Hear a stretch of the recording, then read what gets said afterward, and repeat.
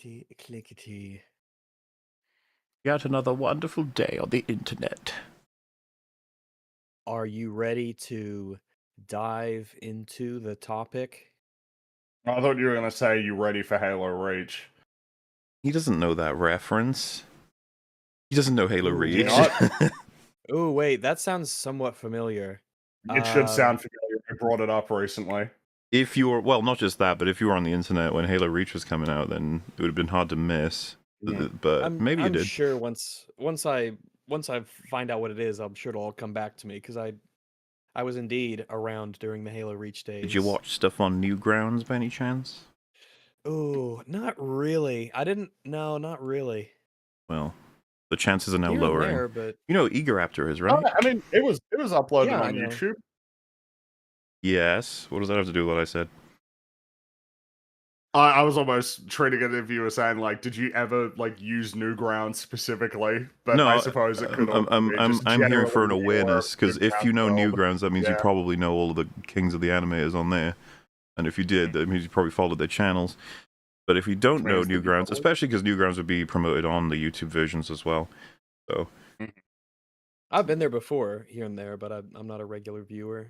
But you know, back in the day, you'd go to Newgrounds and E-Bombs World and all kinds of wacky places.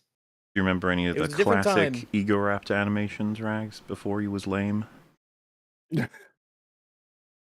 Let me take a look because I might recognize them. The LA Noir Based one on- was pretty funny. I mean, I kind of loved them all. He had a Like, style. You He had know, a lot of hey, fun. oh wow, these drawings are pretty good. Hey, draw the chief. Give him that double chin. It's like, what? Double chin? I don't have a double chin. You piece of shit. I'll kill you. Do you remember his? I recognize the character, but I never watched the animations. Remember his little animation for Avengers with Thor grabbing the hammer and it like smashes through all the Hellcarrier and kills a whole bunch of people as he's throwing it Actually, toward don't him. remember this. So No, funny. I don't remember that one. You know. That was a better era for YouTube and for creation in general. For Hey, but maybe don't things are turning smile around. because it happened. Well, I mean, nearly wasn't it? Wasn't it like Adobe was about to like animate was about to end like briefly Yeah. there before the backlash prevented that I from saw happening. really fucking. It was David Firth just put out a tweet saying like, "This is how I make salad fingers." Like the you know for Yeah. those who don't know, it's Well, like no, an I mean, animated that's series that's kind been of- going for like I mean, fucking. that is kind of the takeaway. It's like what? Dang, maybe How salad how fingers how are do you just still end it? Like this is like. This is just used like consistently and regularly. Like it's just oh yeah, no, you want it'll be over in a year. It's like what? how do you just say this? Particularly when like it's used for professional productions Yeah. as well. Do Oh, you think they man. were telling the truth? Because they said that there was the thing, the poster came out afterwards, say, oh yeah, that original thing, the apocalypse post we made, that did not meet our quality standards. So what we meant Yeah. to say was that we're not getting rid of it, we're just not making new stuff for it anymore. But of course we're going to carry on supporting it. Do you Like, reckon that's that not- was true, or do you reckon they read the backlash and thought, shit? obvious horse shit. It has to be the backlash because like it doesn't the like Were that's they that doesn't proposing an read, like, alternative? yeah, no, Like, it's did still they have a gonna be new up- thing they wanted you to well, buy? not animate itself, like, or anything that was equivalent to it.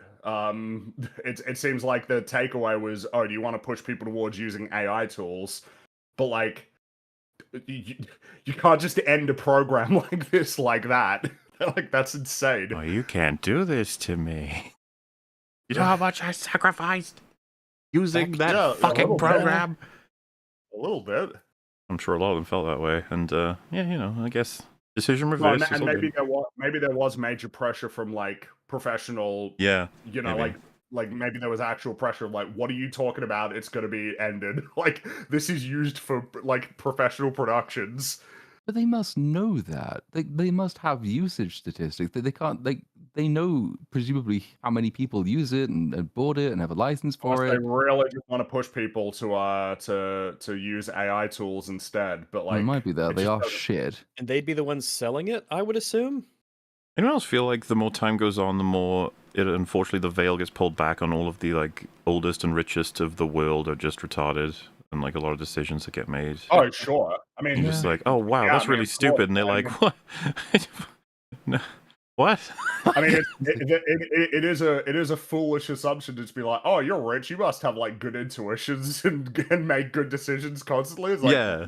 no, I not was like, well, once not upon a time that at might all. have been true, but then they hired like 15,000 middle management people who now run the company. Well, And but even then, you got, like Elon Musk. Oh, thermonuclear explosion-proof glass on a car. It's like, I'm sure why? that sounded awesome when you came up with it. Like, I for wherever the one fuck. need that. Cybertruck, Well, it's bulletproof. So, okay, does it work as a Well, truck? No, but it's yeah, but it bulletproof. works. But he did tweet that it would be a good, like it would work as a boat. It's like, oh, what the fuck does that mean? You know, there's like one dude out there who's so fucking happy about that. He's like, yes. Well, I saw a video. It's and this guy or it was a tweet where he said like, for sure, that this tweet was the first time that the engineers had heard of this idea of making the Cybertruck a boat, have the ability to be a boat. And yes, someone in chat has pointed out it is Homer building a car. That's what the Cybertruck is. It's Homer's silly car. Except Homer's car has more personality. Every time anything to do with Homer and creative stuff, like my memories, it just barges in the why doesn't mine look like that? It's one of the fucking best Simpsons memes ever. Yeah, it is. And then the part where, Marge asks Bart like if he's done, he's like, almost, let me check. He's charging him with an umbrella. Yeah, I think he's done. LeGrill, what the heck is that? LeGrill. Anyway, so other though of I guess just projects and programs and things being made and things there's some connection here. I'm sure we could draw it up if we really tried, but we said we were going to do it, and here we are talking about Iron Lung. Just a week ago, we said this was going to be the next episode, and here it is. So look at that, came through. No scams here. Yeah, that was a tough one to come through on, but there we are. As chat, you would be aware, this is of interest for a couple of reasons, but one of them is just it's probably the most like high profile, I guess, YouTuber turned filmmaker thing there is in the sense of its success, because Probably. I mean, what else is there really? I mean, you're comparing it to that would Shelby be- Oaks. well, or because I was going to Mark say Mason, high profile in terms of coverage, like Chris Stuckman's was but pretty then well again, covered. I mean, I guess Has Been Hotel, right? Because that was like a YouTube thing that's now like an Amazon Prime show. So I guess that's probably comparable. But whereas when we did this equivalent for Shelby Oaks, we were dealing with a lifelong, passionate filmmaker who learned everything there is to know about film and then moved into the industry gradually and made a bunch of networked friends and even stopped being critical so as to avoid artists being, downtrodden through such awful coverage, to then create his own story that he wrote for as much as 10 years, cobbling together ideas. And wow, what a life changer. We now have Goofy Clown Man, who yells at horror games, has made a movie. And so what does that mean? What does that translate into?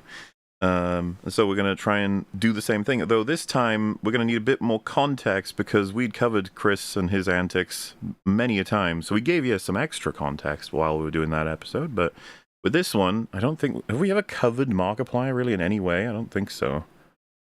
I think he's really come up. Not that I can recall. No, we haven't really. He only comes up in passing occasionally.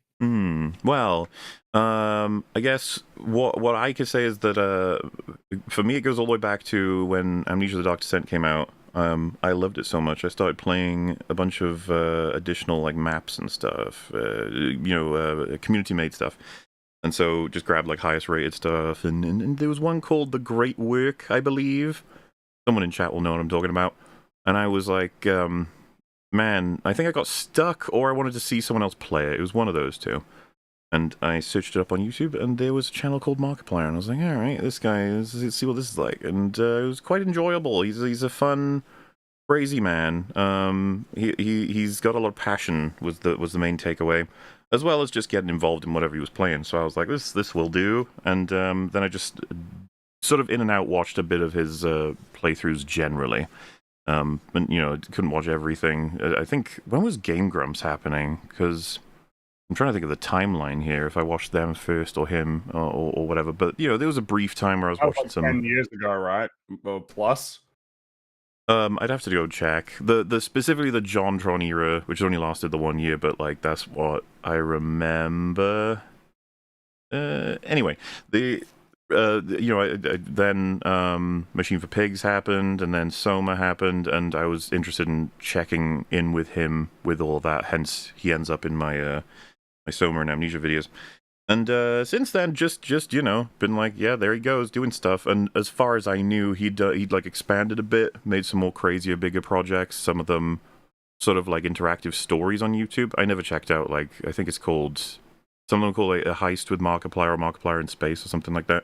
He made some things, and it was like, okay, good for you. And then news came out that he was going to try and make a movie adapting a video game, and it was just like, okay, cool, I guess. Best of luck with whatever that might end up turning out. Makes me think, in retrospect, how wouldn't he have been involved with the Five Nights at Freddy's movies? Because he was like the biggest YouTuber that covered them, as far as I remember, other than, I guess, Matt Pat. I guess Maybe it was just a lot more of a corporate kind of endeavor. If that was like Blumhouse, and I don't know, like, I mean, are they, do they care that much? It was like, oh, we had can't one have a guy in it, YouTuber right? helping out with this. Yeah, they had Game Matt Theory Pat? fella. Game Theory? Yeah. Or... What's so funny, though, is because the first one did... Well, I think both of them have done well. The second one seems to have pissed people off a little bit more, the Five Nights at Freddy's ones. He probably would have been the best person to get involved on them, because he was obsessed with, like, the story behind everything, and was, like, directly involved with, theory crafting and shit. Yeah, It's like he people are probably Five Nights has... at Freddy. Probably has the best handle Five on... Nights. I think you're out of sync. Either you or I am. But, oh, wait, let's switch regions. We know how to do that thanks to Nick now. Yes. Nick See saves here. us. Region, Singapore. Bloop. Thank you, Singapore. Hooray. But carry on. Go Warmer here. Singapore. Well, it looks like, Five Nights at Freddy 2, even if people didn't like it, it made $240 million. No, I was saying they're both successful, but the second one seemed to have got a lot more backlash from what I saw of people just talking about it. And I was just thinking that it's like you want to satisfy the Source fans, of which there are fucking many. Like, Five Nights at Freddy's fandom is enormous, but then you also needed to make a movie that would be strong enough for general audiences, right? Which is also something people brought up with this film, which I find somewhat amusing in the sense of, like, Five Nights at Freddy's is an enormous lore at this point, many games and all kinds of crazy shit.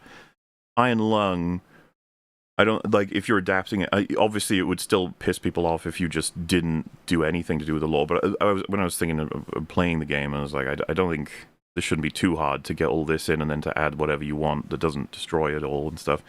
But I guess I'm slightly ignorant on whether or not there's a core hyper-passionate fan base for Iron Lung as the game, as opposed to people who think it's really fucking cool and are interested in seeing what he does with it. Probably the latter, I would imagine. But then again, I don't know, because a lot of the times you sort of glean things just from being around on the internet, people referencing it and stuff of that nature. But every once in a while, you hear someone talking about Iron Lung. It's a neat little indie horror game, and it's kind of it. But Made maybe I in just haven't met people who are really big into it. made in about 2.5 weeks, apparently. Iron Lung. Just like, okay, Interesting. neat. I did not know that. The guy also made Gloomwood that made that. I played that briefly. It's I remember liking it. I can't remember why I fucking stopped playing it, but it's got Gloomwood? I forget what it's called. You know, like the graphics. Is it like considered voxels or what when you have I'm not sure what it's called. I always refer to it as, like, the PlayStation 1. Yeah, Like, kind sort of of like, aesthetic. it's reminiscent of Quake, the way it looked. Oh, he made Dusk as well. Oh, did he? Dusk is ace. I would highly recommend everyone play Dusk. That's fun as shit. Well, so that's kind of what I would say Play about Dusk. Iron Lung is that considering how long the If you, development. Yeah. So Iron Lung came out in March 2022, and Gloomwood came out in September 2022. So Well, hey, Cranking them now out. these developers are wacky. now I've got to 'cause check Dusk. Um, December. Oh, Dust came out back in 2018. That was like his first, or that was 4 years before. Okay. Look Outside being like my favorite game of 2025 was a side project for the guy who made that. It's just like, oh, okay, fair, I guess. What is this guy drinking? What's going on? What's he doing? You never know with these peeps. But, so the plan is, as it stands, Chatterino, we're going to introduce you first to, I guess, Markiplier and Iron Lung at the same time, the game version of just sort of giving you a little montage of, it gives you an idea of what the game is. It's not too long. It also gives you an idea of what kind of stuff he makes, typically, on YouTube, if you don't know him, before we'll get into Le Movie, as they say, or Le Grill. So, it just says, we'll just get going. And we, who here has played Iron Lung, out of curiosity? I've played Iron Lung. Me too. I've watched people play Iron Lung because I did not have the hour, unfortunately, but I have watched No it. problem. Well, that makes for 3 of us, and then several people in chat. So what we will do is probably talk about what we thought of the game while pieces of it are being shown as well. So, again, a lot of people who've seen this movie don't even know that this is what the game is like, so I think it's just good for context. Hello, everybody. My name is Markiplier, and I'm very tired. I'm going to go into the ocean, and I'm going to... All right, Iron Lung, the game. Fuck. It is. I mean, it's worth repeating. Very short. I think my playthrough was only like 80 minutes, something like that. Yeah, I finished it in an quite hour. short. Yeah, if you really just get through it, yeah, you can absolutely get through it pretty quick. Though I would imagine, due to the nature of the game, in which you have to navigate essentially you have to navigate a 2D space using coordinates and snapshots in a map. So it's very neat in that sense because you have such limited information to go off of, but it's very intuitive. And if you can grasp the idea of, if you know your coordinates and trust them, you can scoot around pretty darn fast if you get a good system of how to actually navigate. And every once in a while, you can press a button which takes a little picture of the front of your sub, because otherwise you are going blind. Just to make sure if you're trying to squeeze through some tight little passages here and there, and say, checking out some of the spooky dooky things outside. There's I've kind of like included within this his sort of introduction to the mechanics, so that it sort of gets all this with visuals as well. So okay, just give it a moment. Probably do a better job than me. Lixie, roll it back. I don't know what I'm talking yeah, about. I thought it was neat. My name is Markiplier. Welcome to Iron Lung. I'm gonna go into the ocean. I'm a fuck Poseidon. Decades ago, every known star inhabitable oh my god. What's kind of amusing about this is him just playing a game next up on his list. Obviously, little. Well, yeah, like he doesn't realize at this point how significant it will consume him. End up being. Remind me, what year is this that he's playing this? 2022 when it came out, or yeah, when it came out, like on the dot, I think. He plays pretty much every horror game ever on Steam. I think, obviously not every, but a lot like alpha of beta them. gamer kind of. Any horror game you've heard of, he's probably got a playthrough of it, because he'll play stuff. It's kind of cool about the channel, right? It'll simultaneously be like, oh, new frictional game. He'll definitely have a playthrough of it, but he'll be like, new game where you're a cat running around in sewers trying to fight Cthulhu. It's like, yeah, he'll have that too. And he's like, oh. Well, with pixels. If he plays every horror game, and he's played Soma, therefore, through the transitive property of philosophy, Soma is a horror game. Oh, God. That already sounded funny, your little made-up cat fights Cthulhu game, because I'm thinking, like, I would assume that animals might actually have, like, a better chance of dealing with, not in the sense of, like, defeating, like, a Lovecraftian monster, but that they might have a better go of it because... Immunity to it? Well, almost because, like, they're not as smart as humans, which means that they can't psych themselves out. Depression scales with intelligence. It's a terrible burden. We're dealing with cosmic horror. Maybe a cat would be almost indifferent to it. Well, if that game comes out on Steam in a year from now, I'm gonna call copyright. I'm gonna get my lawyers. Like, it just sounds like it could be a cool idea of cosmic horror, but with an animal, like a cat or a dog. There's got to be stuff that exists that is that already in some way, but yeah, no, I'm with you. It would be Well, David Cool. Szymanski, he did make Squirrel Stapler, where you hunt squirrel, staple into a corpse, and meet God. So he's an animal lover. You know, Yeah. he likes his critters. Definitely an animal lover, considering this game. Fun little animal in this one. Lixian make me seem like a coherent human being. Every known star and habitable planet vanished, leaving only those who were on space stations or starships. This event became known as the Quiet Rapture. With supplies dwindling and infrastructure crumbling, survivors are searching for any trace of natural resources in a universe of barren moons lit by the ghost light of vanished stars. One such moon holds a strange anomaly, an ocean of blood. You are a convict tasked with exploring this anomaly in a makeshift submarine nicknamed the Iron Lung. It was not You said designed it. for this depth, so you will be welded inside and a forward window will be closed. There is no time for training. If successful, you will earn your freedom. Kind of a cool premise, like on I its think, It is a face. neat yeah, premise. Blood Yeah. Ocean is already kind of like, oh. Yeah, okay. What is, how did that go? But, you know, expanding it into, it's basically the end of humanity. And you're exploring though- a blood ocean to find something.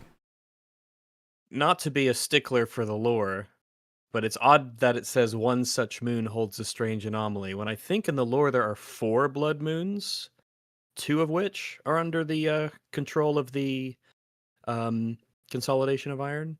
But would that be inconsistent with this? one such moon, it is an odd thing to say, It like one does such say moon. one such moon as opposed to 4 moons, That of does which you are imply on one. it is. It does imply that it is like particularly special in that regard. I don't remember it It's all being falling relevant at any apart. point that there are other moons with this phenomenon, though. So, like, So what's for kind purposes of- the just being story, it doesn't a- really matter. What's kind of Silly funny boy. is this game, he'll go over it as well, but there's like a couple of things the movie does that I think the game sort of updates to account for in funny ways, because they're not completely compatible. It is an adaptation. It's not in the sense, you know, like how sometimes you could adapt a game and it can be canon with the film. What, like Fallout? Fucking no, those It is. liars. It is interesting how quickly. Ooh, ha, ha, ha, ha. Did you have fun, guys, with Fallout Season 2? No one watched Do you it enjoy here. seeing the I new, do believe. the right? New Vegas get obliterated? But yeah, that's canon according to Bethesda, right? So yeah, but I get what you mean, because when I was watching the film, I was sort of wondering, it's like, so is this like a direct sequel to the game? Like, could this coexist with the game? Yeah, As far as I know, I don't think so. It's a complete. It is an butchering and adaptation. undoing of the. they are yeah. incompatible. They can't coexist, which is fine. That's how a lot of Yeah, of adaptations course, do it. Sure. Yeah. It's different things based on the same thing. But a very faithful adaptation is absolutely what everyone's come away with. So he's done a good job on that front. If it's blood, just drink the blood. Blood's got resources in it. Here's a scientific breakdown of all the materials that are in blood. Look at all these. So I'm assuming that if you found blood, you're going to be Don't drink blood. I don't know how to. Very much don't drink blood unless you're a vampire. Don't of drink course. blood, especially strange moon blood. That you don't even Is know it healthy blood, to drink your really. own blood or a stranger's blood? Probably worse to drink stranger's blood, I assume. I would imagine so. Yeah. Let's assume that it's the same blood type as you. Mhm. It's probably safer to drink your own, I would assume. But I don't know. I'm not a blood drinker. I'm not a vampire. But I feel like the only time it would ever actually be useful for you to drink blood is if you're like desperate for salt or something like that, or iron or something like that. So if you're drinking your own blood, then you're not really getting anything. You're also of it. but you're losing the blood that you're But, yeah, and it's going to be less I efficient. was going to say there's so many more problems at that point. I think.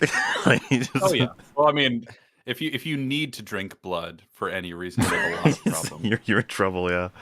Extract resources out of blood, but I'm going to find out. Also, interesting concept about the idea that just like, oh, here I go then. Beginning your descent. I am. Cruising depth in roughly 40 seconds. Stand by.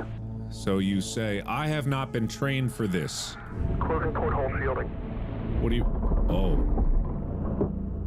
Okay, thank you. Tweaks. Like that is a cool idea.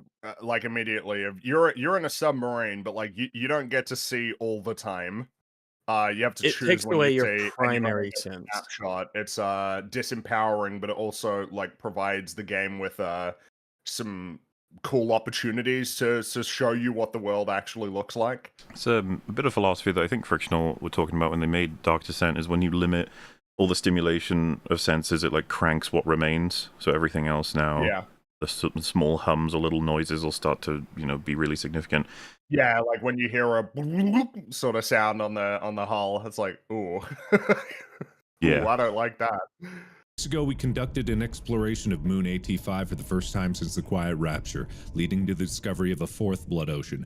A fourth. 1, 2, 3, fourth? You found 3 others of these, and this is the 4th one. What happened to the convicts that you sent down into the other 3 blood oceans? Are they okay? Am I that one? I don't think so. I have no training. Your task is to photograph these points of interest with the SM-13's forward camera. Photos must be taken within 2 units of the specified position and 10 degrees of the specified angle. You can also use the camera to help with navigation. Only photos taken at the specified points of interest will be saved. Since you can navigate by sight, pay attention to your coordinates and consult the map. The proximity indicators next to the sub-controls will trigger if you're getting too close to an obstacle. Good luck. Hello? So Simple premise? Yeah, and the thing about it that is kind of neat is you'd assume, because you're locked in a sub and that there's even the portholes closed, it's like, so is there even a map, or is it all just made up? And you're with brief visuals from the camera, is it all a lie? Like, how did he make this? And it's like, nope, there is a map. It actually does exist. It's all there, and all the stuff is in there. He only wants you to see through the X-ray camera. Unless you have a cheat, which I will show that That's as right, well. in the terminal, yeah. This is not an expedition, it is an execution. When they put you in here, they don't want you to return. And even if you do, and even if they keep their promises, what freedom waits for you? A few dying ships in a sea of dead stars? If there is still hope, it lies beyond the veil. Hope in this void is as illusionary as the starlight. I will choose to breathe my last here at the bottom of an ocean, unseen, unheard, and uncontrolled. They will get their execution, and I will get my freedom. Again, kind of amusing to see him messing around with this in a Let's Play when this will be put into the movie, like 1-to-1. It is interesting if you think about it. And it's not even that long ago. It really isn't. It's not like something he watched as a child or anything like that. This is only, that's 4 years ago? Not like he, worked on it for 10 years or anything. It's just something he came up with like immediately because it would have been as part of the game. He just took all the best bits. Yeah, Okay, it wouldn't be so as I'm good as something that was made over 10 years or so, I'm thinking. Because it's No. tight and well-formed. Assuming this is from one of the explorations of the other 3 blood oceans, how fucking cool does a blood ocean sound? Not at all when I'm in it. Where am I? Hover or node information. Okay. X325 741 AA. Of course, this map does the fun thing of it doesn't give you all of the information at certain points. Portions of the map that you need to traverse are obscured. Yes. I wish more games did this. Obviously, this isn't like to the extent of something like Thief, where in universe it's presented as like this is a map that Garrett got through some means, and the information on the map is as good as somebody could get in that world, which means that as the game gets harder and the locations get more dangerous, the information becomes less reliable. Like, that's particularly awesome, and a lot of games don't do that, but I do like that even in this, because the main one is this, the portion that's sort of in the middle, but to the top left, it's like, you have to go through there, and you can't quite tell what the path looks like, compared to, most of the other paths that are relatively easy to understand and traverse. Just a little bit of dynamism for a very short game. Yeah. And also, I mean, right off the bat, you pull up the map and instantly you're like, okay, well, where am I? And you have to look at the coordinates. Yeah, it doesn't say you are It's here. pushing you to it instantly pushes you to engage with essentially the primary, the few primary mechanics of the game. Is like, yeah, well, find out where you are. The only way to do that is to look at Rely the on map that spatial awareness that coordinates. you've developed, by navigating through the world. At this point, if you manage to make it this far, even though again it's not a very difficult game, it's like you get a sense of how to move through the world by the time that we throw these challenges at you. 18. Well, this is why the universe imploded. They didn't named the z-axis with a Z. So I seem to be at He hasn't yet realized his angle, but that's okay. 182. Yeah, right. That's what I thought it was at 116. first, because Okay, that's typically the 116. That how you would say. put me at one. Oh, it took me a while to just get fully grasped, but once you can, when you get more confident as the game goes by, which gets kind of fun because then you can fully. He does this in the movie. You fully navigate through the You sensors. figure it out basically. Yeah, you get it. As time goes on, you need to check the thing less and less, and you're just using the beep beep beep beep beep, and you're just like, yeah, I know. I figured it out by crashing into a wall pretty much immediately, and I was like, oh, I see. Like, I just fundamentally didn't get the controls until I crashed into the wall, and I was like, oh, right, okay, yeah, okay, I get it. Which you get an achievement was less for, a so not beep. bad. I was less a beep traveler. I was more of a coordinates traveler. I'd pick points. I was too, I'd yeah. use Z and X at one time. I would try to use I wouldn't go diagonal if I could help it. Oh, Obviously, I you have to did. sometimes. I did try to. Whenever you can, like crossing big areas, you like, oh, I need to go to X 560, and then once I'm there, boom, and then I stop at Y this, and then I can go up. So I guess it just depends on how you interface with it and everything. Yeah. I mean, obviously the part above the middle of the map, right, where it's blanked out, can't quite make out what the gap will be, and that part's cool as well because the structure, the wall doesn't look even borderline natural. It looks like something that created it there in that little section. There's little things that makes your brain go, 82. Really encourages you to use your camera for Yes. navigation when in Well, a lot and of this. You don't have to use the funny camera that you for say that. I navigation. literally never did. I only used it to take the pictures that I needed. Everything else I just did by judging it. I used didn't it a take other lot. pictures. I loved the way those pictures looked. I was just like, this is such a cool and spooky thing, and I just want to see if I can, get myself in some positions where I start seeing some things that are really hard to make out as to what they are. 16. So I'm starting right here, bearing north. Okay, so that's good to know. So I need to go up to stay in the 175 range, and I need to get to Y200. This seems pretty easy. Well, let me just quickly. Whoa, that was turning. I did not mean to do that. Damn it. Okay, my oxygen is doing okay. I don't know what this is all about. Oh. And so I would say this is probably one of the more inspired parts of the game, being there's a button, it's delayed, and it'll display like a black and white sort of fuzzy image of what's outside.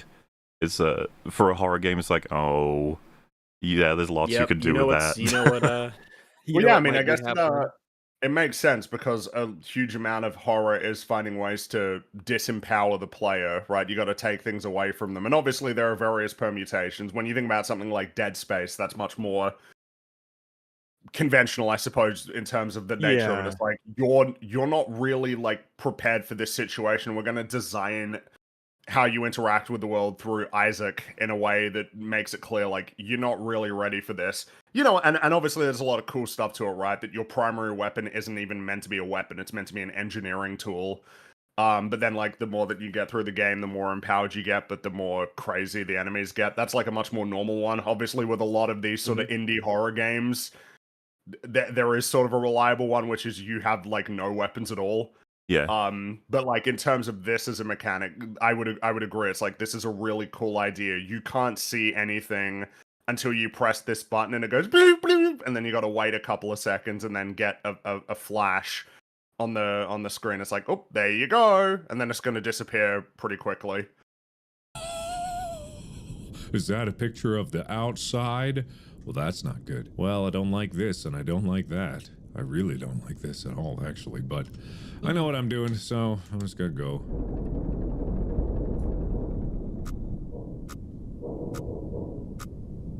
Is that the proximity sensor? Because I'm not exactly worried about that because I know that I'm doing okay. Yeah, we're fine.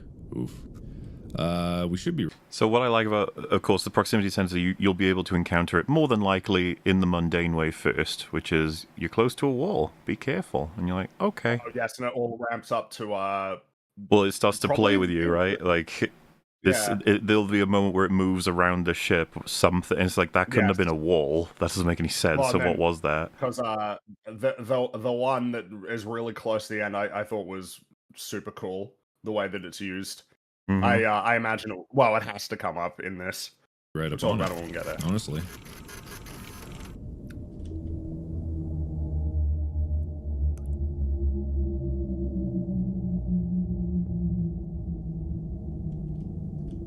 Close enough and It's just the capturing. wind. Yep. Oh, well, that's a thing. I don't know what that thing is, but it's a thing. Taking picture.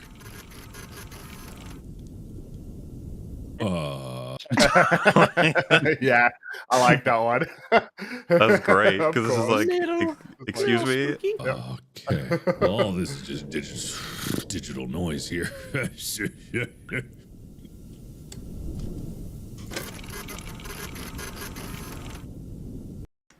That's just great. Good job, Gabe. It's gone now. And obviously, if you've seen the movie, very, very similar payoffs. Yeah. 184 confirmed. Taking picture. Can't wait to see this with my own eyes. Ah, yes. Well, that's Yeah. a thing. Well, it feels like that one sort of. It's like, ooh, we're doing some magic, sort of supernatural Supernaturally shit, yeah. The anomaly yeah. is what it's Yeah. all it's Well, yes, called. because of course, when you're told It- what the, it's like you're gonna look for an anomaly. It's like, well, I don't really know what that means, but okay. But then when you see that, it's like, ooh, Yeah, and as you get closer, it makes everything in the sub kind of Wobble. shake. Yeah, Yeah. wobble a little bit. There's obviously the noise as you get closer. It makes everything distorted. So like, oh, what's this? Strange. Ooh. What? Why? Whoa. Oh! Ah! I got hard jump scared by that. I think I happened to be at the time nearly hitting walls. And so I was like, whoops, too far, whoops, too this, whoops. And then when the buzzer went off and I just took a picture and I was like, how close am I to the wow? Just like, oh my god, it's a fucking alien. So, Your experiences and mine were different then, because that is not quite how it happened for me. When I saw it, it scared me because this was before the picture. I was in a place where I knew there were not walls based off of the coordinates because I was following the 700 y-axis going down towards the last point, and I was like, I'm smooth sailing. I know when to stop. I was like, I'm really in the zone. I got the hang of this. And then I saw that, and I'm like, oh, I fucked up. I misread the coordinates, so I like instantly slammed on the backwards brakes and everything. And then I was like, what the fuck? I didn't know I got off. And then I took the picture, and then it scared the fuck out of me. So I got like a double hit of it because I didn't expect the motion sensor for the wall and the picture. So it's interesting how like two different people got, two different Well, things. here's the third one. I never saw this because I didn't take this picture, so I never saw the eye. I just pushed through this area. I just Video went games. through it. I like pretty much because my thing was like it's beeping. And I'm like, well, I don't really know what this is, but like, I know that I need to go through this way, so I'm just gonna like charge through. Basically, I'm just gonna go through and ignore the sensor, and that's what I did. That's why I like video games. Oh well, he's just like, fuck you, sensor. I got was places just to like, be. pretty much. I was just like, yeah, I mean, I know I gotta go through here, so I just gotta push through.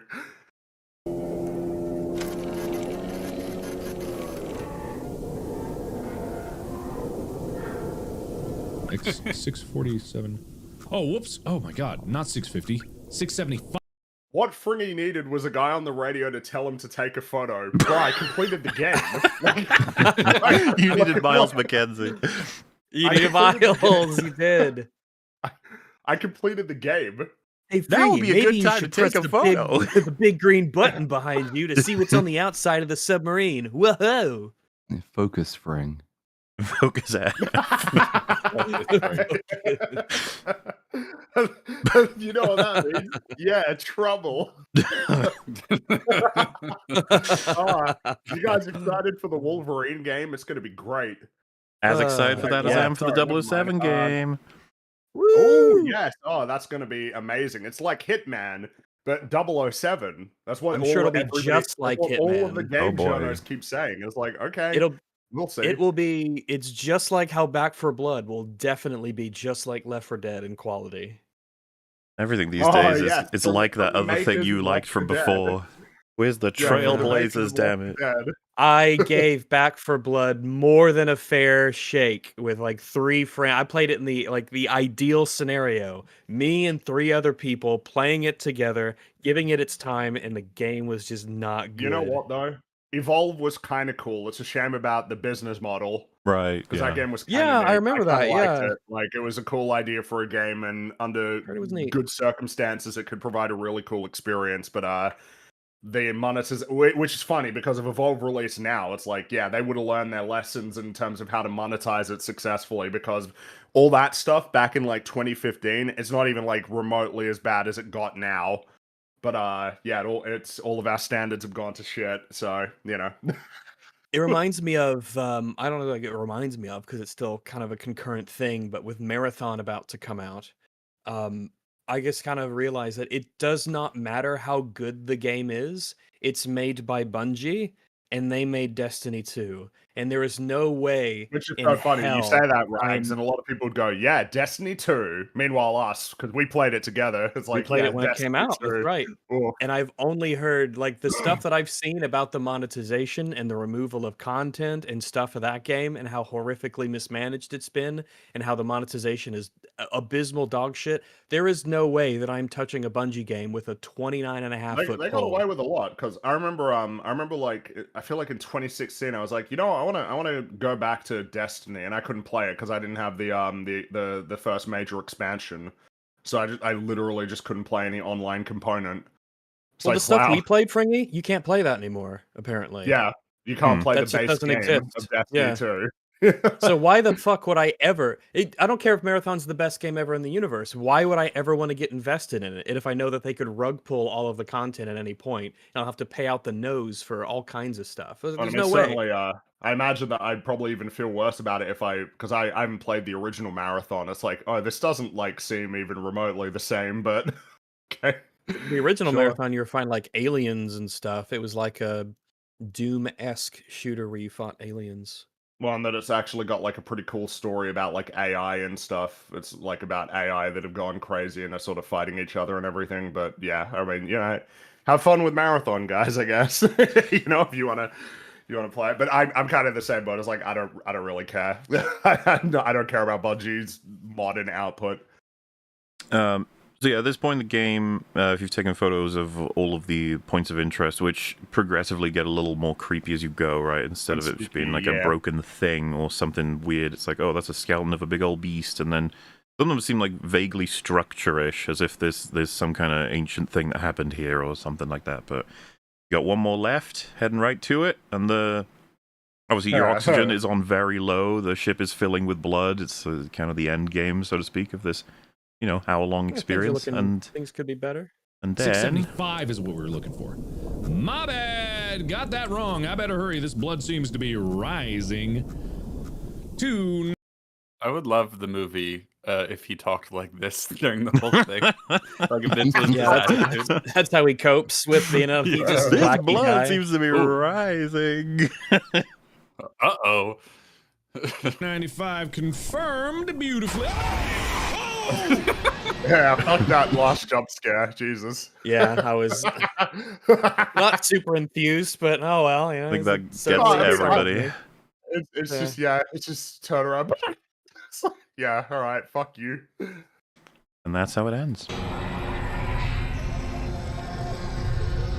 The expedition ultimately raised more questions than answers. Satellite images showed pieces of the SM-13 scattered all over the bottom of the trench as though it had been torn apart by some huge beast. The wreckage cannot be reached at this time. No photographs have been recovered. The stars shine pale as bones. The moon is a lifeless corpse. Its ocean a gaping wound. The universe, what's left of it, is dying. But somewhere in the void, there must be hope. Well, I don't know about that. I'm dead, but maybe in another multiverse, there's some part of me that lives on to go into the blood ocean another day. Isn't that a fucking interesting comment? Interesting. Maybe, Mark. Maybe. Maybe. That was actually excellent. That was incredible. I really loved that experience. Yeah, so I wouldn't go that far. It's cool. It was but, pretty neat. It is pretty basic It's pretty neat, and yeah. short. Yeah, no, I think it scores well for what it kinda is. cool. That's the kind of thing we're dealing with. But for what it is. which is like, A little yep, it's not expensive. super Quickly made mechanically- indie game that's showing off an idea, and it's like, this could very well be expanded, and you've hit on a lot of like design choices here that I wish more horror was capable of taking use of, but you know, cool, good job, thumbs up, that But sort of yes, thing. man, yeah, pretty much. But it's like, would you recommend it? It's like, I mean, as an experience, you know, you get through it in an hour, but like as a product, you know, like I don't know, what is the full price for Iron Lung? It's Just like on a normal- $8. Yeah, like even then, I'm Which not is- sure. It's like $8 for like an it's- hour. Like, It's you know, it's I a think it's a it's, steep price for what you get. You know, if it were a bit more robust, maybe involves more story or something, I would feel more justified in saying go for it for $8. But as it stands, it feels more like kind of like a test, a cool test of an idea. yeah, like you're paying for a proof of Your concept. navigational ability.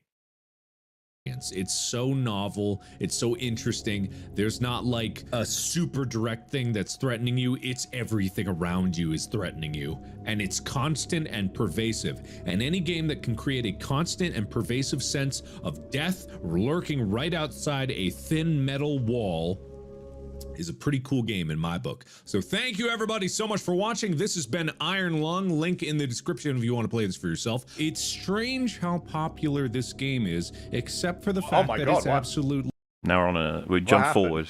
forward in time. It's a new day. A new not day, a new dawn. strange how popular this game is. It's very good, and I like it, and it's really cool, and the whole universe is captivating. I did no extra exploration when I was playing this the first time, and it's a tragedy that I didn't, because there's so many like questions that I have now that we're here. The COI. What is that? The Consolidation of Iron, or COI, is a brotherhood of 3 space stations and 2 spacecrafts found on the principle of collectivism and ruled by the popular vote of all citizens, numbering 257 at the time of this entry. Its name comes from the iron and steel materials its 2 main stations are constructed from, and the principle of unity and togetherness in the face of menace from other surrounding stations, such as Eden. Oh, Space Station Eden is the largest man-made structure that still exists in the wake of the Quiet Rapture. It was formerly the main station for Mars, and the populace still maintain a strong sense of Martian patriotism and independence, making them a constant threat to the sanctity and security of the COI. It has a current population of 468 and has the only known remaining trees in its interior garden. The COI considers Eden a threat to all collective well-being after their attack on the Filament Station. So see, this is like, you know, the film hasn't made this obsolete. You can, you know, go to Iron Lung the game and you can get a bit of bonus stuff, and then you can get involved if you really want to know more about the background, because they give you pieces, but they don't, you know, expand it as far as a literal, like, near enough wiki entries in here. But it's still interesting to consider how this will be adapted is kind of the point of this. And Sure. you know, filling out the universe a little bit more. Interesting. Filament Station was the 4th and largest space station of the COI until 362 EIC, when tensions between the COI and Eden erupted in a 9-day battle on the station. The conflict battle ended unresolved when Eden troops resorted to sabotaging the station's reactor, resulting in a critical breach. Redacted. The breach left Filament Station uninhabitable due to high levels of radiation, and it has sat empty since. Prisoners taken during the conflict have been undergoing conviction realization in the years since, with the final ones expected to repay their debts and integrate into the COI Society by 381 EIC. Quiet Rapture. In 357 EIC, without any prior warning, radio contact with our respective planets was suddenly cut. Nobody can recall having visual contact with any planets when the incident occurred or experiencing any other unusual phenomena, so it's uncertain what might exactly have happened. This means, by the way, because I think it does say that, like, Earth got blipped essentially entirely. Yes. Well, yeah, Which- when they Earth, said all the Mars. habitable Basically planets. everything. Yeah. Well, I mean, that's obviously the one possibility. The other possibility being that it was the space stations that got blipped, and well, somewhere and Earth is presumably the sun is still there, or are they just floating through moons? Like how does that work exactly? Because they mention the that sun. The They sun mentioned the hasn't been stars referenced, so I don't think they ever referenced the sun. They just referenced starlight, and I think if the sun still existed, that would be like the primary navigational / largest Well, not star if in the they're near sky. it, because if they're close to it, if they're like within the solar system, then that light would go away in like hours. Yeah. I know in the That is movie, because true. they That said is when true. they're It looking up would've, at the yeah, stars, it's and they said, true. "Oh, they're still there. I can still see them." But they said, "No, they are all gone." It's just like that. It's the remnants of the light that they used to be, but they're actually all blipped out of existence. But if all stars have been blipped, then the sun follows would have been blipped too, because the sun is a star. So I would assume the sun is also gone. Yeah, I would assume so. It's kind of interesting because I guess then it would. So what's left is a handful of planets, the dead ones, so to speak, and then the moons that orbit them. No, it's just I think they only moons. say moons and asteroids. If that's the Uninhabitable moons or case, wouldn't they be asteroids. so chaotically tossed through the universe that there's Yeah. no. You know what I mean? Almost Yeah. like they Um, there is I guess there's the idea that they were when they were transported or whenever they blipped, it was somewhere unknown because you would be able to use positioning of some kind based off the stars that you could see to figure out where you are, unless it was flung so far away in the universe that you have no point of reference whatsoever based Well, on the yeah, light because that you have access to. there is a part of the film where it's offered that instead of everything getting removed, it was actually them that got removed. Like you just mentioned. And if that's happened, then I guess you can have some supernatural flimflammery to explain how they've ended up in the situation they're in, as in a handful of moons and space stations are all they have now.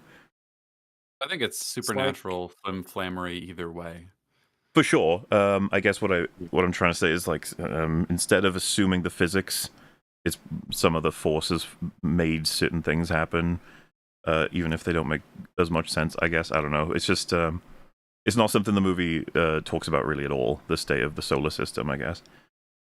Upon investigation, it was observed independently by several stations that where there had previously been planets, nothing remained. Further investigation over the following months revealed that all known planets with sentient life, flora and fauna, and habitable atmosphere or any sort of natural resources were likewise gone, along with all known stars. The only celestial bodies that have been found since are either uninhabitable moons or asteroids. Many theories have been proposed for this disaster, including religious interpretations of it as a literal rapture or some unknown quantum anomaly, or something more cosmic and sinister. There are no concrete answers yet. Which, if you want to be finicky, is a little bit fucky because asteroids and moons have natural resources on them. So if it's everything with natural resources, they shouldn't exist either. But you don't know Might be like anything things is the that are point like they're going edible for or here. useful for people. Well, yeah, or- to an extent, these accounts are made in universe by someone who's guessing what's happening. So there's space to assume they're just wrong. I get what you're getting at, though. No, yeah, 'cause yeah, it's for like, sure. yeah. I mean, the any definition that we draw about like the usefulness of a place is arbitrary in a sense. Is like how useful it is to us as human. Like Pluto is not. Wow, I was about to say like, oh, Pluto's not very useful. It's like, oh, but maybe it's got like 1 billion, kilograms of gold on it or something. But yeah. Or unobtainium. Ah, yes. So that sounds valuable. Then it will be whale juice, whale brain juice. That'll Whale pay for brain the whole juice, operation. immortality juice. Yeah. I have a question. So the thing he reads at the very beginning of the game, which gives the initial premise, is that something given to the character in universe, or is that an like out of universe? I assume that's like exposition? rolling intro credits. Like that's probably universe knowledge as opposed to this. Okay, so like the movie in that regard. Yes, presumably. Yet. Iron Lung. Ah, there's one. The SM-13, one of 4 in-service underwater crafts fashioned by the COI for use in conviction realization in the blood oceans. It is designed for deep liquid photography and analysis. Redacted. All rumors of the SM-13 and similar crafts being used for so-called mob justice by way of forced suffocation or otherwise have been proven false.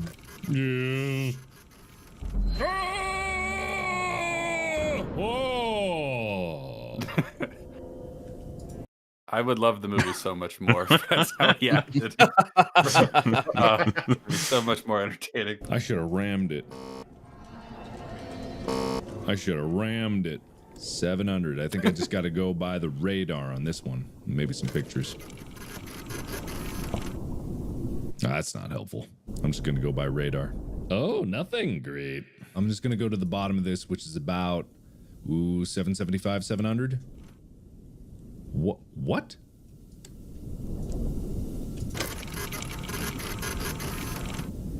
SM8? SM8? SM8. Oh, okay. Hopefully they don't redact this before updating the database. What most people don't understand is that not all subs are built equal. The SM8 isn't a burner sub. It really is for exploring and surveying blood oceans. If they send you down in the Iron Lung, they don't give a fuck if you come back or if the sub comes back, because it's a pile of garbage and you're a piece of shit. You come back with photos, great. You sit down there and suffocate quietly, even better. But if they send the SM8 down, one of the scientists is piloting and they all expect them to return. And now the SM8 is in the blood ocean in pieces. No, not hit a rock pieces or sprung a leak pieces. It looks like something tore it up. And the weirdest thing is that nobody else seems surprised. We might have found the first planetary life since the Rapture, and they're acting like it's no big deal. I know you're next in line for realization in the Iron Lung, and usually that means you won't be seeing the stars again. But they don't have an SM8 anymore. They have 3 burner subs and a lot of curiosity about AT5. And maybe that means you have a chance. Okay, that's good. I don't think I do, but hey, the SM8. So that's... Which is a bit of fun Also, if it you've did seen the sort of film. bump me as well in the sense that exploration is objectively just like basically the only important thing they have left. So the notion that they would be spending any resource on burner subs didn't quite track with me, either in game or in film. I agree. There wouldn't be a burner sub. The resources are so They would all be low. precious. Yeah. And if you wanted to get rid of a convict, you would just shoot them or Shoot 'em in the strangle head. them. You wouldn't. Yeah, you wouldn't. Yeah, with you wouldn't everything, go through all the the trouble of population is like this. under 300. They can get away with executions now. They'll be fine. Yeah, I think it's 267 for the EOC, and I think it's 460 something for Eden. So there's like under 1,000 people left that they know of. Yeah, just with the COI is they're the authority. I don't think they'd have trouble. I mean, it's just I think it's supposed to just be a sort of lead-in, like creepy assumption that you've been sent here just to be killed. But then the reality is it's much more complicated than that, but also true in a way, if you know what I mean. Like it's meant to be twists and turns. It's lying right here on the map. For similar reasons, I struggle with the idea that they would send convicts at all. It just seems like, wouldn't you send someone who's a bit more It seems knowledgeable weird. and They say there's invested? no time for training, but I feel like there is. I feel like there is too. Yeah. But it also feels like the Unless, idea is that they ran out of oxygen every time, so he collects photos, and then they get the ship back, take the body out, put a new one in, and restore the oxygen. At that point, just get more oxygen, I guess, or make them come More up. oxygen, get a better radio, get better And camera. now you have an like, experienced pilot. It's who's done it's this an before. intergalactic human spacefaring civilization would have enough technology and knowledge left over to make probably better submarines than they did as well. So like there's a whole bunch of that stuff. The convicts, you can kind of say, well, I'm mostly with you. I think I'm not really buying that they would send convicts down in burner subs or otherwise. But you can kind of rationalize it as, well, there are so few people left. That people with any knowledge at all have such a high priority status that you wouldn't want to risk them. And, there is precedent in human history for sending convicts to do important resource gathering missions and stuff. So like, that did bump me a bit, but not as much as a bunch of the other stuff did. But that still leaves a question about what's here. The weird one over there. Okay, so what happens if you go in reverse order? Do you die the same? If you came all the way back to the beginning, would things be bad or would they be okay? I don't know. Okay. I knew it. I knew it. I knew it. I knew you were going to do that anyway. I knew it. So I do think this amounted to a worthwhile endeavor, even though that was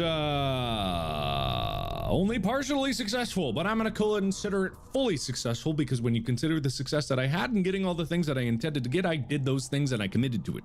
So that's what really matters. So thank you everybody so much for watching. I look forward to more stuff in this universe because it is inherently creepy and I want to see more about it. So thank you. But I was saving this because... Now this is post the film having been filmed, I think. But it's still pretty early, like, in terms of it getting more releases and stuff. I wanted to play the cheat code update. Yes, before it starts, and while it's on my mind, those sound absorbing hexagons that you put on the wall. Do any of you guys use that? Do they work decently well? Because at my new place, I'm trying to line up here. I might have to get them. Obviously, when you go check out a place and there's nothing in there, and you talk, you get that echo and everything. Just put stuff in the room. That's always been my solution. Put stuff in the room. Yeah, that's because I've because I don't have anything special in here. I just have a bunch of stuff everywhere, and it seems to work quite well. So, but you know, Yeah. you get to thinking. You don't need specialized soundproofing equipment so much as you need a bunch of varied surfaces and different angles, so you're not getting a lot of flat surfaces for sound to like ping directly off of. So Okay, okay. if you have flat bare walls, that's bad. Put like a couple paintings or a tapestry or something on it. Bookshelves filled I with love books. Those are good. tapestries. I'll Yeah. put some tapestries up. There you go. Anything to make it not just a big square empty box is good. I figured. Cheats update, the cheating update. I wanted to play it after I was officially done with the movie, which I am. I mean, okay, so obviously the movie is not out, but the main sprint of what I was doing is now done. This has been the longest run of pure work that I've ever done in my entire life. This has been the most arduous thing that I've ever taken on. It has required the most of me, and it has required the most of my concentration for the longest period of time than anything I've ever done. And it's not like I was working every single day on this, but I was working a lot of every single day on this. It has been so long since I just played this game that has somehow taken my entire life and shifted it in a good direction, but the shift was violent. It was a violent shove. I got slammed into a submarine and welded in with dangled promises of freedom in front of my face. Oh, please. Oh, no. And then submerged into an ocean of blood. It's crazy. He does go on to talk about it's not just the filming of it or even the pre-production and stuff. It's there's nightmares for marketing or distribution, I guess, the theater stuff, and then the weird things that Well, yeah, happen to because people. the film was shot like 2 years ago, right? It's like 2024. I believe so. Lots of work happened afterward. Yeah. Oh no, sorry. I think it was shot in 2023, and it was like totally finished by 2024. And we're only seeing it now, you know, technically a 2025 movie, but a lot of us only saw it like last week. So, will the reasons for like the delays and the production stuff be a part of all this? Or he's going to allude to some stuff, but if you don't know who this man is, he's not one to be critical of much of anybody in that sort of way. Like he doesn't want to. He's not gonna be the kind of person to say like, dude, they fucked us over so hard, like getting this done or something. Yeah, there was probably a whole bunch of complicated. He'll appeal broadly. He does mention Disney at certain points, but he's not going to say any individuals because it's just not professional, as they say, I suppose. Like legitimately crazy to think about. Cruising depth in roughly 40 seconds. Stand by. I've thought about this game and the movie and the universe inside and out so many times, so many ways, that just hearing it in its original form is so weirdly nostalgic. And it's only been, well, I guess it's been 2 years now, which is a long time. So there's cheat codes. This first one is it's just black and white. Noir. Noir. Oh man, God. Oh, you beauty. You beauty! Ah, man, what a strange thing to be back here. It is very refreshing to see someone adapt a video game that actually likes the game. Yeah, You know, it's crazy. regardless of Isn't it? how really nice. successful it was, it is really nice. Have fun, Baldur's Gate fans. With the Oh the, God, Greg pending- Mazin and Craig Mazin, but yeah, the main thing is Greg that Mazin. it appears that Larian is like not involved. Like that just appears to be the case. Yep. It was part of the reporting that they weren't involved. And that's going to be just like Fallout. It's going to be a canon direct sequel. And I feel like I saw somewhere like, oh, hopefully they bring back the voice actors. That is delusional. They won't. They will not. Never do. They will get replaced, as they do in everything. Remember, Jen Taylor was not going to be the voice of Cortana in the Halo show until there were delays from COVID. She wasn't going to be a part of it either. There was going to be nobody. Like, that is the normal way seems- that it goes. It's out of place that she's the only one who very conspicuously is still a part of it. She was going to be played by the person who played Halsey. You know, I mean, kind of the same as she did in the games. But yeah, no, that's you should never expect that. It's kind of wacky that God of War has some of the people like that. Oh my God, Mimir, Duncan. Why is his name escaping Alistair me? Duncan. Yeah, like that's kind of noteworthy that he's getting to play Mimir. The voice actor for Thor is playing Kratos, right? Yes. So some interesting stuff going on. A wacky turn of events, but yeah, that's unusual. Just we are firmly really and truly in the era of video game adaptations, and like most of them haven't been good, and even the ones that were good turned to shit in their second seasons. So yes, they did. But luckily, and the guy who did that, and he's doing the Baldur's Gate thing. So what's Christian Link doing these There's days? no reason to hope for anything. Well, I guess they're working on their next little show, right? I'm gonna be so mad at them whenever they release that. Like, you fuckers coming back, really? Well, I'm looking forward to Super Mario Galaxy movie having nothing to do with Super Mario Galaxy. I barely see any of it in those trailers. Why is the Odyssey Desert World? Why is that there? You know? Why not? And I'm sure it's not going to even remotely have the, you know, why is it that Super Mario Galaxy is one that tends to be elevated? It's like, well, it has a very distinct mood compared to a lot of other Mario games that doesn't really lend itself to the goofy, wacky, fucking meme shenanigans sort of styling of the, that first movie. So, yeah, I'm not looking forward to that, because it's probably going to be worse than the first movie, and the first movie ain't even good. so yeah, Well, that'll be fun. We're in a great era for video game adaptation. It'd be fun. They're probably going to have some botched remixes of the... I'm looking forward to a kind of a crappy rendition of Gusty Garden Galaxy. Even though that's probably not even going to be in it. Yeah. It's probably not going to be in the movie or any of the locations. Don't worry, we'll have plenty of pop songs. Oh, I'm also looking forward to the fact can't wait that to hear all Take on Me. Oh, yes, of course. Well, they probably learned that was a good decision because they made a lot of money with that movie. And they're like, yeah, putting in Take on Me in a Mario movie, that was actually a good decision, and we know that because we made money from it. Yeah, So, it's because of the song, not because it's called Mario. So we know. That Zelda movie's probably going to be pretty bad too, fellas. I mean, yeah, probably. I don't know why it wouldn't be. I mean, based off of who he knows. Yeah. This means nothing to you, but I've gone on a journey. I've gone on a hell of a journey over the past year and a half, and it's been all for the better.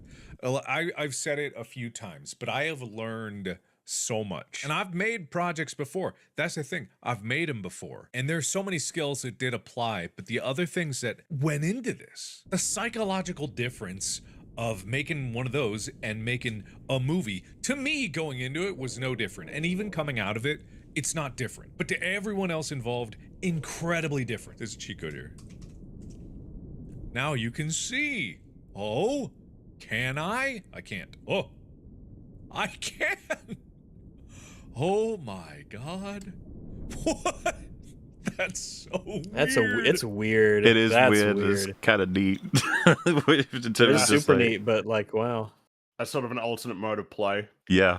But I do wonder how this intersects with like the monster getting close with the eyeball and some stuff like that. It's awkward because I did test it. I was curious myself. It just appears. Well, yeah, and then they wouldn't have accounted for this, obviously, when they were making it the first time around. So no, it's probably something he was like, I wonder what happens if I do pull it down. I was like, oh, yeah, okay, we can put this in the cheats. Why not? You know. So weird. Oh, that's so weird. That's not right. That's not right. Oh, bizarre. I wish it was slightly larger. Forgot about the random noises. There was a huge strike in the middle of it. That was a big deal. That threw a wrench in. But also, there's a bunch of stories that I probably can't talk about and don't want to talk about because I don't want anyone seeming like I'm painting them in a bad light. That's the last thing I want to do when coming out of this. But it can't be denied that there were a lot of problems because of people. There's people problems when it comes to making movies because you can't. Well, you can, but you can very rarely make something of this scale on your own. I'm not saying it's impossible, but even I would be. Whoa. So, on like the way that he's talking about stuff, like a lot of this is not unusual. The sort of observations he's making about like filmmaking, but you can tell that he's making them through his voice, which is a Yeah. difference between him and someone like Chris Stuckman, who just feels like he's regurgitating the things that you're meant to say about like making movies. Well, yeah, know? you can Like, hear that I had to, he's thinking about the challenges. Like, I had to account for catering, shit like that, compared to what you're hearing from Mark. Which again, it's not like surprising, right? These are expected takeaways, but they sound like they're coming from him because he actually experienced them, not because he heard that these were the things that you're meant to say about making a movie. Yeah, you can tell he's trying to balance it in his head. He's got stuff to say, but he's like, I got to account for how it sounds. I got to account for what people are listening, and I got to account for the future, while also expressing genuine things that happened. Versus the prepackaged sort of dry, dead delivery that's just like, are you there? Hello. The one thing I'd say about him that's so obvious from watching any of his stuff is just the passion is there. If he's chosen to do it, it's because he really wants to.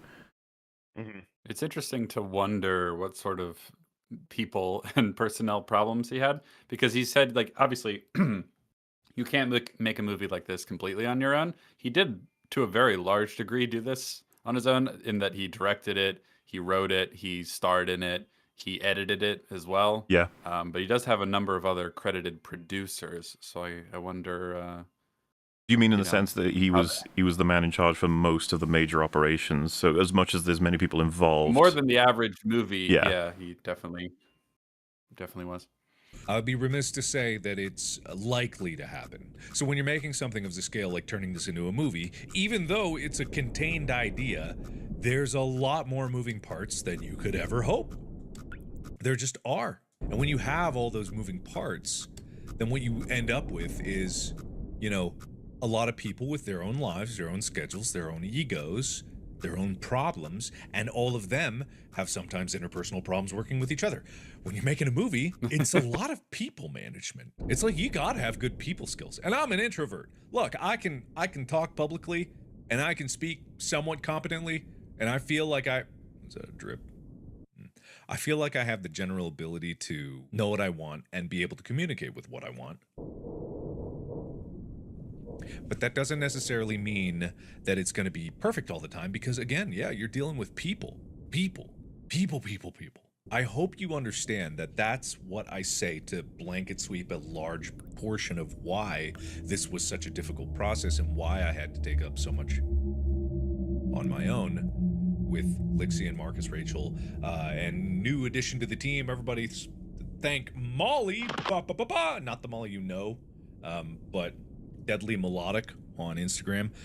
Huge help with like so much. Like, cannot thank enough, because when it comes down to it, communication, when you're dealing with people, communication is everything. It just is. It's everything. All right. there's always the creepy reality of like a sci-fi project of if everybody were unified, the amount we could achieve instantly would be amazing. But there's like, yeah, but then we wouldn't be, ourselves. You got to overcome the problem of translating from everybody to everybody, basically. And Or be the pluribus people, and then just be husks. yeah, you could be really efficient, but you won't be you anymore. So I still can't believe that there were people who didn't realize that they were evil until the baby goat. I can't believe that. It's like, how are you not paying attention? Oh, Zosha's evil? It's like, there is no Zosha. They're all literally exactly the same person. Then it's like, It's not how are you not- ambiguous either. Like that's the whole idea. Like, Yeah. how do you not get that?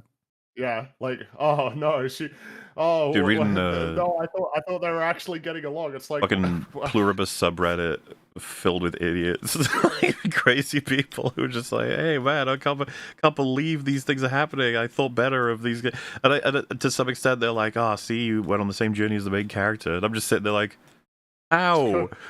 You're fools. Did you make that mistake?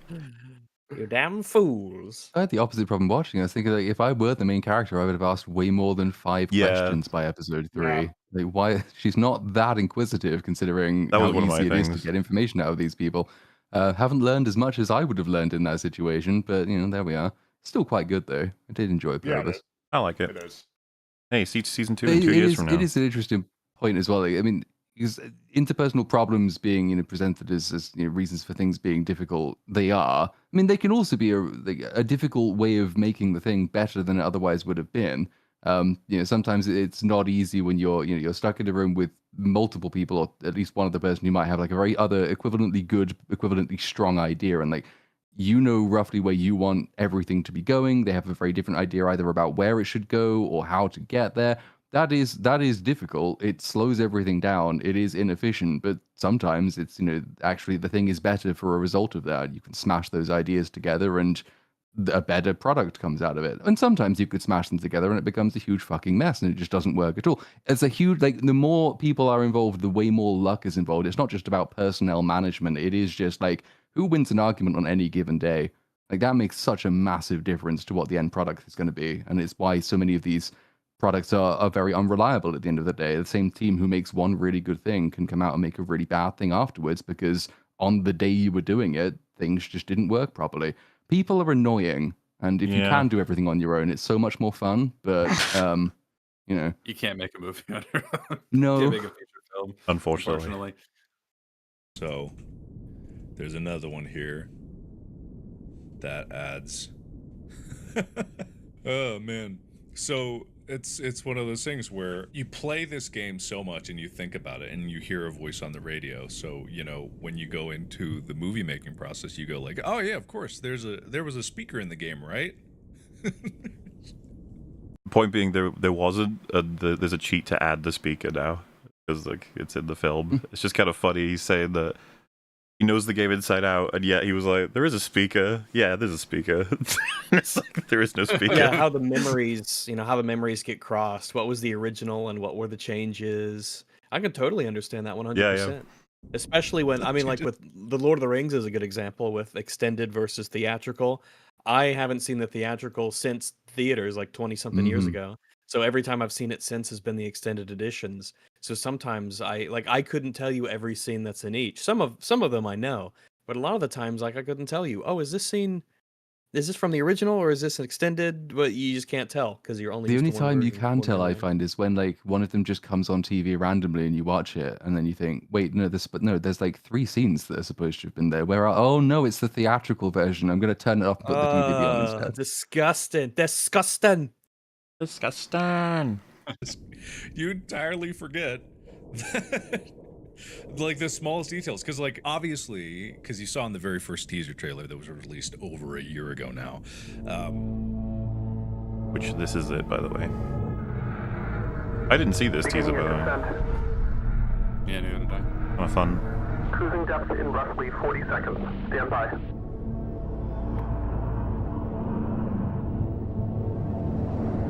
I'm seeing some voltage irregularities in the instruments, so keep an eye out for sparks or flames or anything like that. Approaching maximum depth. The hull's sealing it, but it's still holding strong. Closing porthole shielding.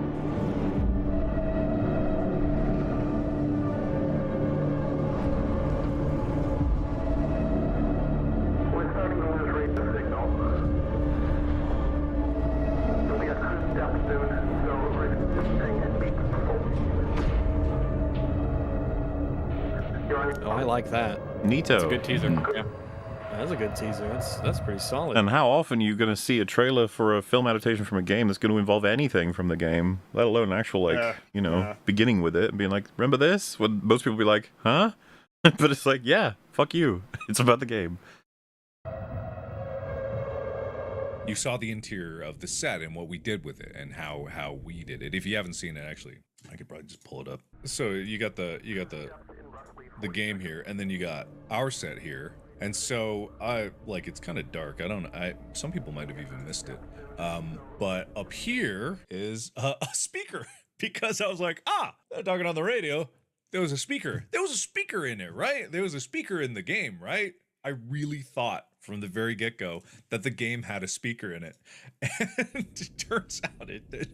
It didn't. I was like, wow, man, that's kind of crazy. Mostly, the recreation of it is pretty faithful.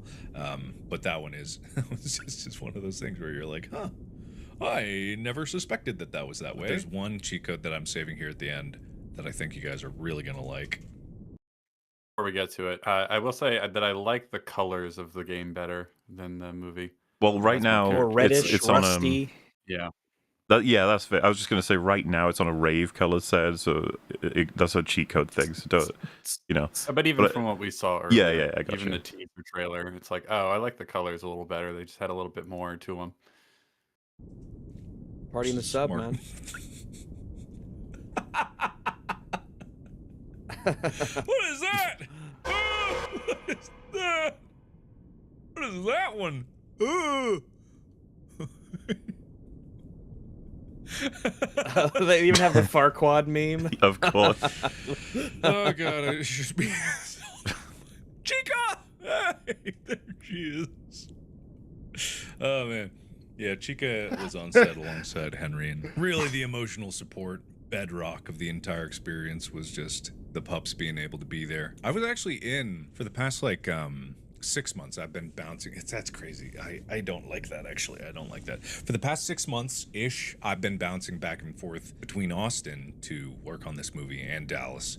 And then for the past 4 months, we've been in Austin, just sprinting in an Airbnb with all the editors working together on finishing up the movie for various reasons. Again, that we had to start taking a lot of stuff on ourselves to do. And even then it was questionable whether it would be enough. And I loved it. I hated it when it was happening because of how much work it was there. But that's what I've always talked about, like when I'm in these sprints, when I'm working on these things, when I'm doing these kinds of bigger projects, and this one being the biggest one, is because it's so much work, but it's so nice to have the pressure that you have to do something, and it forces you to transform. Basically, it forces you to learn, to push yourself more than anything you'd ever done before, because how could you not do it? You know what I mean? You have this pressure cooker of the project, the timing, the kind of like desperate need to finish it, and also time is money. And so when it comes down to making projects like these, the longer it goes, the more expensive it gets. And so the only way to save money is to do more yourself. And it has to get done. It just has to get done, and you have to learn everything to do it. I love opportunities like that. It's so rare. I really do kind of just agree with the whole sentiment. I think it's borderline counterintuitive, the whole like being under great pressure, solving really difficult problems, and having to, not even knowing that it's necessarily possible. But of course, the flip side of that is once it's all completed and you look back, you're like, man, that was kind of like really engaging, and every opportunity to learn different things, experience different things. And when you compared to sort of chilling out, which is totally fine and reasonable between projects, but eventually it'll just stop being like, I'd be up for some more challenges. Maybe let's go again. Let's see if we can do this something else. It's almost like overwhelming pressure, but in something that is about to manifest. A creative project can both feel horrible and amazing. It's kind of interesting to think about. Yeah, I think I know what Sounds you mean. like Yeah, I can he imagine that. didn't intend to edit the movie himself from the beginning, and that part of the personnel problems involves whoever was originally supposed to be an editor. That's what I gleaned from that, because the way he phrased it made it seem like he didn't intend to edit it himself. My But assumption is he is the credited editor. if things had gone relatively smoothly, he wouldn't have said a single thing. I think something probably pretty bad happened to make him say, "Yep, people were problems." It's like, Something must have happened. Have that. He'll probably pressure. take it to his It's grave. so rare to have the opportunity to push yourself like that. It just is. And this was the most arduous one. And the reason that I put so much pressure on this one, and the reason why I tried so hard on this one more than any other is, well, I mean, honestly, I would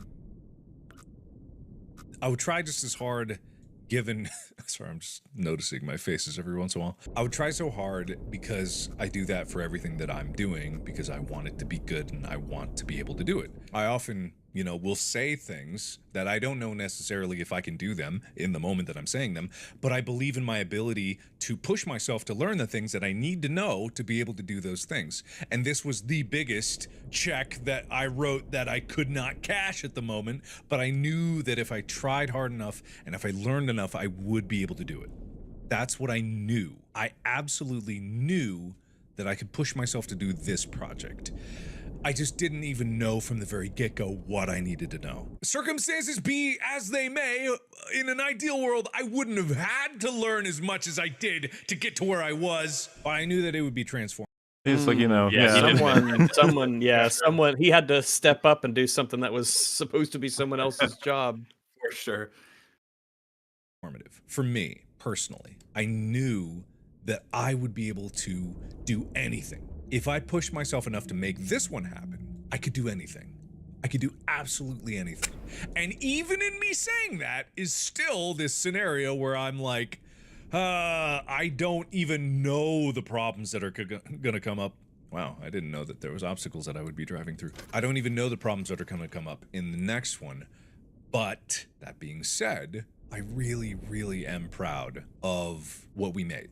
I really am. I cannot wait for you to see this one. Theaters are a very complicated process, and negotiating that is, again, more people. Because, as it turns out, there's not just one button you press and it goes out to everybody. No, there's a lot of people involved and a lot of people that want to be part of the process and contracts that need to be negotiated and things like that. Yeah, so I'm not looking forward to that part of things. I'm funny because there will be bumps with that, but that'll be later. I'm actually not at all, because that's the part of things I don't like. And that's the part of things that why I'm so eager to get back into YouTube, is because YouTube, my channel, is something that I can do. I can do on my own. And that was the beautiful thing about YouTube. That's the beautiful thing about coming up from making content on YouTube, is because there is a freedom to it. And internet in general, and TikTok or wherever you make content, there's a freedom to it. There is this expression that you get to have. You get to put things out there. But the problem with YouTube, and why I always crave doing more, is YouTube is very easy to get comfortable in. You don't find yourself challenged in ways that really challenge you creatively all the time. There is the pressure. There's the pressure that some people put on themselves of like, oh, I want to be successful on YouTube. I want to have a certain number of subscribers. I want to reach a certain number of people. And those are things that you can challenge yourself with. But my biggest problem way long ago, and I talked about this over the years, is that I accomplished the goals that I wanted to accomplish way back when, way back when. At this point, not really in the grand scheme of things, but at this point in my life, I accomplished what I wanted to accomplish on YouTube, which is to be successful on YouTube, whatever metric that was. And then I realized that sitting at the top of that mountain, I felt very unfulfilled because I didn't feel like I was chasing anything else. I didn't feel like I was improving. And that's when I started down the path of doing the bigger projects, with like A Day with Markiplier, and then, Who Killed Markiplier, and then Heist with Markiplier, and all these different things, all the way spanning up to names. Yeah. They're not bad. I don't know. I just feel like this is 100%, 1,000,000,000% true. I really like the commentary that YouTube simultaneously, as well as a lot of online stuff, it gives people sort of access to abilities to be able to just do anything they want within that scope. But simultaneously, once you reach a level of success, and this happens to pretty much all channels, I don't think anyone's immune from it. You'll reach a sort of format or a consistent thing that works, and then continue to do it, and then eventually sort of lose the reason maybe that you'd started, or that the drive will start to depreciate because there's nothing new happening anymore. It's just the thing that you do. And then you might just end up in like this routine where, and then it's like, holy shit, a lot of time has passed. My God, like, well, holy shit, is there something else that I should be doing? Is there some other goal? Have I lost sight of some goal? Something that I wanted to pursue because I got so comfortable. Yeah, I mean, this is just listening to like a real person talk about his worldview and dealing with these problems, which again, in stark contrast to someone like Stuckman, is like, yeah, no, I learned that making movies is hard. Remember, he never even liked YouTube. Oh, interesting. Well, no, that's the thing is that this seems like a notable difference of pursued a thing he was passionate about, worked really hard, managed to achieve a lot, and then eventually wanted to try to do different things to sort of just see how it was. Compared to like, yeah, YouTube's like bullshit. I don't give a fuck about YouTube. Movie reviews are bullshit. I just want to make a movie, and then failing, and then crawling back to YouTube and churning out like 5-minute reviews in which you have 2-minute ads for bullshit. Yeah, That's the thing, that because like, he spent most of the time in this clip talking about the things he's done that aren't YouTube, but then he's able to talk about YouTube without that sort of dead-eyed shark stare that Chris Stuckman has, which is interesting because like Like a what doll's happens eyes. is like a doll's eyes.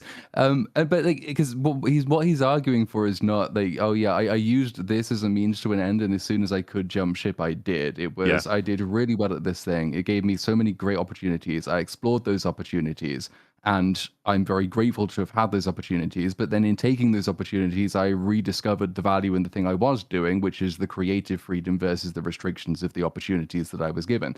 So it's a way of reinvigorating your love of both mediums, essentially. If you can do one thing for so long that you get an opportunity to do another thing, but then you realize what it was that you enjoyed about the first thing you were doing, and then you can jump between them as and when you will. It's kind of the ultimate creative freedom, as opposed to Stuckman, who is like, well, my movie made less in total than this movie made in previews, so I guess I'm going to have to start shutting gambling ads. And in the next video, I'm going to do debt collection agencies, as though there's no narrative between those two positions. Payday loans, hooray, I'm yeah. the hero.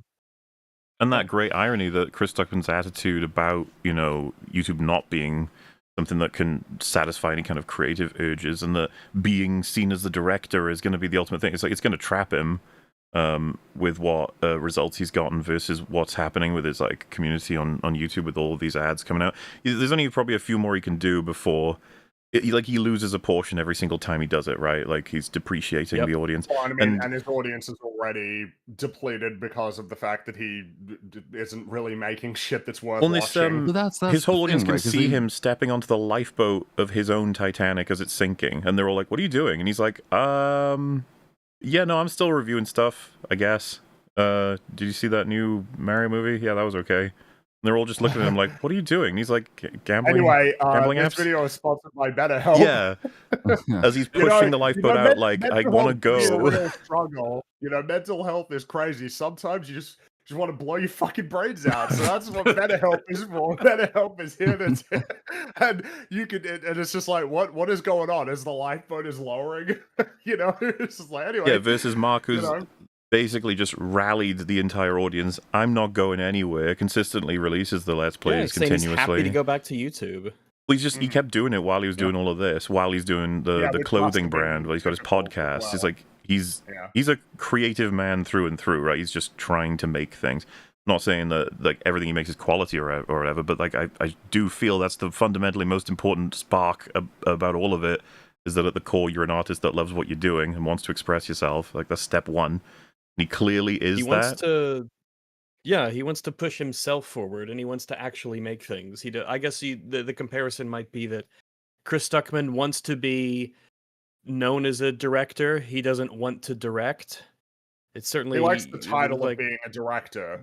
He likes that. Which is it, and being known as the thing, not the thing itself. It makes you wonder if Shelby Oaks was a masterpiece and it got $1 billion at the box office, whether that would even be good for Chris, or he would just be like, well, there it is, I've done it. Now what?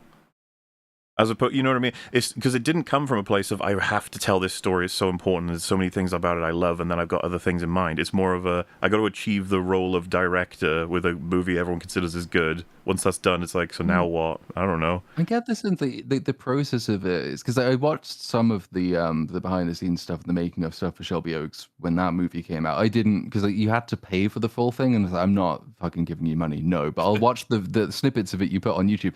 He is notably more enthusiastic when he's talking about all like the process, the work that goes into it. Like I think he enjoyed working with the people. I get the sense he does enjoy the art of being a director, but he wants to be a director. He doesn't really care what he's directing, which is the difference, because quite clearly in this case, there is a passion for the thing you are creating, as opposed to being the person who created it. Stuckman would be happy, I guess, directing literally anything. And That makes a lot of not the case sense, here. considering he used to have a passion for YouTube, right? Like, the old Stuckman was clearly... There was something there, but he got driven out by, I don't know what exactly would have happened to him to make it happen, but... I don't know, the general cynicism of the passage of time. It just feels like he might Well, actually be a chronological victim passage of time. of what Markiplier talked about. Like, Chris Stuckman hasn't evolved his style ever. He basically just did the exact same thing forever. If anything, he devolved it, right? He removed certain things he was doing, like the hilariosity version. Element of spice. Yeah, he went from doing a selection of reviews in the similar format to less of those, less of those, less of those, and now it's just like, yeah, I'll put out a review every once in a while. I'll put a smiley face on the Lord of the Rings getting a re-release. Like, yeah, because that's a good movie. Go see it. Anyway, just like, oh. Like, I know I'm not allowed to tell you otherwise. This is now. And so, yeah, this is just... I hope you understand that I look at this not as the end of the road, be-all, end-all of projects that I want to make. Nah, it was one fucking huge mountain of a stepping stone. And everyone's so mad at me. Everyone always gets so mad at me when I say this, but I was like, I can't fucking wait to do it all over again. I can't fucking wait to do it all over again. And that's a tough thing. It's like, this one isn't even out yet. But I really, really, really can't wait to bring some of the things that I've learned into YouTube in general. And like just the normal content that I have. I have so many fun ideas planned. I mean, it's just nothing but good news. All of that. It's just like, oh, that's good stuff, man. Yeah.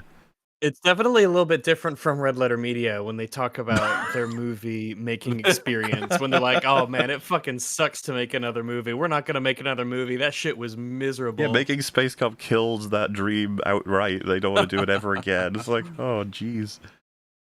Oh, jeez. Which is a shame, because I would like to see them give a serious shot at making something, again, that's not, better than Space Cop.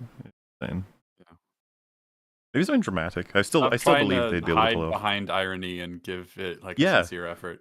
Give a sincere story, because they always want to. They do a lot of reviews of drama, and they have like suggestions and corrections. It's like, I'd love to see you guys give it a shot, even if it were bad. Just give it a shot.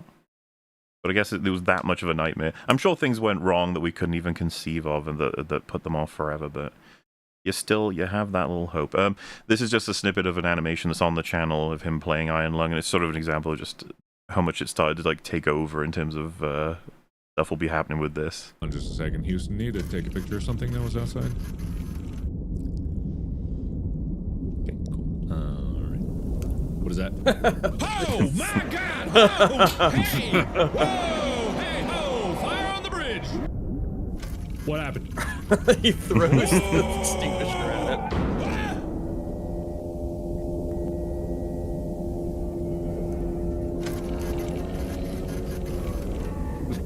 His eyes. It's so awesome.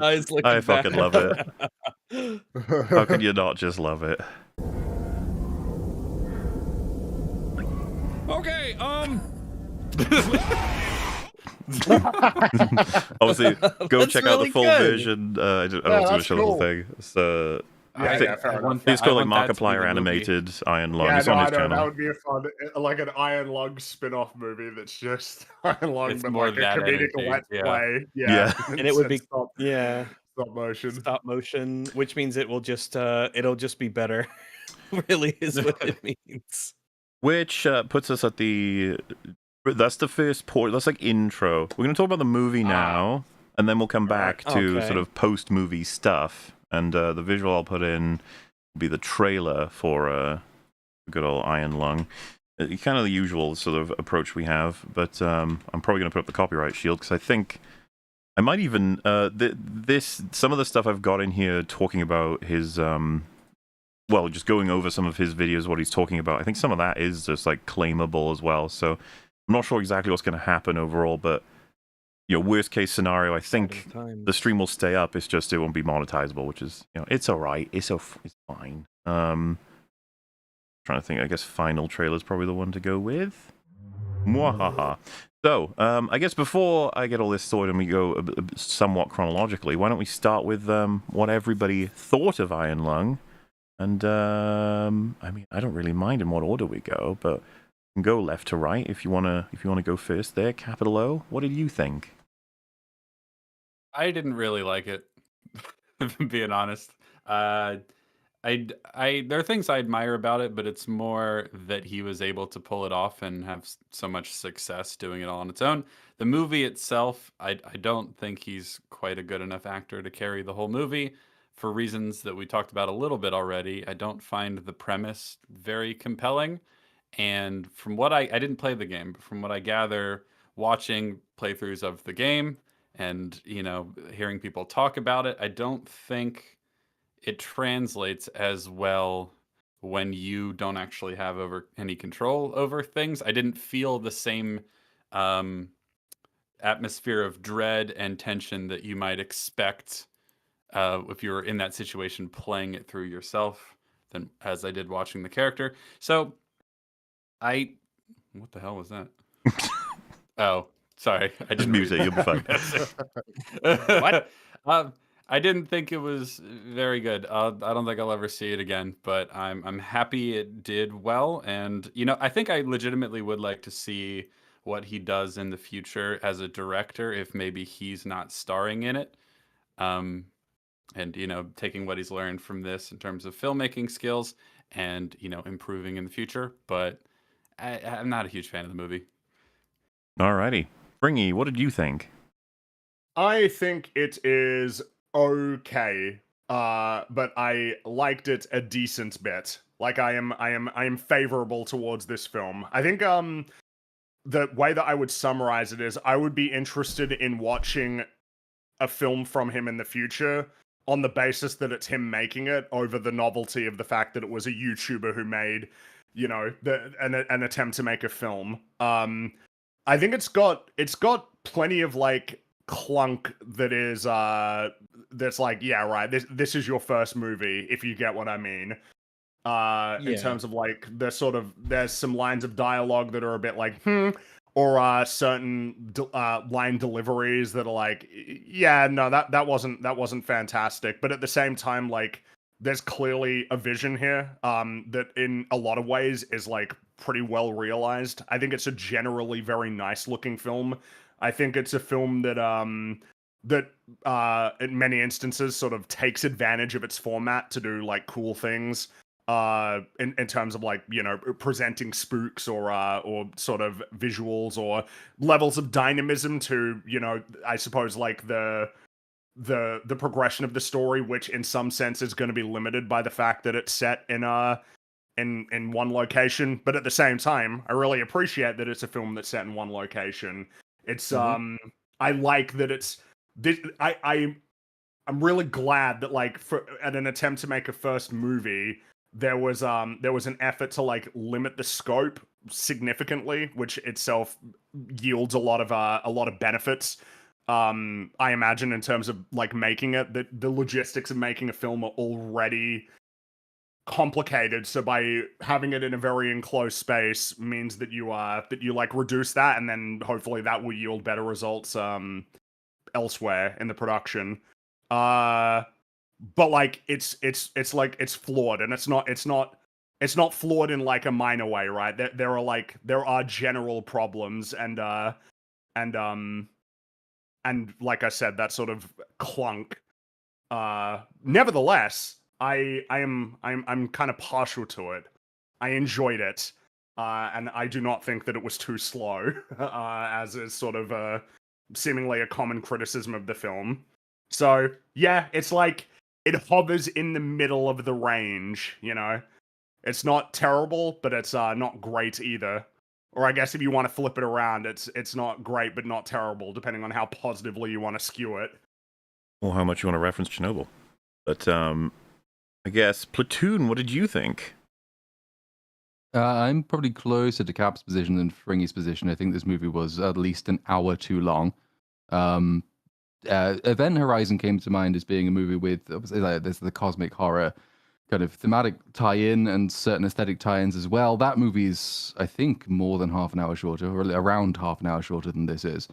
Some of that will depend on your probably, I suppose, your tolerance for and level of interest in the kind of claustrophobic feel that the movie's really going for. I got the point after 5 minutes, and the first hour of the movie was probably one of the longest hours I've ever spent watching anything.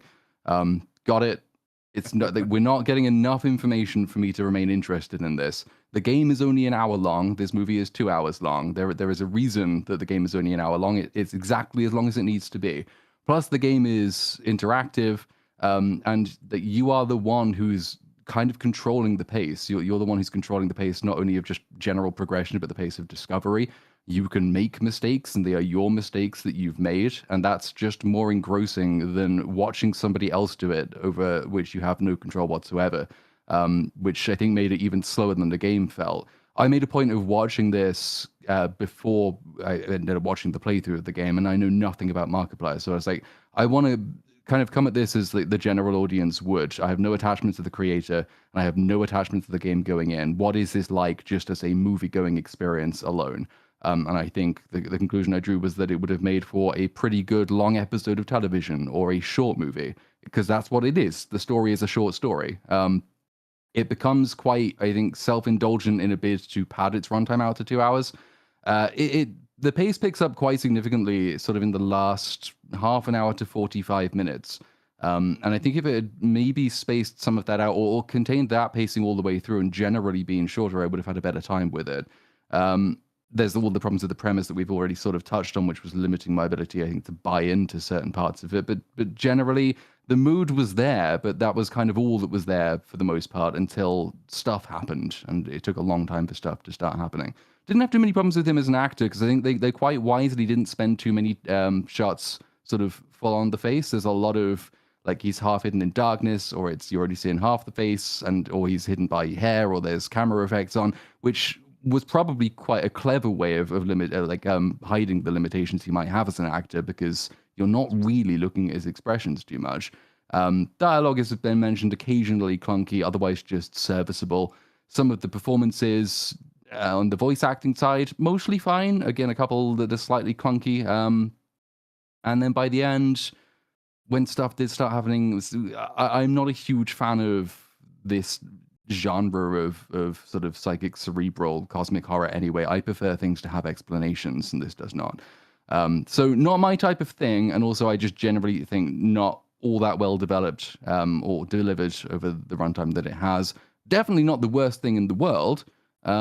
Set's brilliant, camera work is good, music is very atmospheric. There's lots to recommend it. It just should have been significantly shorter, and better pacing, I think, overall would have improved it. Won't be watching it again, but quite happy that it got made. Alrighty. And Rags, what do you think? Well, you probably won't hear anything new coming out of me, because I share a lot of the concerns and the issues and praises that the four before me have stated. I do think it is too long for what we learn in the time span that we're given. I don't think it can really justify itself in that aspect. The game being only, like I said, I took my time, and it took me 80 minutes to beat the game. So it felt appropriate. It never felt like it overstayed its welcome. It does feel like, an episode of TV or a very short movie, something along those lines. I mean, I have had virtually no watch time of Markiplier. I know nothing about him really, just whatever, drips in through, internet culture and whatnot. He seems like a likable guy, and based on that, I like him. And I can't say I was too enthused by the movie. There's little things about it that I like, the set, the music. I like that it stuck very closely to the setting of the game, that it was very faithful in that regard, that it kept a lot of the aesthetics and the sounds and the concept from the game. But that's the kind of thing that gives me an interest in whatever he makes next. If he has a new project, it will be based on something that he's passionate about, something that he's interested in, and he'll adapt it in a faithful and I guess a faithful way that kind of sticks to the premise. As an actor, I think he did all right. I didn't have any complaints with him as an actor. But I think the biggest issues are that by turning this into a longer movie narrative, it does invite a lot more of the world building questions about the premise and what's going on. And you do wonder that if you're going to extend a game length essentially by over double, then can you add enough information and suspense and intrigue into that runtime to sort of justify itself, which I don't think that the film does.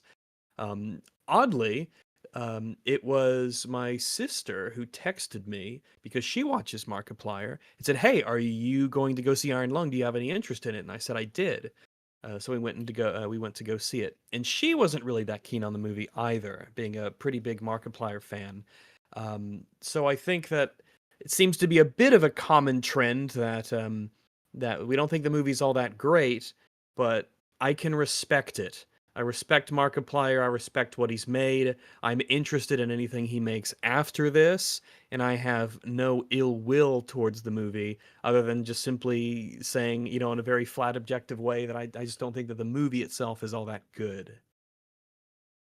Very well. And as for myself, I think sounds like I'd be the most positive on it, but I'm still sitting in like middle of the scale, and who knows if that'll change when we get to discuss a bit more of the nitty gritty. But I have a pretty favorable bias for the genre, and I've got a major bias for wacky ideas when it comes to like we're going to stick a guy in a little metal tube, and that's going to be the sort of the story and whole, you know, like that's the main location. So I'm just interested in how they solve the problem of pacing at that point. And I have said somewhere else, but I'll just say it again here, that I don't think that problem was solved, and that I would opt to chop out. I would keep a maximum time of 90 minutes, and I would probably want to inject a bit more something else to give the audience to sort of grasp onto. I'm aware, and I think that it does achieve this in different levels of immersion for different audience members. The sense of isolation and the drawn out sort of like waiting to die experience. But of course, you run the risk, as you do when, say, for example, you want to create a character in universe that is really fucking annoying for everyone.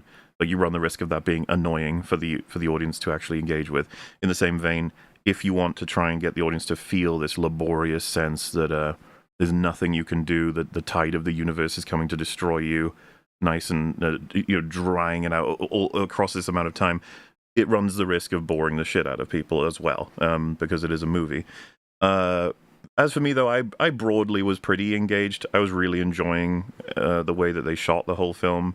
I was trying to pick up on any of the changes or details about the place he was in or what was in the photos, and I enjoyed the way he was problem solving through a lot of it, even though I have my criticisms of that as well. A lot of the way I feel about a lot of it is like, I really like this, but there's this, and like I said, it applies to almost everything. I quite like the character, though I'm critical of a certain two things about the way he conducts himself or certain things he says at certain points. Like, I quite like a lot of the dialogue, except there are some lines that are like, I wish you didn't put that there, or that didn't need to be there, or, oh, that was a bit clunky. Like, I love the way... I don't think I have any problem with the way they were shot, really. I think they did a really good job of solving the problem of keeping that somewhat interesting, especially considering the runtime they had. But funnily enough, I'm still undecided on whether or not I liked that they pulled him up, like, you know, in the first act at all, to have the porthole, even though there's lots of things I like about the back and forth and the conversation, what that achieves. I was thinking, like, I thought the challenge was going to be strictly within the sub. Like I said, undecided on that. But the other thing as well is there's just a few things that happen that seem kind of like they don't fully make sense to me in order to make certain payoffs happen, and you know, it's not 100% how I feel about how cohesive all of that is. But I also thought his acting was better than I was expecting. I was worried about that going in, but I was like, okay, you did a good job in some of these moments. But there were one or two where I was like, oh, that felt a bit off, considering the history that we're learning about this character. And then, yeah, there's just some world building stuff. I was just like, I'm not sure I fully understand that, and I wonder how much of it is supposed to be taken on in a sense of like, it does make sense, but we're only giving you pieces, versus they've told us most of the pieces they have in their head, and that it didn't make much sense because they just want to get to this point. So I like it, I really do, and I'm very excited to see what he does next. but like, you know, the question that seems to have come up is, would you rewatch it? It's like, I don't think so. I might like scan through it for something at some point or be curious about something, but it's not something that makes me super passionate. The thing I really liked the most, I guess, was like the tension of being hunted by something borderline Lovecraftian, and there was a difficulty in understanding fully what happens in the third act. I've seen that sentiment for a lot of people. I guess I was more in sync with it because I was really enjoying it. Like the third act was kind of my favorite part of the film in terms of how everything comes together, and certain things characters do and what conclusions there are. And there's some theme stuff that I thought was really working. And so that's why I'm stuck in a weird position of I really do like a lot of it. I also don't like a lot of it. So, which doesn't seem to be too far away from what a consensus is here, though it's different. No, I mean I parts of the definitely scale. agree. Yeah. It's not worthless trash by any stretch of the imagination. There is definitely stuff of value here. I think I'd almost And I think want it to leaves us hopeful. frame it a bit differently than that when it comes to it's like this is like clearly there's clearly like actually an effort to tell a story here, like for real. Yeah. For sure. With a theme that's in a sense, despite like the gloomy and oppressive atmosphere of the film, that is somewhat like optimistic and life affirming. And I think that it's like generally sort of moving in that direction, but with like plenty of the sort of flaws that I suppose one might expect in somebody's first movie of just like mostly functional, sometimes good, but sometimes off or clunky dialogue, of like generally decent performances, but sometimes like, oh hey, not bad. And then sometimes like, oh damn, like you know, like that didn't. It's like a lot of the sort of I don't know, like expect it's more like I could expect like a lot of these problems to actually be fixed, like going forward in terms of like Yeah. making another film. It's like it's less of like, oh, you got potential, but that was a bit shit. It's more like you got potential, and that was like not That was bad. a jolly good. You know, Yeah, like that was a like real attempt. it's there's like really some strengths here for sure. When I look at Shelby Oaks, that movie has a lot of problems, one of which being that the writing is really bad in it. And considering the fact that that movie has really bad writing, and it was made by someone who's been critiquing films for many, many, many years, And and has apparently really worked on the subsumed scripts himself. for years. Yeah, in the the process. Also, I feel of like you're it for underestimating, by the that way. long. Like it's pretty catastrophically bad. Like that script is awful. It's pretty awful. Yeah, it's quite terrible. None of us are Shelby Oaks fans, but when you look at that and its quality, and then you compare it to the person who made it, you're like, oh, there's no hope for you. You can't write a good movie because surely with all this time and with all your experience, you would have at least got the writing even passable. Just to be clear, Rags, like, because some people be like, yeah, of course you guys think that because you don't like it. It's like, this is coming from his friends. This is coming from people like Jeremy Johns both and the Flick Pick guy both said, hey, maybe don't write, maybe direct only. Which, yeah, again, if you guys ever wanted to compliment me that way, please don't. But yeah, but when I see Markiplier's video here in Iron Lung, I'm like, okay, I think a lot of the issues with this movie are the kinds of movies I feel that I would have issues with if I made my first movie. Namely, like the pacing and the just sort of general narrative construction in terms of what you show and how much time goes by and the kinds of information you give the audience. I feel like those are the things those are the difficult things to get down, and you have to kind of learn them because there's a lot of, I guess, feel that goes into it. So I'm super interested in anything else he makes because I bet he learned a lot in the filmmaking process of this. Whereas I would feel that Chris Stuckman didn't learn a goddamn thing. I also just don't get much hope from watching Shelby Oaks. It's like, do you want to see the next thing from this? Like, not particularly. No. Yeah, whereas in the case of this, it's like I said, I'd want to watch it because I'd be like curious to see what he makes next for its own sake. Not like, oh hey, look, it's Markiplier, the YouTuber, making his first movie, and then it's like, well, what about his second one? It's like, oh well, you know, I don't know about that. Whereas like, no, I want to see what the next thing is that he wants to make. I saw a fake tweet going around, and I did a double take when I saw it of how it says, Marcus Fishbach, Markiplier, has announced that his next movie will be an adaptation of House of Leaves. And I was like, oh, calm the fuck down, Icarus. All right. Jesus Christ. All right. I like your sub movie was all right. Okay. Let's chill. But then I was like, oh, this is obviously fake. But like the idea, it's like, holy shit, shooting for the moon there. Jesus. Listen, just give him a shot, okay? But look, maybe let's baby step, all right, baby steps. Maybe that just shouldn't be a movie. Maybe it shouldn't be a movie. But yeah, I don't know what he'd make next. I mean, maybe well, no, Mara had there kinda is something suggested. that he might want to make next that would be Yeah, there might very be. interesting. I mean, it's pretty And, straightforward logic. He's adapting indie horror games. That's like what could pigeonhole him for a second in a good way, right? What are some indie horror games that he's partial to?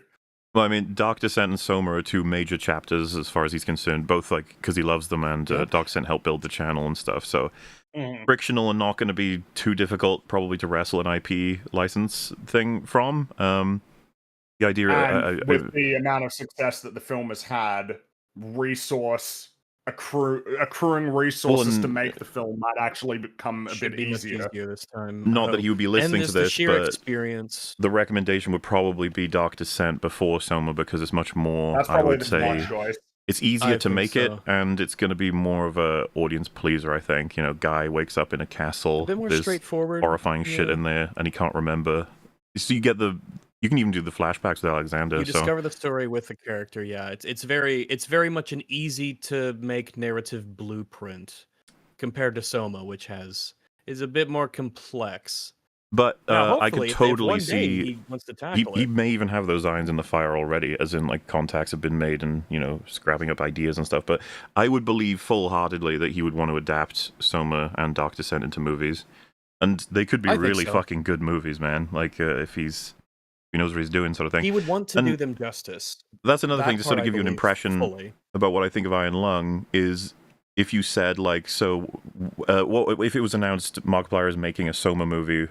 How does that sound to you? I would be happy. I'd be like, that's hope. I'd be instead happier of than a lot of I'd be happy a lot of candidates, like for sure. My worry would come from just his experience with filmmaking, not in his passion or his I know that he would want to adapt it in a faithful way, and he would know that this is a way to get that IP, that idea, those concepts onto the big screen for a lot of people to see, and he would not want to fuck that up. It just might be a matter of let's make some more movies, let's get more practice in, let's learn a bit, let's see if you can get connections with some, more super talented people. Because that would be the one you really want to, knock out of the park. Yeah, and it's just a matter of there's nobody else I would prefer at this point because I know how invested he is in not only the games themselves, but we now know as well how much care he wants to take in the adaptation of the thing. And since he's a YouTuber, he probably knows a lot about how, so to speak, the people on the ground floor feel about a lot of movie adaptations of games. How the world sort of is turning on that front. And as Kat mentioned earlier, it's kind of nice to see somebody who actually liked the thing they were adapting. That's crazy.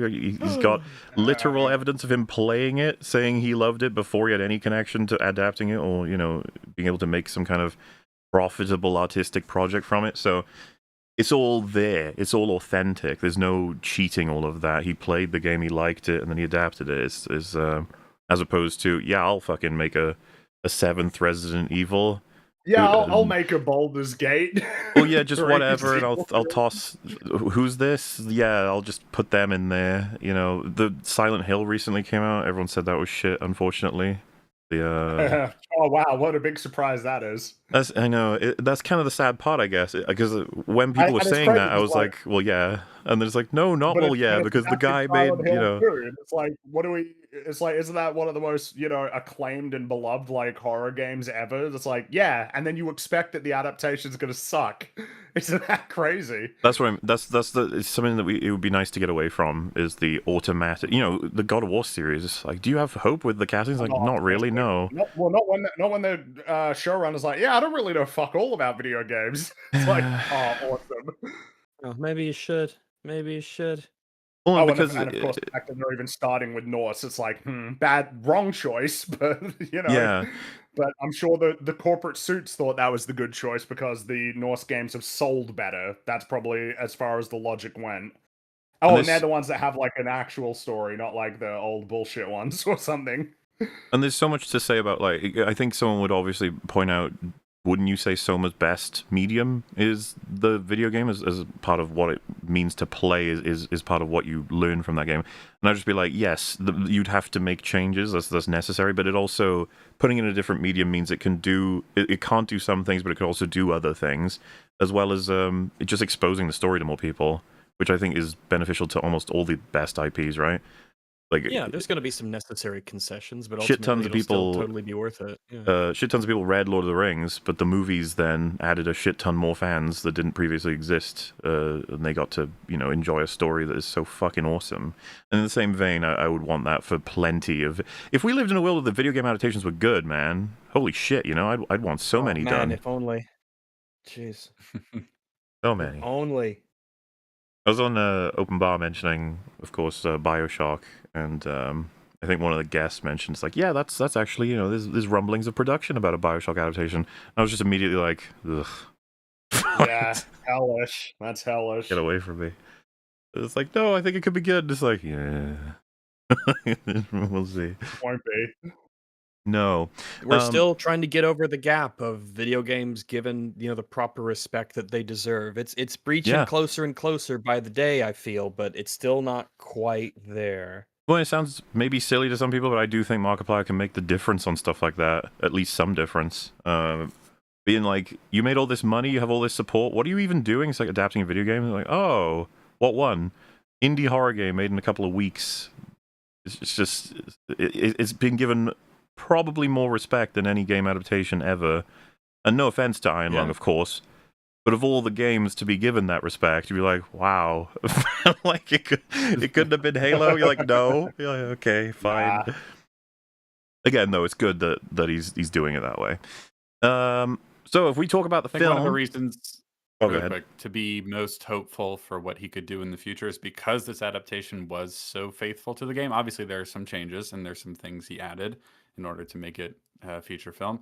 But because it was so faithful, you imagine that future projects, if he chooses to keep adapting video games, will sort of ride or die on how well the game itself is written. And so if he picks good games with good stories, then there's reason to expect that he will just do a good job faithfully adapting those. And in terms of the filmmaking prowess, I think it's it's a little amateurish for the amount of money he spent on it, which I think the budget is $3 million, which isn't a lot compared to studio movies, that many of which are much worse in terms of the writing, that have like $200 million budgets and all that. But $3 million is still a lot, and I would expect the production value to be higher than this was. I think a lot of that is just coming down to the fact that he and his team haven't really made a feature film before, but like this is a really good first effort. And so if he surrounds himself with even more talented cinematographers and editors and all that sort of stuff and actors, not that he's awful, but I just don't think he quite carries a whole movie based on this premise like you might hope he would. But the more he surrounds himself with really talented people going forward, you have reason to suspect the movies will just get better and better. It simultaneously can possibly get in people who are amazing at doing it, as opposed to potentially good as he's entering these challenges, but simultaneously then gives him more time to focus on, directing in total, or being, and I consider it a really important part, the connection between the adaptation, right? Like he's kind of these people used to exist. I've talked about before, but like you need the studio people versus the artistic people versus he kind of talked about it with communication. He's like a bridge between all of them somewhat, hopefully. You'd want it to act that way. He literally played the game, knows it inside and out, has a really good connection with the dev, but then also is hyper involved, if not just writing it outright. And then, can talk to the people doing effects, can talk to... Like, I'm describing the role of a director as though it's some revolutionary thing, but unfortunately these days a lot of those roles don't get filled in by the director. It's just Sometimes ignored. lost knowledge has to be rediscovered. Yeah. and there's great potential Someone if you said can it keep had that $1 up. million budget for the film and $2 million for the blood. Maybe. Very good. So yeah, like I said, so going through this is going to be a bit strange because a lot of it is sitting with him in the room. So describing certain events will take us through like as much as 10 or 15 minutes in a few sentences. But so it doesn't, like, me describing this isn't going to capture the experience that the film is hoping a lot of people have, which from what I've seen, a lot of people did, like fully immersed and felt what he felt throughout the film, sort of thing. But you know, a lot of people didn't, and that's what I'm getting at, is like this might go a bit faster than you'd expect because of, you know, those sorts of things. But hopefully it prompts some conversations about what everyone thought about different things as we go, as per usual.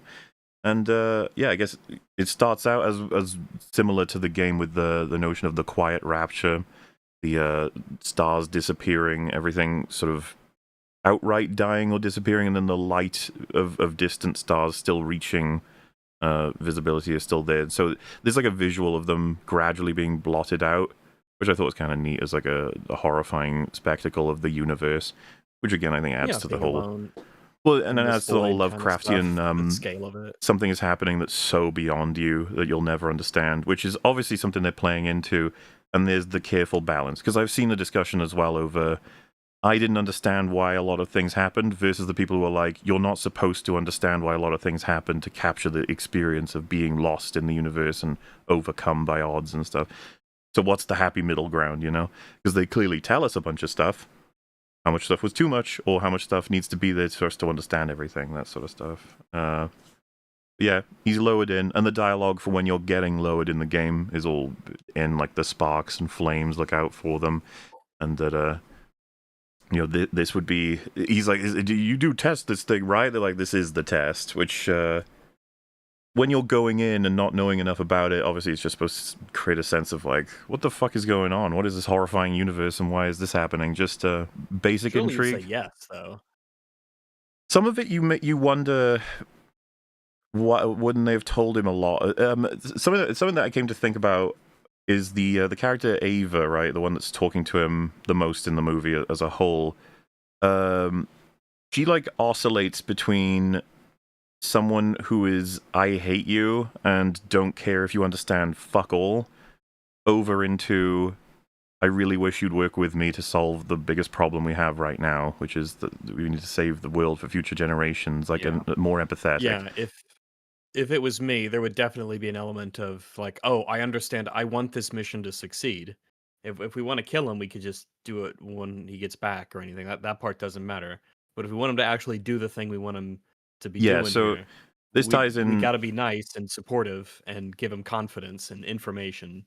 It has a bit of a cascading effect into understanding how this world works, and we kind of covered it even with the game, but it's been adapted faithfully in that sense of just, not only would you expect each of these subs are extremely precious, but that each of the pilots are extremely precious, and you wouldn't want to throw it You wouldn't want away. to send him in blind because it's just like that increases the risk of everything going. Wrong. What I'm saying is, destroying everything. Not only do you not want the pilots dying, and thus, I guess, an intuitive thought is like, so you wouldn't send them then? It's like, no, you definitely want You would them just in give those them more subs. information.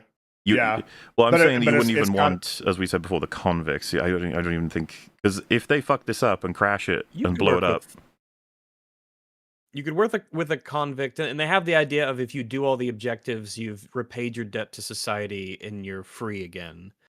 So like that does work as a strong, potential, I assume that what carrot of a Mole- kind. Mole is getting at is it's almost like, well, yeah, but I mean, if they're not like super on your side, that could be like detrimental to so- you in a big way. Well, What the movie will try and story. do with this is that so the movies, and well, I guess I actually can't remember if this features much in the game, but like so the reason for the antagonism is obviously your protagonist's involvement in a disaster, which is magnified by how few people there are left, which isn't it is an excuse for the people who are commanding his submarine not to like him very much, but given that the stakes of the mission are like almost unimaginably important, I don't think that overrides the point that you would care if he succeeds. You don't have to like him, but you would care if he's successful.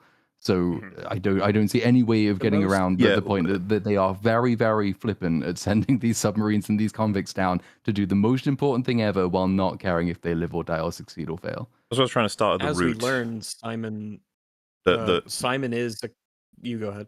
Well, it's starting at the root, meaning that like before this operation even begins with Simon, we're not even talking about him. It's just the concept of we've got 4 subs. We need to find out what's at the blood ocean bed. We need to find if there's an item or something secret down there that could give us a clue as to life or some progress of things. There's more on that we can go over later. But to me, if you've got that level of personnel, you want to use someone who hates your organization by definition, as far as you're aware, as in like he destroyed a significant facility for you guys, and this is his punishment. That feels incongruent. Like I the most he could do right now to cause further damage to the Confederation of Iron, or conglomeration, or this organization is, he would want to wreck the sub, and yeah, he'll die in the process. He probably thinks he'll be dead he doesn't anyway, care. but he would want to just shit. ruin this mission to cause the most damage, on behalf of Eden that he can. And it feels like it's kind of because it's like the film wants to get to that point and go from there, because obviously if you can have this premise, you get the benefit of, number one, like immediate pre-established conflict, which obviously you want in your story, and number two, that he doesn't really know much, which can obviously just sort of amp up the horror, but then as you see him learn, as he goes, it's like, yeah, there he goes.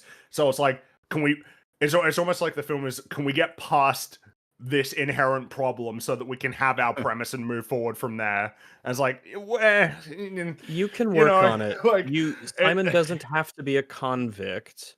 He doesn't have to be. And even if he does, then what's the nature of the crime that he committed? He's a terrorist against the people who are sending him down here, which means he has an ideological reason to sabotage the mission, not to go through with it, instead of him having messed up in some way, or him being a criminal who is legitimately wants to repent and he wants to get back with everyone else, and he has that. As they said, this is a very collectivist group, as you'd probably be in this situation, so his sense of wanting to belong and be back in with everybody else would probably be super strong. So that would provide enough of a reason there. Or you simply go with the route of, he is not a convict at all. He is he's a sub pilot. He is maybe an apprentice. This is his first excursion where he's alone, something along those lines. Yeah, and he's familiar with the controls and maybe used it in another environment or something, but this is the first time he's doing it in this one. And that maybe the reality is they need the information, but what they haven't told him is that he's very likely going to die on this mission, but it's desperate for them, but they don't want to tell him that to keep him focused. Like, no, this is a normal mission, just take photos, get things, don't worry about it, and that could be the reveal over time. Not to attempt to, because lots of things have to change with that sort of in mind, but like I said, moving forward from that, also allow for flashbacks to be in the same location in the sub where he's being taught or instructed. Potentially. So with that in mind and being accepted and moving forward, it's like, so we have Simon involved on an event with Filament Station where he's being punished now by being put on here. Coming into the dialogue, right? As Platoon mentioned, there's justification within the script for why she would be aggressive, rude, or a bit of annoying to him, and hates him.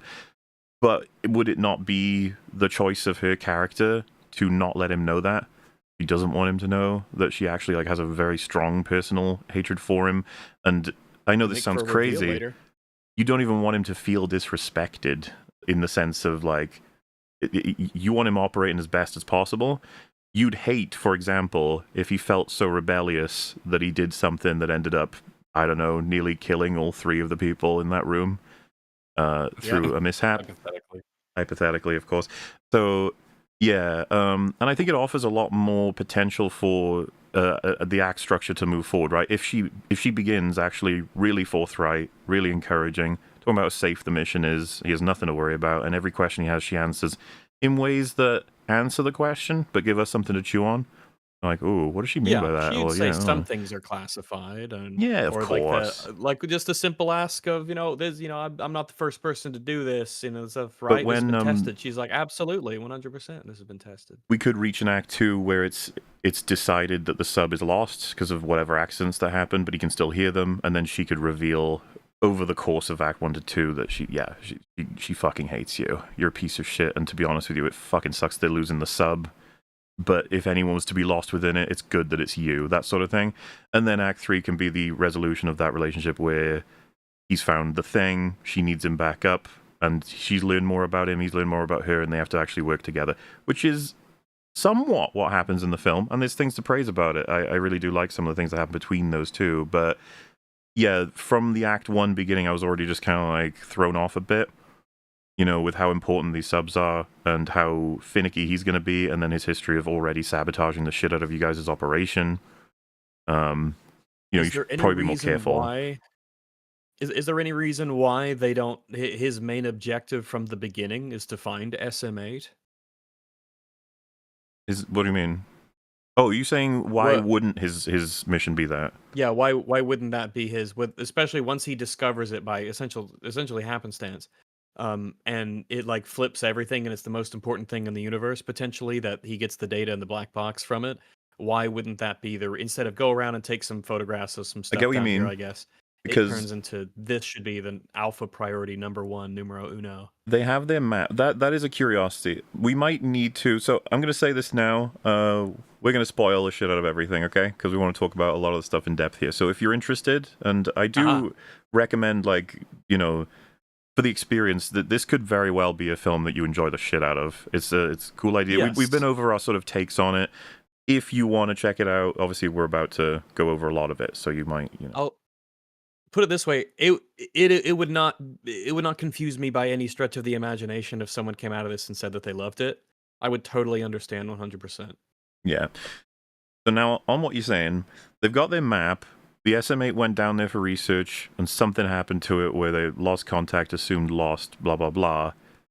But it's important enough that knowing it exists, makes it go kind of crazy in the third act, as in, holy shit, that's what, you got to get it, got to get the information. So they believe that there's potential salvation on that ship, that its wreckage is potentially gone.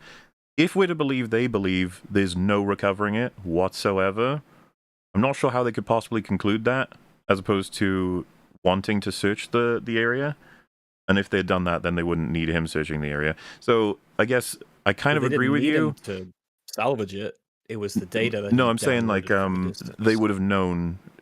The only way to conclude it's not there is to know it's not there, and if they knew it wasn't there, then they wouldn't need ways to check where it is. They would have checked everything to begin with. Yeah, because he was slightly off course or off map or whatever. But it's well, at the same time, that's probably worth checking. The place is relatively finite. If you're close enough to get tussled by the creature close to it, then you're not that far. Also, that's the other thing I was going to bring up. They know that a ship was destroyed down there, and they're sending this next one, quote-unquote, burner sub. So they're kind of under the impression that he might just die, it might just be destroyed, and we went over this as kind of an issue. It's that shouldn't be their attitude, but it seems to be that it is. So yeah, why not make it a thing of, you've got collect resources, or rather take photos, do your research, but secondary mission, find the SM8. That's a previous, mad mission that went wrong. I don't know why. I don't see the value of the lie of no one's been down here before. Why not just say, yeah, we're sending you down. We sent people down before, and in fact, they've come back up, and it's been great. But don't worry, you'll be fine. Normal mission. Everyone does this. Loads of people actually.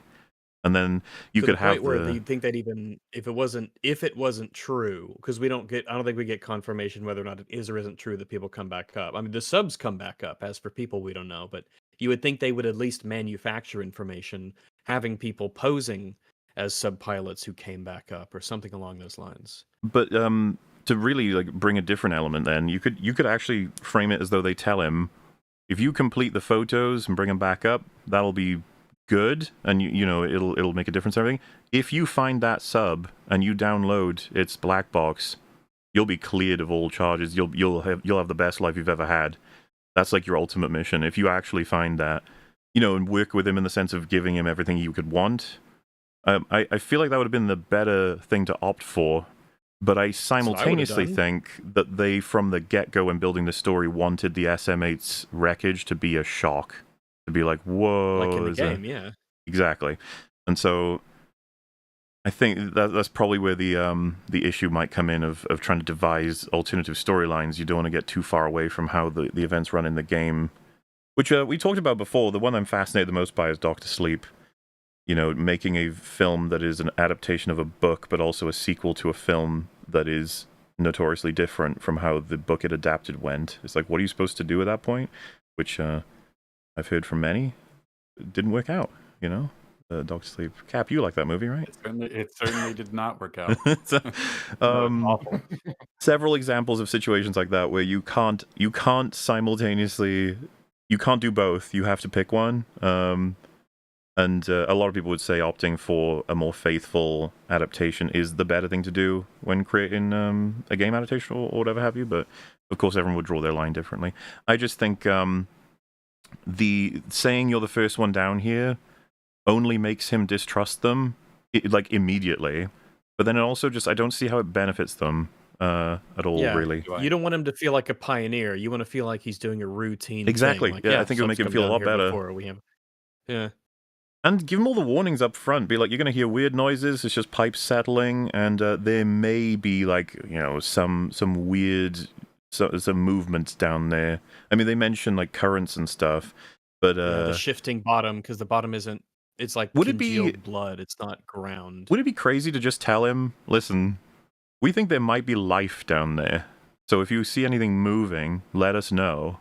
You know, that's important information. But you're not in danger. Yeah, because this would be. I mean, even this would be, you know, in lore, this is the first time they found essentially extraterrestrial life since the Quiet Rapture. So yeah, they do, you basically in short, they withhold a ton of information from him that just I don't think there's a good justification for at all. No, I mean, there's just for certainly dramatic some purposes. things that you don't tell him, sure, Yeah, the anomaly stuff, but everything else, it's like he would benefit from this information, and so would your mission. And if we're going with the idea that this is actually just a mission to kill him and execute him, that's a really dumb way of killing him. I think that's a red herring. Yes. There's no way that anyone. That's just like an assumption. Some people in the chat seem to think that is legitimately what's happening, and No. if No we way. take that as a possibility, that makes it worse, not better. Yeah, what a bizarre, elaborate, resource-intense, time-intensive way to kill somebody when you could just. And the strangle annoyance of them. having to drag the sub back up, just to, you know what I mean? It's like, nah, it's too stupid for you to believe that this is a way for them to just kill people. There's much easier and quicker ways to do it. If it wasn't that, then why wouldn't they have sent the sub down with everything it needed, including the little grabby claw thing? So they have to bring it back up to attach something to it that makes it useful for anything beyond what they've already sent subs down to do. It's like, I agree it would be very stupid for them just to send him down there to die, but they don't really seem to have sent him down there to do anything else. But I've got that note of just like, that's not very great. The whole like, we're going to attach something to you now because you found something, which didn't take him very long. It was like one of the first things just have it be on there.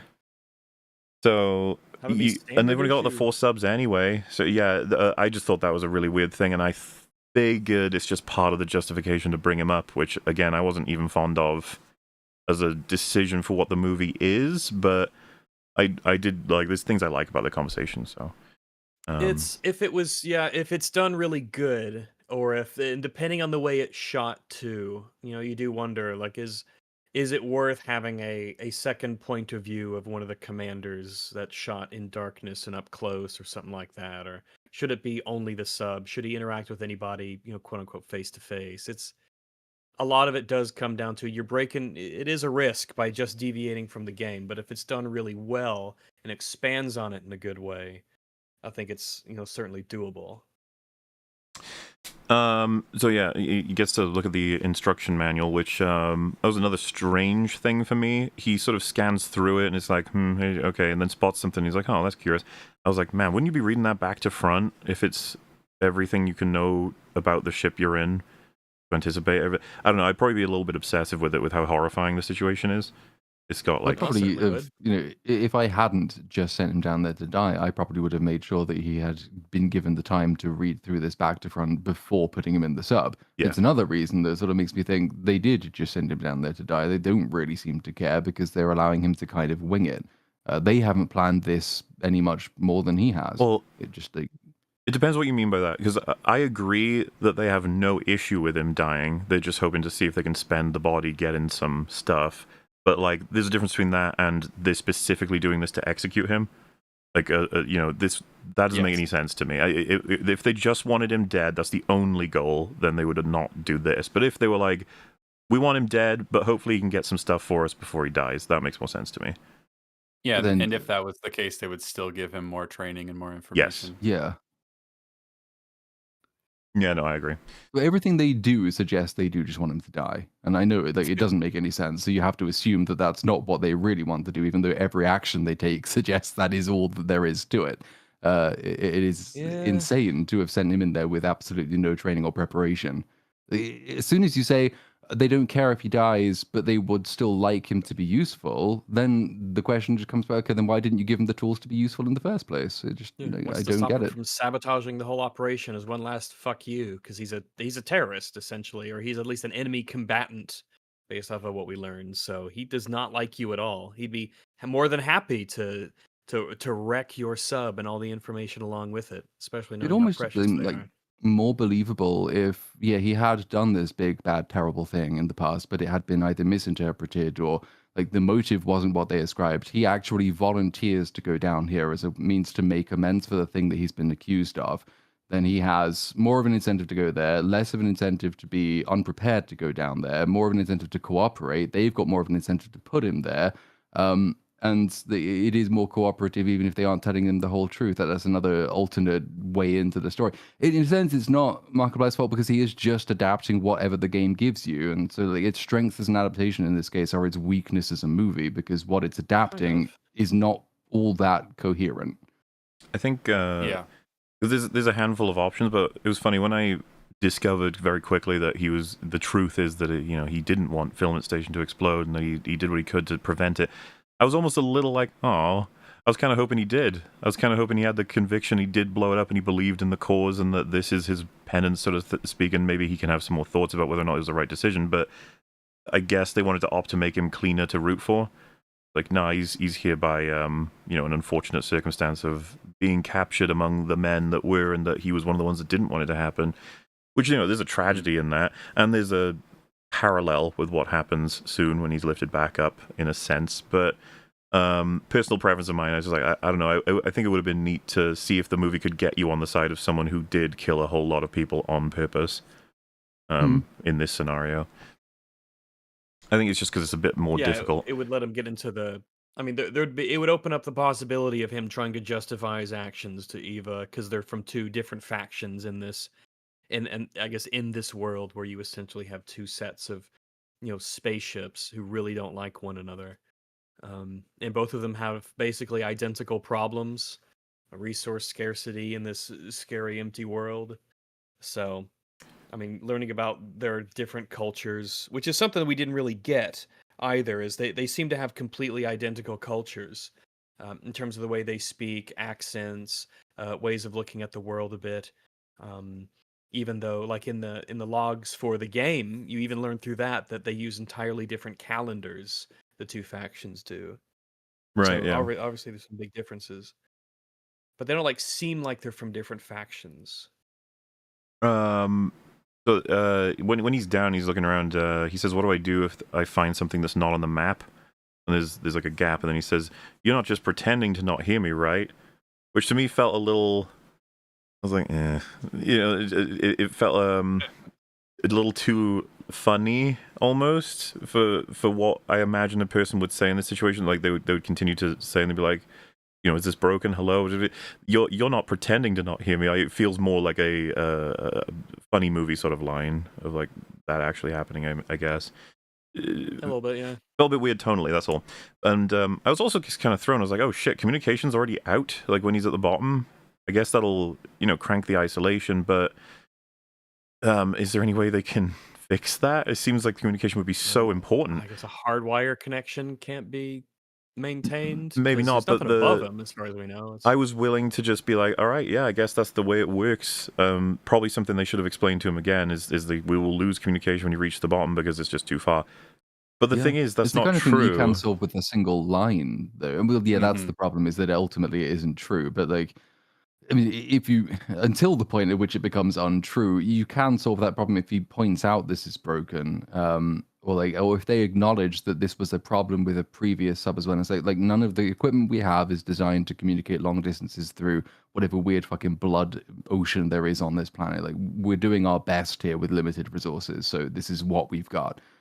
Any just single acknowledgement of it, because otherwise, because it I think goes completely unacknowledged except by him. It's just like, well, okay, so you've sent him down presumably knowing that this isn't going to work, and then you bring him back up already knowing that it doesn't work, and you don't fix it, and then he goes down again, and it still doesn't work until the point at which it does. So it's not great from anyone's perspective there. Didn't feel fantastic for me that the receiver was going to be cutting in and out when the plot needs it to, so to speak. I was like, oh, I would have preferred committing to it working all the time, or not at all when he's on the bottom.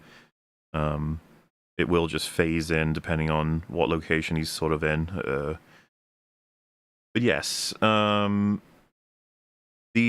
something that happens earlier as well. The proximity sensors detect he's like still, and then something goes like something went past him. I thought that was really weird because correct me if I'm wrong, but they didn't introduce the sensors in a mundane way first.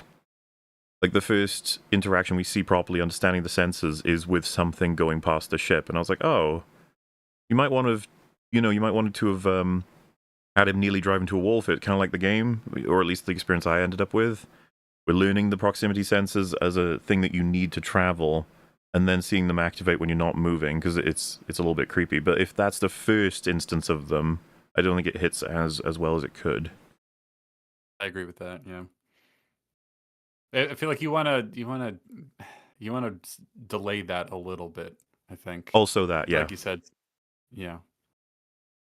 Especially because we're going to have so much time in the middle before we ramp up at the end, when the movie does actually get quite a bit more entertaining towards the end. So if you delay that reveal of that there's something moving down here a little farther, then you can space it out a little better.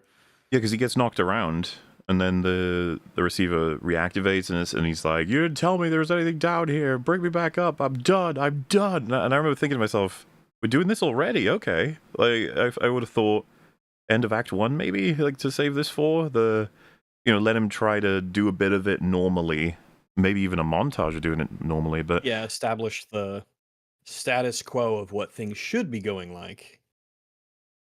What they would expect him to be doing. And so she says, tell me if there's a problem with the sub, because if you fell, there could be a puncture, which means a leak, which means flooding, and that would mean you would die. And then there's like a gap, and then he says, it seems fine. Which, I got the impression, the idea with her, she says that with a bit of passion, is to convince him that she is trying to help. Which, he believes that, I guess at that point, that they were just gonna be killing him. Which again, I don't think that's, as much as they're fine with him dying, I don't think they want it to happen that way. You get put down and then immediately die. It would just be kind of weird. It would be a bit lame, yeah. Although it was, I mean, I wasn't sure if I maybe missed something here, but like that level of alarm because he fell over. Oh, if you fell over, there might be a leak, and then like half an hour later, so I just ram it. Oh, all right. I mean, so wait, you falling over is more dangerous to the submarine than you ramming the submarine into a hard object. I guess she can't see, so she's just asking him if anything is notable in that sense, I guess. But the ramming, I get what you're saying. At the same time, I assumed when they were doing the whole ram it thing that they were like, either you are successful or you die. Or you it's die, whatever. And that's a trade that we're willing to make. But yeah, he mentions the whole skeleton thing, and then they clarify it, and so they want to bring him up to see his pictures. Which again, I was just surprised. Like, holy shit, we're already going back up. I was surprised too, and I was kind of nervous, but I think my nervousness about that was alleviated by the fact that it's all from inside of the submarine. Sure. He doesn't leave it, and the camera doesn't leave it. And it's like, okay, that's better. There's a thing for me about you definitely would have to be careful with the point of view outside of the sub. If you were going to do it, you have to be really careful with the angle. You'd either have to shoot it fundamentally. Yeah, so you'd have to have them be in the dark, or have like a close up on their mouth or something like that. That still makes it feel kind of claustrophobic and closed in. But on the front of the isolation, there's like tears, and seeing another human being even through glass, I was like, okay, well, you've done that now. As in, if we spent the whole movie and we didn't see a single other person, even if it was only the skeletons of them or something, if you wanted that payoff still, that's different than seeing a person as opposed to hearing voices. But like I said, I still, there's things to appreciate about the scene, I guess. I thought like the blood constantly dripping down the little porthole is It's a good touch to have to wipe it away. I like it, and having to wipe it away. Yeah, that was cool. It's just grim, like in terms of like just the doom of the situation, but also I guess how well it contrasts as well. It accentuates like, oh, just beyond this glass, I could get out of here, but like that ain't happening. Entirely at the mercy of these people who he doesn't really like. Yeah, and that's what I mean. There's a trade-off, and I do think they got some advantages from it. It's not like it's all gone. It's just it would have been interesting to see the whole movie. He never sees another person. It's just him. Yeah, no, agreed. But I would say that there's still a decent amount of restraint shown in the fact that like it is from entirely within the the POV is very much Simon. It's entirely this character's POV, and we're never going to breach it. So you can still like have the claustrophobia, even if there is some relief from the fact that there are other people in this much, relatively safer place up above. Yeah, I'm inclined to agree with what Pringy just said, that like seeing them but not being able to get out of the sub and still being trapped in there, like it almost makes it worse in a way. Like having an idea of what it's almost like if at the end of you're halfway through Return of the King and you think about like, oh yeah, like 7 hours ago I remember the Shire. That's a place that's real. It's out there. I just can't get to it. It does kind of add a bit of a contrast that could be useful. Well, yeah, like I said, there's benefits for it for sure. He says there's like things building up in the walls, like a liquid. He's not 100% sure what it is. She says condensation. He's just like, it's not condensate. Look, anyway, just tell the next person that there's something alive down there. Which is like, yeah, so he thinks he's getting out. Obviously, it's not happening. I think most people watching the movie would know that too, because it's like, yeah, I doubt you're going to be stepping out of the iron lung right now. But they start like discussing the images, and you can hear them say, if there are more of these things down there, maybe we'll know what happened, so get him back down there. And then the other person says, does he have enough oxygen? And the response is, no, we've got to go fast. Which, I don't know how precious oxygen is, I guess. Maybe it really is, but you couldn't refill him, I guess. Or give him a backup supply, because it sounds like they've just realized the mission is now potentially more important. Do you think they'd give him a refill? Yeah. I don't know. It just seems a bit strange to me, and not just a refill, but like the overall amount of oxygen doesn't seem to be great for this kind of expedition. And he makes reference maybe at one that's just point. a limitation of technology, but I don't know about that. Just I doubt it. Bigger, yeah, like as in strap them more onto it. You're in spaceships. Yeah, it doesn't seem viable to me that would be the case. But he says, and I assume it's the in-universe somewhat explanation, he's like, they wouldn't waste a refill on someone like this, a place like this, or a person like me. Of course not, sort of thing. But which is like fine. But then this becomes the most important expedition ever. So maybe they should care a little more and be a little bit more careful where this mission, they know it could become the most important. They're aware of that. They just want to find out more information. So yeah, they're hoping to find out probably what happened to the SM-8, not necessarily to find it, but to at least figure out what did what to it. Yeah, because the moment he says that he's found it, they instantly, without even like knowing the status of it, they are like get super excited and everything changes. And so he wants to get out, and he's demanding. He's like, "There's something alive out there," like in a way that's like, "I don't want to go back because of that." And she just says, there might just be. In a kind of borderline smug way of, yeah, and you're going to go fucking meet it because you suck. Sort of aggressive like thing. Which again, already know. Yeah. You can enjoy it from like how much she hates him and what she would believe about him. It's just not great for who he is and what he's in control of, I guess. Again, lying to him more would actually be the better way to go here if you really did hate him. Yeah, because it's a good source of conflict to have, two people who hate each other but are forced to work together. But it's like the film is kind of struggling to actually maintain its balance on that fine line, right? It's like he's trying to walk across and he's constantly going, it's like, or even like at points falling off and just clinging on to the onto the tightrope and trying to claw his way back on, you know? And just to be clear, because I think this will have to bear repeating every time we talk about this, we understand that she hates him. We're saying that should motivate her to lie even more. To be like, yeah, man, we're on the same team. It's going to be great. And you're going to be doing fine. You're going to find stuff and you're going to get out of there and you're going to live a wonderful life. Yes, you. And I even think that there would just be more fun to the fact that those lines would become less and less reassuring because as time goes on, she's less and less interested in maintaining that face, you know? Mm-hmm. Yeah, and it gives us things to Yeah. discover narratively in the conversations that they share. You're setting up something that could be a subversion or not. And we get to learn what she said is true and what she said's a lie. Not all of it would be, but some of it would be. So yeah, they're attaching the grapple, and he says, you know, why play games? Why go to all this trouble? If you want me dead, just do it. And she says, this is the best we have. You know, it's better than you deserve. Just do the job. And he says that, I guess the handcuffs confused him. He didn't realize this was voluntary. You know, again, I don't mind as a part of the discussion. I just would have thought this would have been hashed out already. Like even as that level of aggression, I would have thought would have been done already with his intro, which they do have like a flashback to when he would have met the captain. You hear like dialogue for that later in the film. But yeah, it's really settling in, and so in a bit of a rage, he's thinking of what can I do in this ship? Is there anything? And he decides he'll press the camera button, which I guess for reference. We've given the context of the game. In this world, it's pretty much recreated, and it has the benefits that the game one does as well. It's a great little horror element for generating tension and reveals and shocks and stuff. In this case, he uses it, and the guy who was setting the grapple is pretty much, you know, directly in front of the camera, is on the front of the ship, and so you see a big old Skeleman and two in the background. Like, ooh, uh-oh. And no, when I was watching, I was like, what is happening? Like, what did we just learn here?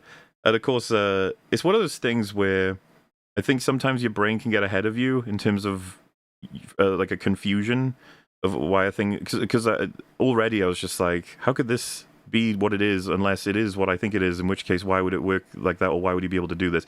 Turns out it's an X-ray camera, and they say that's why it's needed to be able to see through the blood.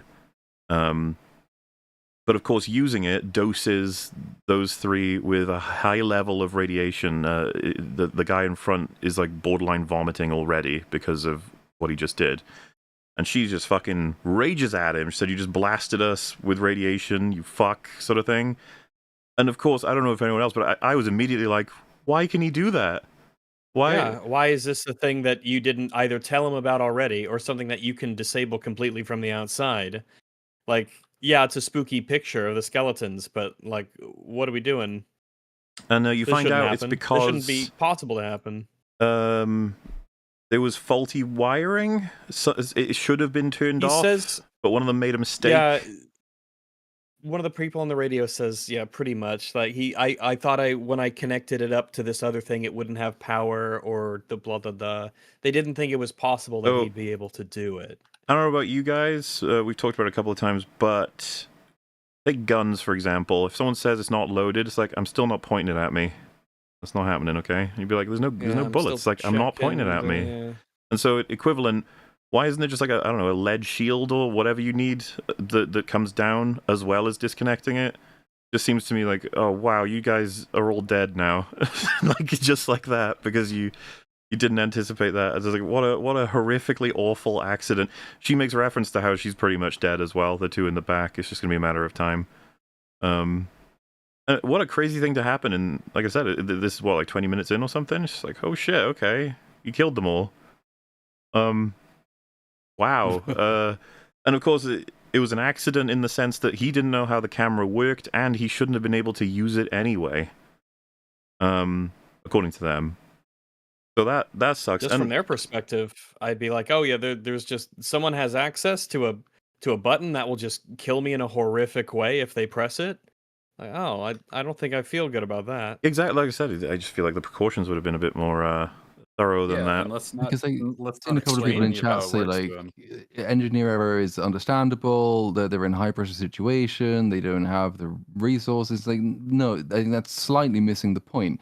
there are so many basic things that anyone would do in this situation that they don't do to ensure it doesn't happen.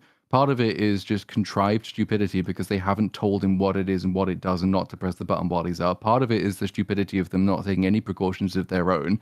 And then the resource scarcity point is one that you sort of have to assume is true, but then we don't really know exactly what the state of life outside of this is, except that their sub's rickety and run down. So it's like, well, I guess they don't have lead, maybe, but like there are many other basic things they should have done, considering that it's definitely going to kill them if it goes wrong, and considering there are basically none of them left, and so every human life should be way more valuable now, and mistakes are uniquely unaffordable. They should have done all kinds of things to make sure this couldn't have happened, and they didn't. It's a cascade of errors that you just don't believe of these people in this situation. I'm inclined to agree. The notion that they would be making a lot more mistakes because they're low on resources, I would reverse that. They are so finite in resources. Everything is so precious. They need to take care with every step. They need to make sure they don't fuck up anything because it could be the end the second they do. Very high pressure. Also, you can't just hinge every mistake and dumb decision they make on they were rushing if we don't understand exactly what's making The them nature rush. of the rush, yeah. Mhm. Because there are ways to do this, but they need to be explained. Like, The all the rushing people who seems to know how be this. Go like a ahead. general nebulous pressure of like, yeah, you know, our circumstances are a bit shit, so like we kind of need to, as opposed to like a much more clear ticking clock of like, you know, like I don't know, like a fucking comet is coming towards them. So, you know, we literally only have like X amount of time. It's more like, well, things are generally bad and our situation is generally declining, so we need to sort of get going. And I think that when you consider it as their team, say for example, we're 5 guys working on the fucking thing, and we got the dude in there who hates us, we hate him, and he's working on it and everything, and then one of us highlights like, by the way, if that camera goes off, it kills us. Probably should tell him that. And then you have the thought of, well, him knowing that he has something in there that could kill us. If let's just double check that it's disconnected, okay? Yeah. Let's triple check. Let's make sure. In fact, let's not even work near it. I mean, if you had conflicting opinions based off of the crew members up there, somebody wants to tell him just for fear of him accidentally pressing it. The other says, no, he shouldn't, because that might be the reason he presses it. And the other says, oh, exactly, but he needs us to, potentially make it out alive. He needs us as his crew to pull him out and unweld him from the sub. He's killing, if he presses that button and kills us, he's killing himself too. And they have a little, but who knows? There's stuff you could have done, stuff you could have, fuddle around with, taking a look at. Yeah, and of course, I thought it was interesting too because there's a frustration with him for having done this when first they didn't tell him how the camera works, and secondly, it shouldn't even have been functioning, and that they didn't explicitly tell him when he was up, do not press it. But simultaneously, what kind of got me is like, aren't they all mad at the dude who fucked up the wiring? He's kind of the one that. I mean, if anything, that guy's more responsible. Yeah. This guy fucking hates you guys. Like, he's not really, meanwhile, that guy's job is to protect you from stuff like this happening. Yeah, and I guess he didn't tell the others, and and you could have pressed the button just in ignorance to be like, oh, I want to see what's in this room. Just, I just out of curiosity, I want to see what this command center looks like. Which is what you would expect him to do because you've not told him anything, and you can't really maintain the but they're in a rush argument when the whole premise of him being sent down there is we're going to send down a guy who just doesn't know what he's talking about to fuck around and probably die. Like that's not what you do if you're in a rush with scarce resources. You don't throw submarines away, you don't throw people away, and you don't fucking bring back radioactive nuke bombs without making sure they've been switched off because your lives are also precious in this situation. It's nonsensical. Which yeah, you do like Armageddon, where you get a bunch of guys who are skilled and you train them up and stuff like that. Give them all the resources they need, and then say they don't have to pay taxes. Which is another aspect of like that could have been an alternative, right? To tell him you have X amount of oxygen, you have this many sites to take photos of. You have to do it within the allotted time. Basically, like we can drop you down at point A, and we can lift you at point, H or something. You have to get each of them along the way, otherwise you fail the mission. You need to do it in a certain amount of time. Like that could be another avenue of making this work differently. But yeah, it gives you a ticking clock for him. He's like a schedule that he can be ahead of, or he can fall behind. And if anything happens along the way, if he gets tussled around by a monster or there's some sort of an issue, well then tick tick, the schedules still has to be maintained, and there's a lot of stuff you can do with that. maybe he's behind schedule, but he's actually completing the mission. So they're like, you know what? Because you're actually able to do it, even if you're a bit behind schedule, we can, refuel you up or give you a bit more O2 or something like that. Who knows? Something like that, yeah. Something to work with. So yeah, they descend him again, and now he's talking to is it Troy Baker this time, right? Yes, so, it's yeah. Troy Baker. Yeah. And so yeah, he says he's got to close the shield this time because the controls are like fucked up where they can't control it themselves.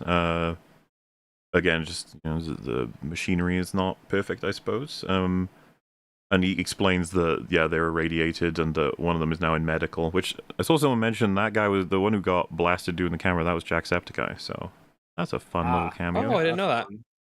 Um, He's gonna be very septic soon. Oh gosh, yes. So, yeah, the one thing I'll take from this is that I guess, like I said, it parallels with the filament station thing in terms of it's a horrible thing he did, but that had no intention of doing, and to be honest, is kind of frustrated that he's even in the repercussions of that situation, which I assume was part of the idea with it. It's gotta be. It's gotta be. It's a little bit Yeah, too much of a connection. Yeah, whatever he thought he was doing there, he didn't think it would result in the, the accident or the And he destruction. immediately wasn't in on feels the bad plan. about it. It's gonna bother him just like what happened to the station. And so it's like, yeah, no, I get the idea there. Good idea, but like execution is bad. it's just not good. The way that sequence plays out. Yeah, I don't know enough about the factions and their differences and what Simon's goal specifically was and why he was a part of it.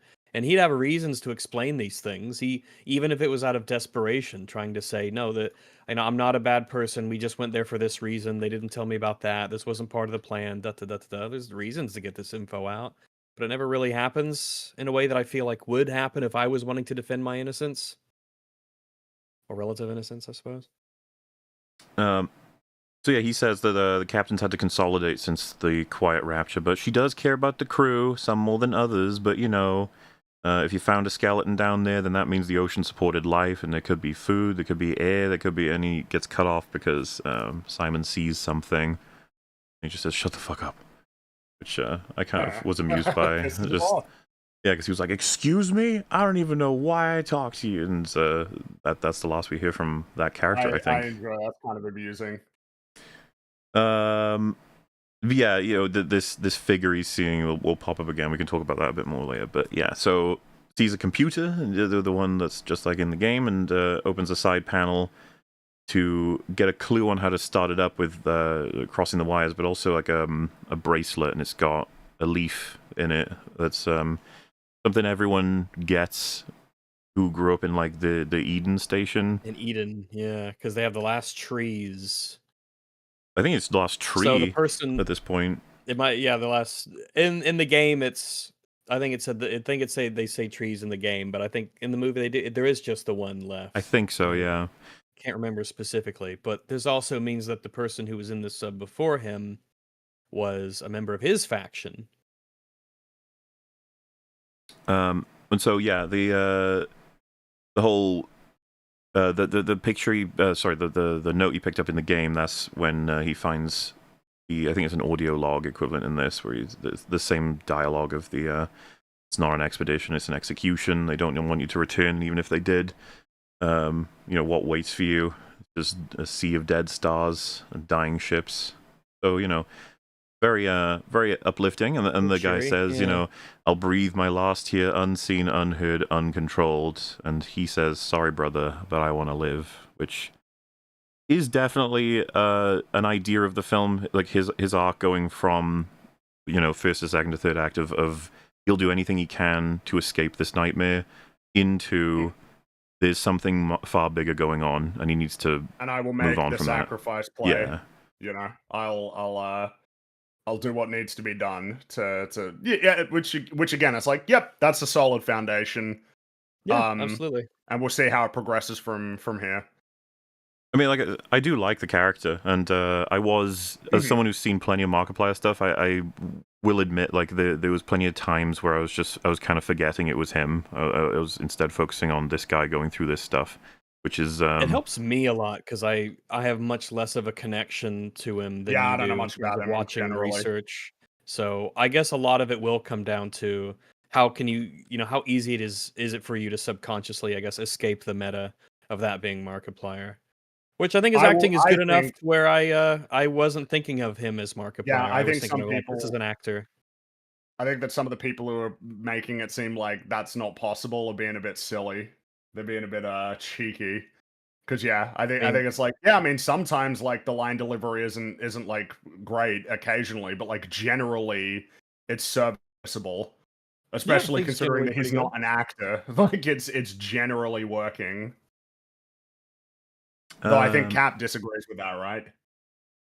Well, my issues with his performance are less to do with any sort of knowledge of what he's actually like because I didn't really know anything about him ahead of time. But Mhm. basically, it's more that okay, so what is really cool about a premise like this, being confined to one location and almost entirely one person's performance is like that's a really interesting idea and we don't actually get a lot of movies like that. However, it does put a ton of pressure on that one performance to carry your interest throughout the entire movie.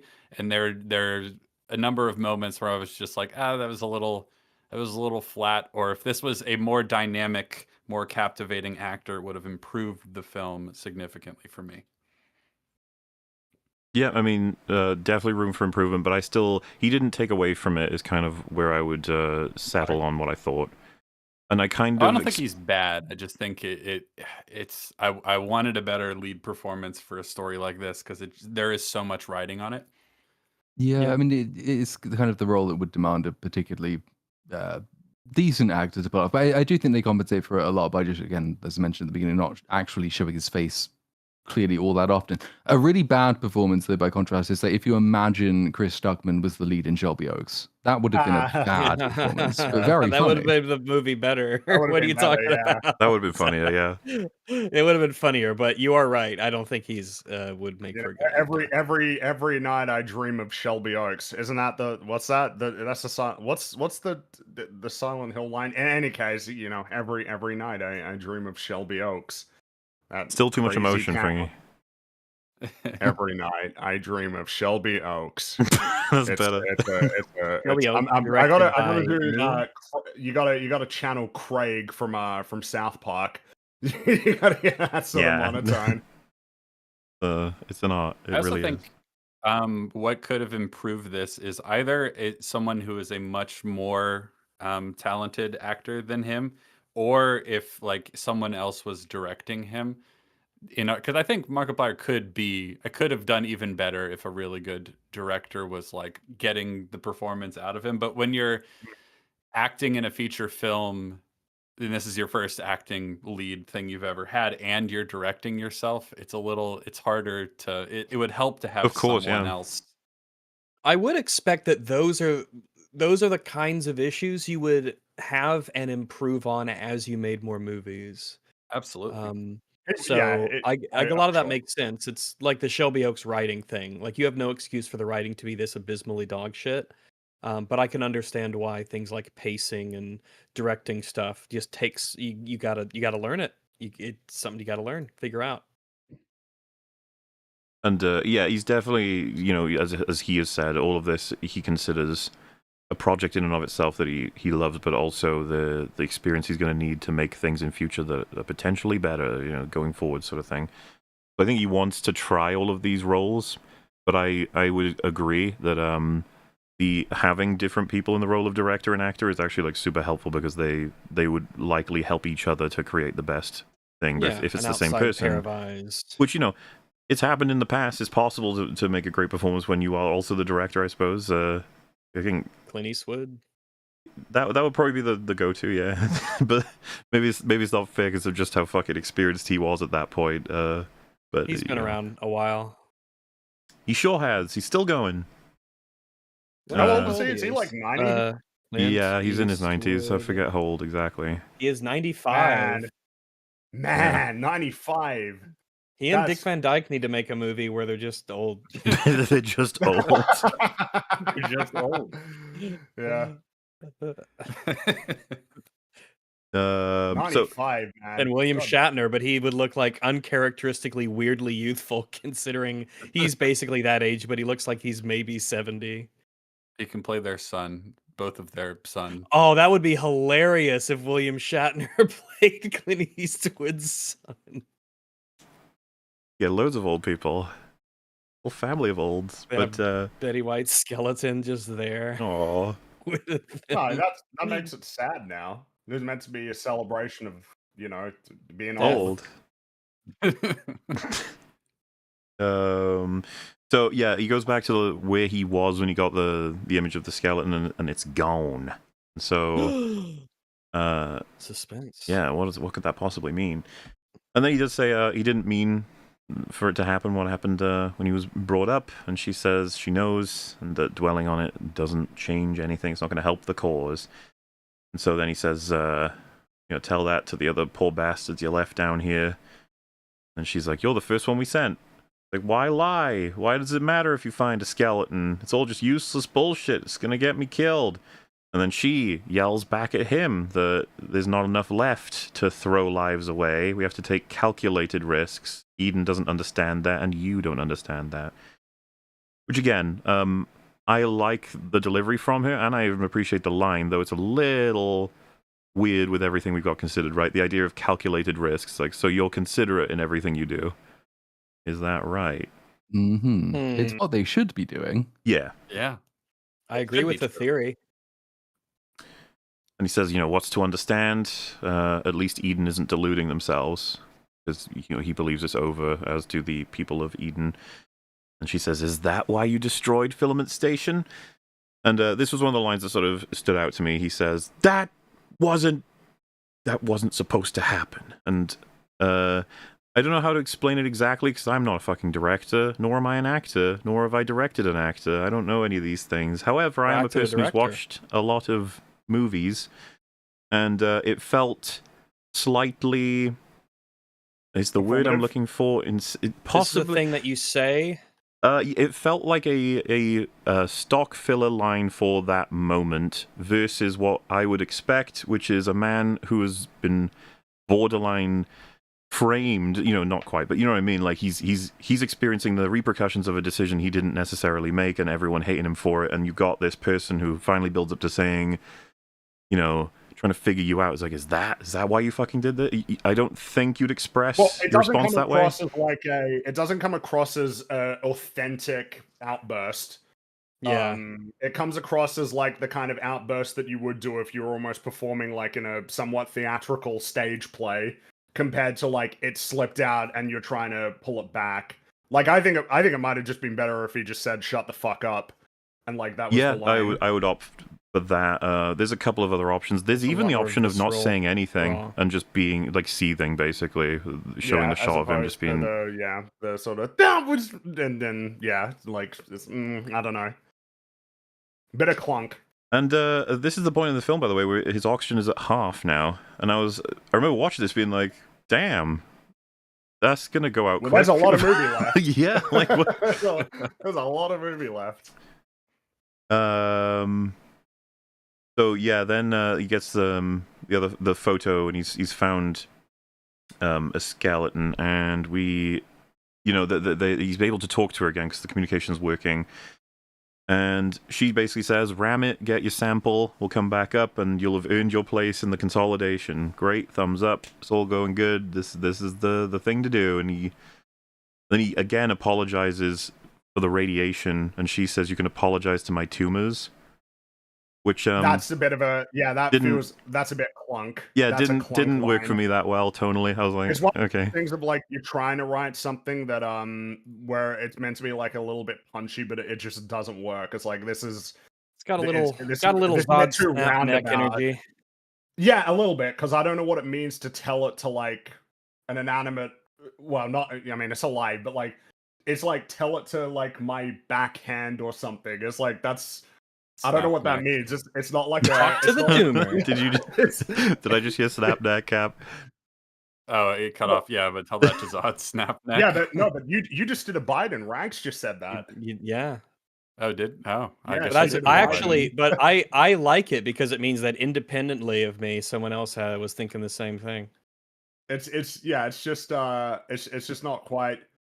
I don't know. It's one of those things of like, if you don't feel like you can nail these sort of new twists on terms, like just go with the old one or not at all. Don't go being flismy, you know, and trying to be clever in that way. Well, I I mean, liked it more when she said in like the previous scene that like, well, there's no use dwelling on it now.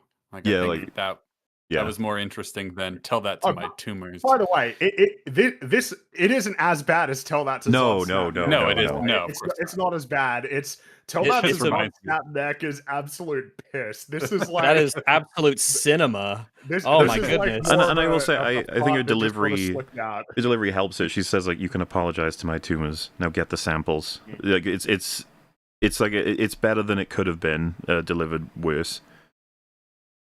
Yeah, It's, Yeah, it's Tell That to almost Zod Snap Neck dismissive, is like she just wants amazing, to isn't move on. it? That is That is amazing. incredible. I can't wait for him to write a I movie. That would remember be hilarious. he would later go on and be like, "Oh no, I only wrote that in 20 minutes." But like, I remember this because this was 10 years ago. Batman v Superman came out 10 years ago. He was talking about the Zod Snap neckline on like podcasts a couple of weeks before he posted his script. Like he thought that was a banger. He thought that was going to be like an iconic. That's like a needle drop moment or something. He loved it. And it's And it so was. stupid.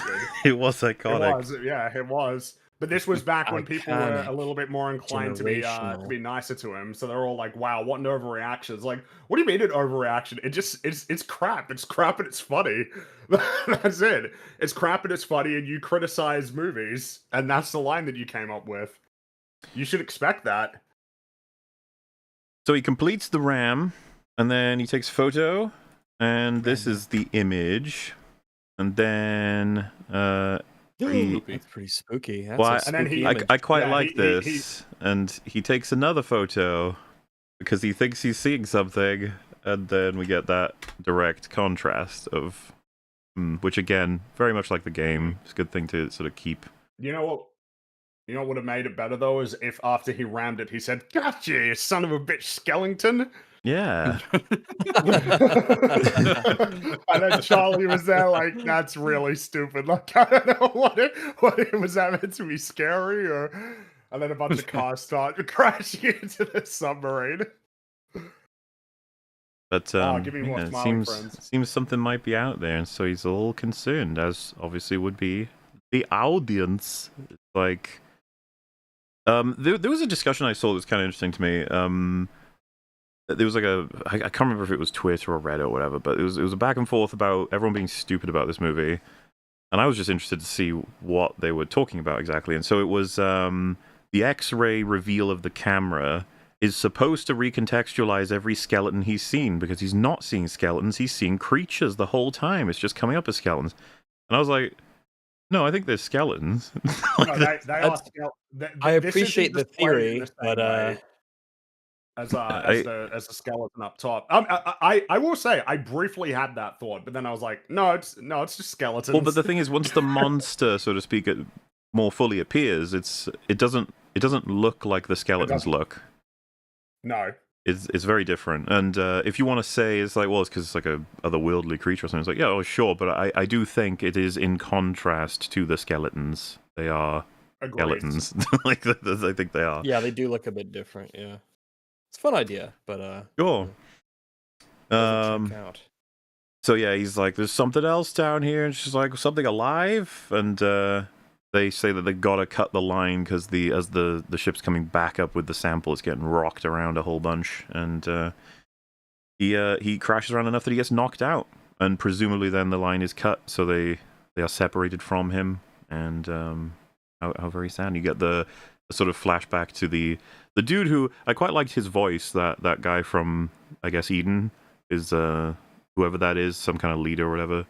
But he says, my son, those stars are already dead, mere ghost light growing dimmer by the day, and then comes back into like back into the present. Cool allegory that you can have there for sure. Almost like the walking, sort of Walking Dead in a sense. Well, yeah, what I took from it immediately was with this scenario, it's like you may not realize it, but you're fucked. There's no way out. You're dead. Yeah. You're just gonna, well, much like the universe. Almost like, what do you want to just sort of fade away, or do you want to not fade away? Ooh, you can say. Haha. Ooh, ha ha. Like cyberpunk. So, because it's that voice from the opening as well. I don't know whose voice it is. It's just I kind of like the sound of it. That's all I'm saying. So I assume it's meant to be like his father or something, but I meant like actor wise. Like I didn't check. Oh, but... right. Yeah. The character called the father. Well, you got.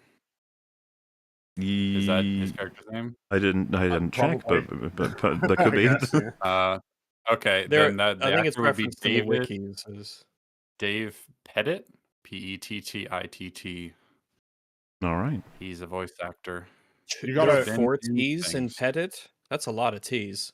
That is a lot of T's. I agree. I think they need more. You have to point out when Alana Pierce shows up because she's in this right, as a voice. Sure is. Yeah.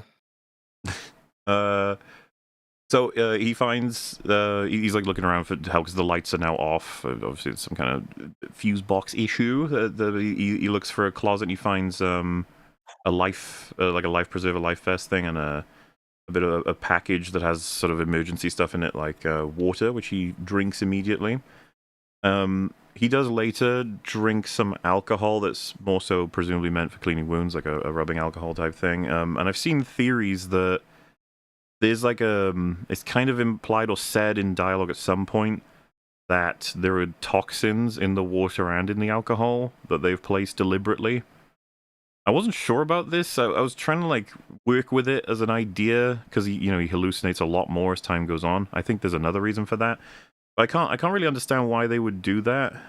Like spike the water. Yeah, he's gonna die anyway. You have complete and total control over whether he dies, which is you don't have to let him out of the sub and he just suffocates. But obviously, why would you sabotage your own mission by killing the pilot? And So- like, not even just to kill him instantly either, but to kill him more slowly over time with hallucinations, which he will get from hypoxia anyway when he runs out of oxygen. So like, what would be the point? Which I What's think is gained by doing that. Buildup of CO2 and what this creature is, I think better explains hallucinations than Oh yeah. they Mhm. did that. I was just like, I don't really understand that. But I saw a couple people talking about it. I was like, all right. Yes. So he finds the scissors and he's able to use that to unscrew a panel that's below him, and then he tapes. He's got tape in that thing as well, presumably like to help with medical shit. And he puts a cross gauze, on the button to make it repeatedly press. And I'll just say now, this of all the things to stand out to me, it really annoyed me. The first thing I thought when he did it was like, you're gonna want more tape than that, like because the cross will obviously just peel off eventually. The button's gonna push forward, which does happen, and he uses all of the tape to produce one cross at a time. And eventually runs out, and it's presented as a like, damn it, I can no longer do this. I was like, why did you use just the cross every time? Why would you put all the tape on? Or like, you know what I mean? Just really tape it up, man. Yeah, it's like come on, man, just You created this problem for yourself, damn it. Second. He was in a What rush. the fuck are you doing? No, Christian Bale. You want me to rip your fucking lights down? No, don't shut me up. Another iconic moment in film. Oh, good for you. Well, how was it? I hope it was good because it's useless now, isn't it? He's got the light on his little preserver activated, and so he's going to move through the bottom little hole area to get to what is presumably, hopefully, what he's looking for on the other end. He gets to it and he realizes it's just the black box, not the the fuses he was looking for. And then there was a moment where it's pretty dark, pretty quiet, and he aims the light back, and you can see the tape. There's a sound of peeling and a movement of shadows. So combining it obviously with, we know he saw something earlier as well. I thought it was like a neat moment in terms of building the atmosphere of like, you're definitely alone in this thing. There's no way anyone else is here, but that's just creepy enough that you needed that working automatically. There's nobody peeling that off themselves, right? No one's actually there right now. But the movement of the shadows enough to just give you that sense of like, what the fuck? Yeah, just enough to It's make you neat, 'cause think, it's to like, keep it in the back of what your mind. what could this be, right? It's like, well, right now it could be anything. It could be that he's going crazy, maybe, and seeing things that aren't there, or there's, something supernatural Yeah. that's happening. That And of course, then it's cool. once it's peeled off, the last one hits, then the light fades. It's just darkness. And it's like, Yep. Which is just like a fun sort of creative little set piece, yeah. dealing with how he needs to actually get light in this tiny little space. But then there's a spark that goes off, and it's like, oh shit, that's the thing I need, the box. And so he gets to it, does a pump action thing. I forget what they're called, but to like jumpstart the electronics, which he does do, and the ship is back functioning again. He's which is progress, I suppose. But as he stands up, he realizes that, I guess with the reset, the porthole screen is open, and he starts getting a hull breach warning, and a crack starts to appear, and so he quickly tries to close it. But before he can, a little bit of blood gets through and splatters on his eyes, which I like that. I like that quite a bit, curious. where like it barely closes and just a little squirt gets through on him. Yeah, no, it's good for tension because actually really close to just dying right there. But I was wondering if the fact that it splattered in his eyes would have also led to something, like that might have done something to him biologically, right? Because I'm not fully convinced this stuff is just blood, Mm-hmm. I can't remember. Do they confirm in the movie that it's human blood? They do in the game. They do not in the. 'cause I don't knew think that they going do in the into it. movie. Yeah. I think the only thing that kind of tells you what the blood might be is, I think there's a line in the movie very briefly where Ava says something along the lines of being able to synthesize it into food. I want to say it's confirmed in the movie it's human blood. I can't remember the reference, but I can't remember either. Maybe, yeah, I could just be forgetting. I just know in the game it is. he does. I've got the poster here somewhere, but he does end up in a hospital because of what the blood does to his eyes. Unfortunately, Right. Markiplier. Like, so, Oh wow. obviously it's supposed to be completely safe, but I guess maybe an allergic reaction. I didn't find like the specifics, but yeah, he posted about it. Yeah, it makes me wonder what they used.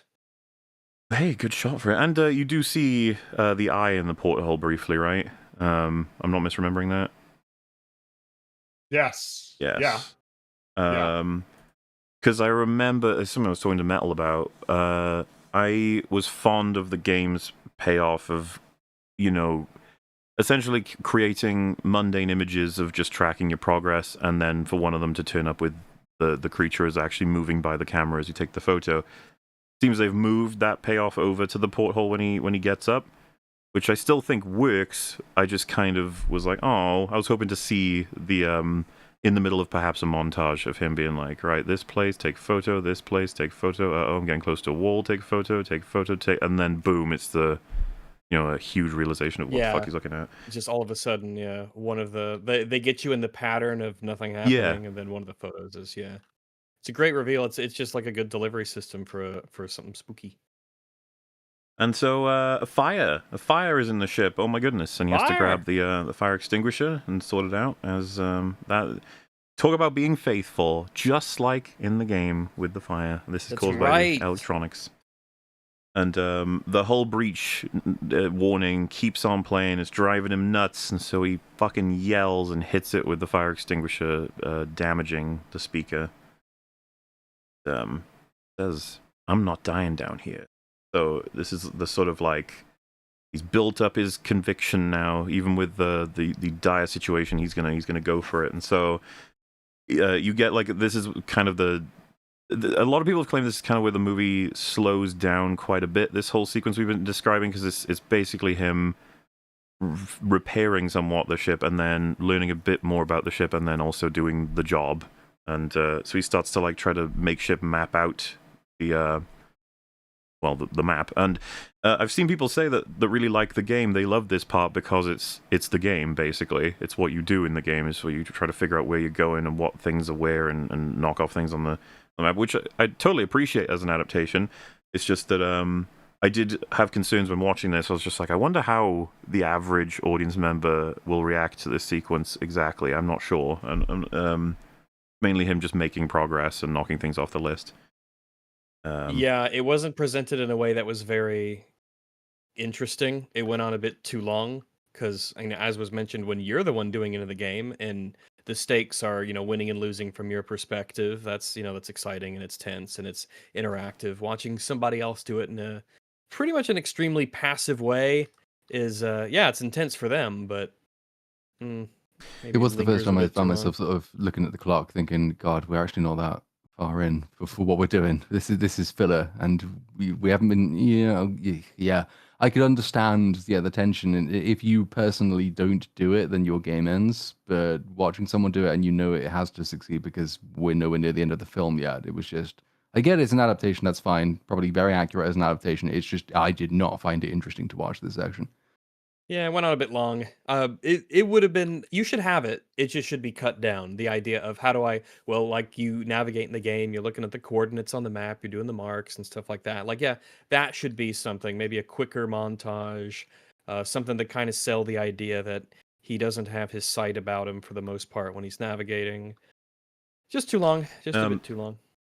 Not enough So then we variation. get, as he's taking photos and moving through, he gets these back to back, which I was, again, quite fond of. And I like These it. were good ones. Not These were good spooky. ones. Yeah. You Were there see- were there 2 or 3 where it's like closer than further away and then gone? oh, it might have been. Was it I'm just the sort of just 2? using these two as the contrast again of. Yeah, it was good. I think because it was at least 3 of them, and it was on this slow retreat away. It wasn't like it's there and then it's gone into flash. It's just almost like confidently retreating while staring at him. That was like gave it an extra level of spookiness. Like it's Yeah, and not afraid of him at all. It's I just love leaving. the quality of the images, and then the fact that we know just by nature of how this works, they're on a timer, so you can be shocked and horrified by this, but it'll eventually fade, and you're like, okay, do it again, and then it's just gone. You're like, so what I saw, like, yep. Oof, all right, that's that, I guess. And Solid stuff. he's just trying to push on through this sort of shit right now anyway, which it's not reassuring to see, but as long as it doesn't bother him and he doesn't bother it, then it'll be fine. I think he He's says. I think he says the line like almost specifically. He's like, "You don't bother me, I don't bother you," or "You just pretend I'm not here." I think is what he says. Just pretend I'm not even here. Maybe they can be friends. He Yeah, moves to he did friend down here. a way wackier and hard to sort of understand thing and labels it alien shit on his map, which I think is kind of fun in terms of I like that. getting bearings. Yeah.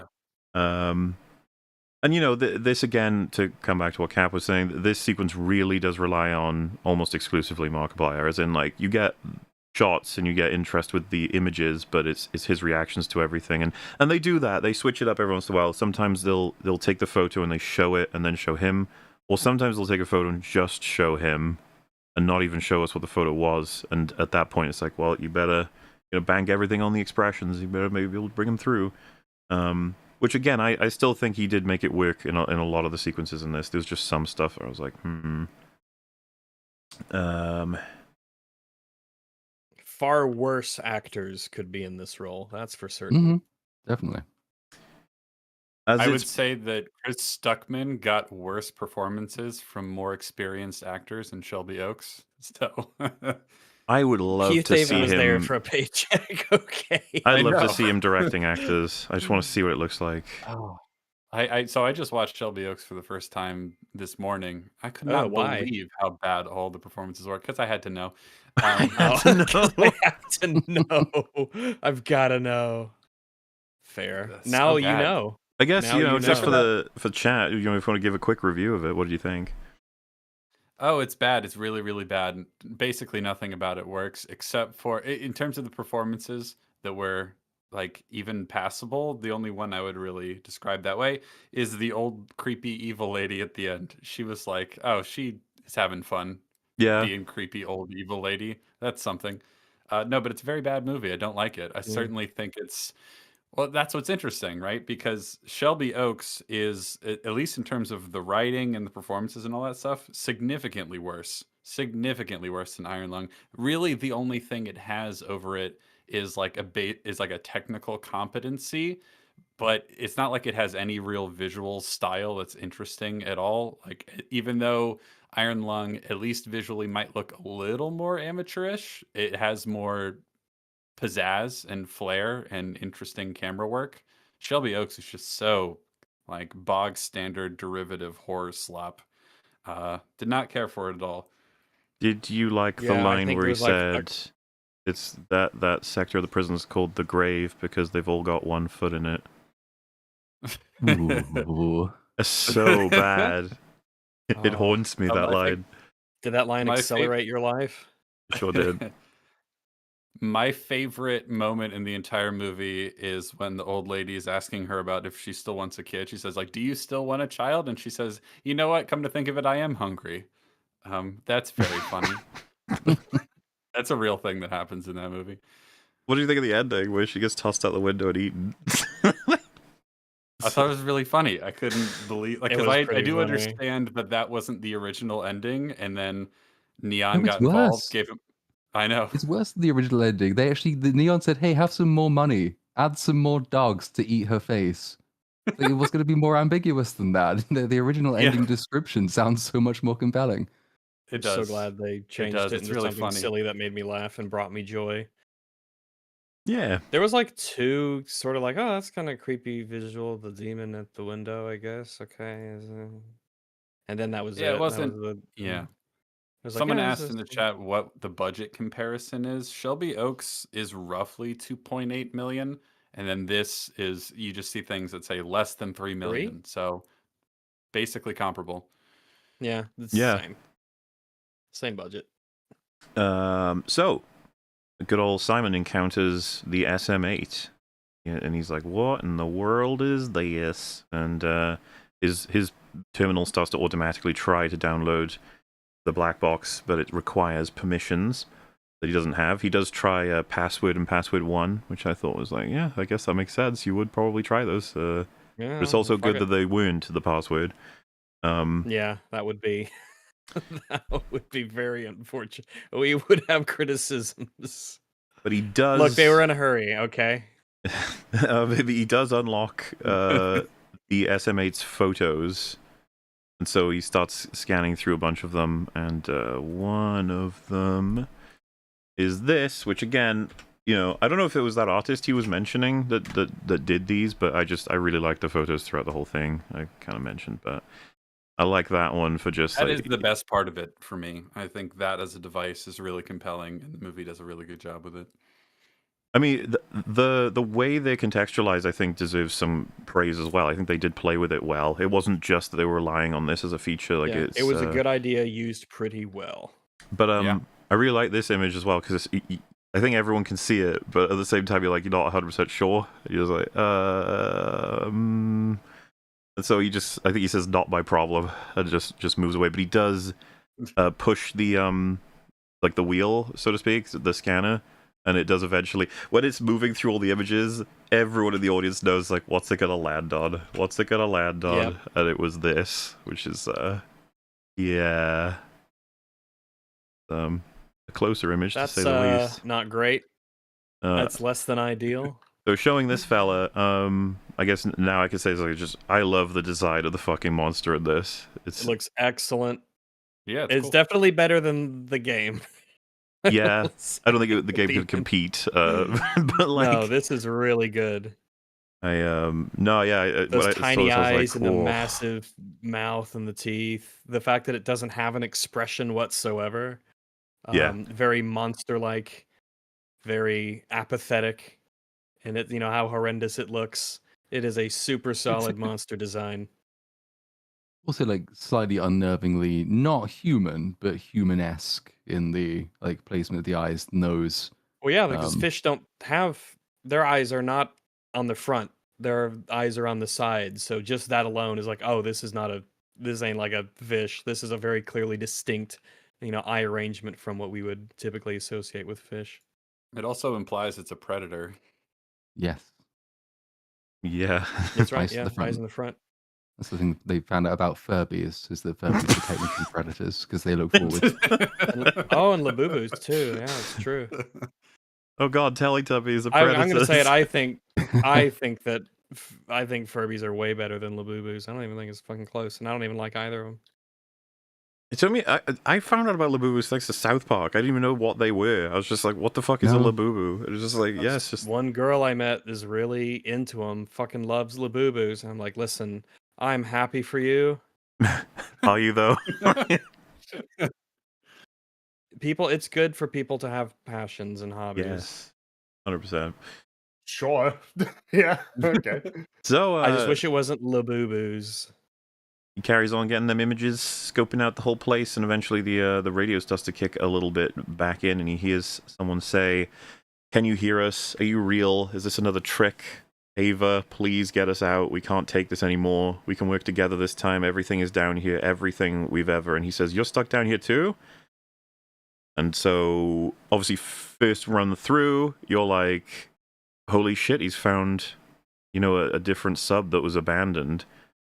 Which is funny, because the reality is that this is the creature that's speaking to him with... I assume everyone's on the same page with this, but may as well say it now. The creature it has, like, psionic abilities and can use the dead that it's consumed to, like, simulate them in your... like, to speak to you. And it even absorbs, like, their histories. It knows what they knew. And it can, like, simulate them, which is something I very much enjoyed, and I think they made some good use of. There's a couple of things we'll talk about in the third act, but I think it's a really creepy and unsettling power whenever it comes up in something. The Wendigo aspect, mimicking voices. Oh my god, that one kinda time they used it at Midnight Mass and never again. Midnight Mass, and then they never did it ever again. We're like, oh. Well, that thing was really terrifying that one time you used it that was completely removed from the show and every other aspect, but like, okay. It's What do pretty you much mean? They the only did it thing I already? remember about Annihilation as well is the bear creature thing. Oh that's god, Oh, yeah. yeah, Great, yeah. it's the so one great. thing that kind of stands out. You just want to pluck it out and put it in a good movie. Like, oh, I Yeah. love that bear. Get This that movie bear could out have of been there. good, damn it. So yeah, obviously we don't realize that's what's happening, and so at first, what the conversation amounts to is just them agreeing that they're both basically fucked, and that just be careful with your oxygen because it reaches a quarter supply at this point. And he says, like, can you please just keep talking to me? He's kind of despairing on the whole oxygen front, and she says, what would be the point? Just run out of air faster. But maybe that's the best way to go. A lot of others went that way. And then he says, I don't want to talk anymore, which yeah, fair. But it's kind of interesting to think about it again. This is the sort of, what the creature's trying to achieve with this sort of thing at this point. But she says, you don't understand. You haven't seen the light. It changes everything. It's what caused the quiet rapture, or a fragment of it at least. A light shining through like nothing else in the universe could possibly matter. You have no idea what's waiting for us down here, and some things are too dangerous to. And he says, whoa, I have a concussion, CO2 buildup, something's happened. Just are you my imagination? I don't know what's real anymore, because he's just completely losing it. And he's obviously had the hallucinations as well. And he says, why doesn't anyone else, like it's the thing from the trailer, which is I was about to say, but I'm not sure if necessarily it's true. It's like something he needed to nail, this part. He's having a big speech about how everything's falling to shreds, basically, and he does the thing of Shreds, you say? to shreds indeed. He says, I just want to live. Is that so wrong? Which I was happy with, and I think it was something that he needed to do right, because it's he's been through a lot, and as part of the speech explaining just how everything's fucked, he says that they probably wouldn't have put a CO2 scrubber in there or a backup tank, and that he's wasting his time talking to a phantom that didn't exist in the first place. Like, it's just at the bottom of the everything at this point. And I think it works, and it's not the easiest thing to have delivered. And then he says, what would you give? Would you give everything to survive? And then he says, I never had anything to begin with. So I guess that's a yes. And she gives him coordinates that's going to get him to what may very well be freedom and to be able to live. And it's a bit of a newfound sense of like, all right, let's do this. We got a mission. But before that, she says, do you believe in God? And he's basically, he has the correct answer. He's just like, I'd rather not have that conversation. Do we need to be doing that right now? I don't think so.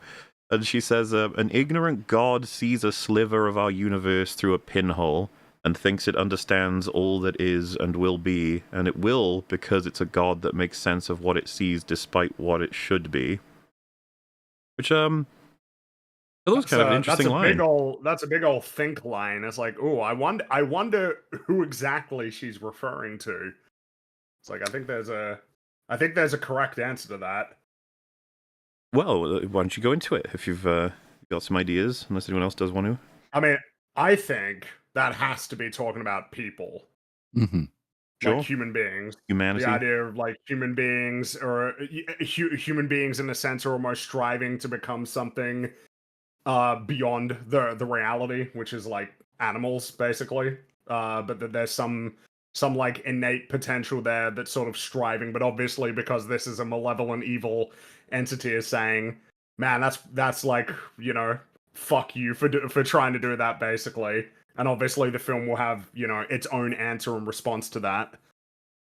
Yeah, like we're almost designed inherently to where take whatever's do you get around off us. thinking that you can be, you know, gods? Where do you get off thinking that you have any reason to be more than what you actually are?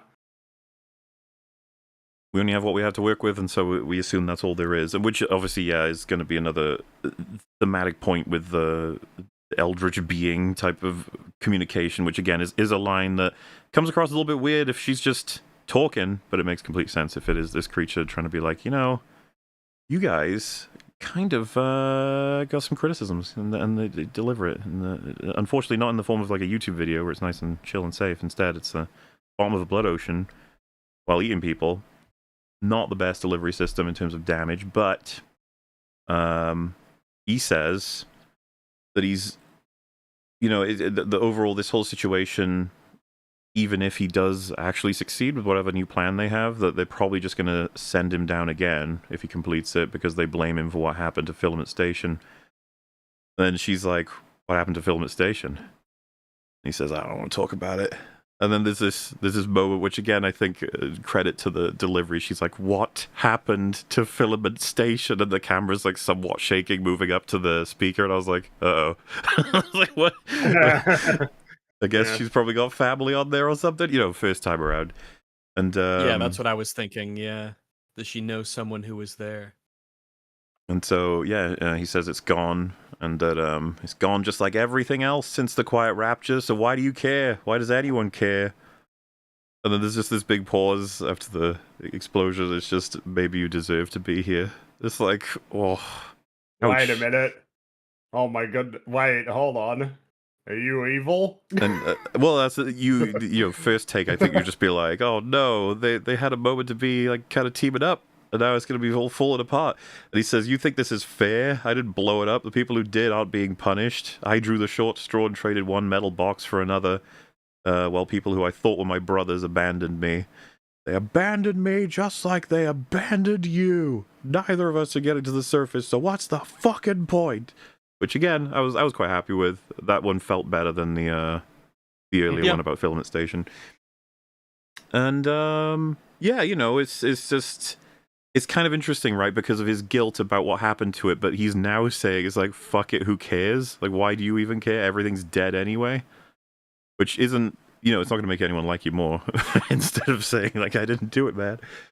But, you know, why would the creature take issue with them if it's not invested necessarily, which we can talk about a little bit more later as we progress through, because it's starting to rev up a bit, you know, the old story, I would say at this point anyway.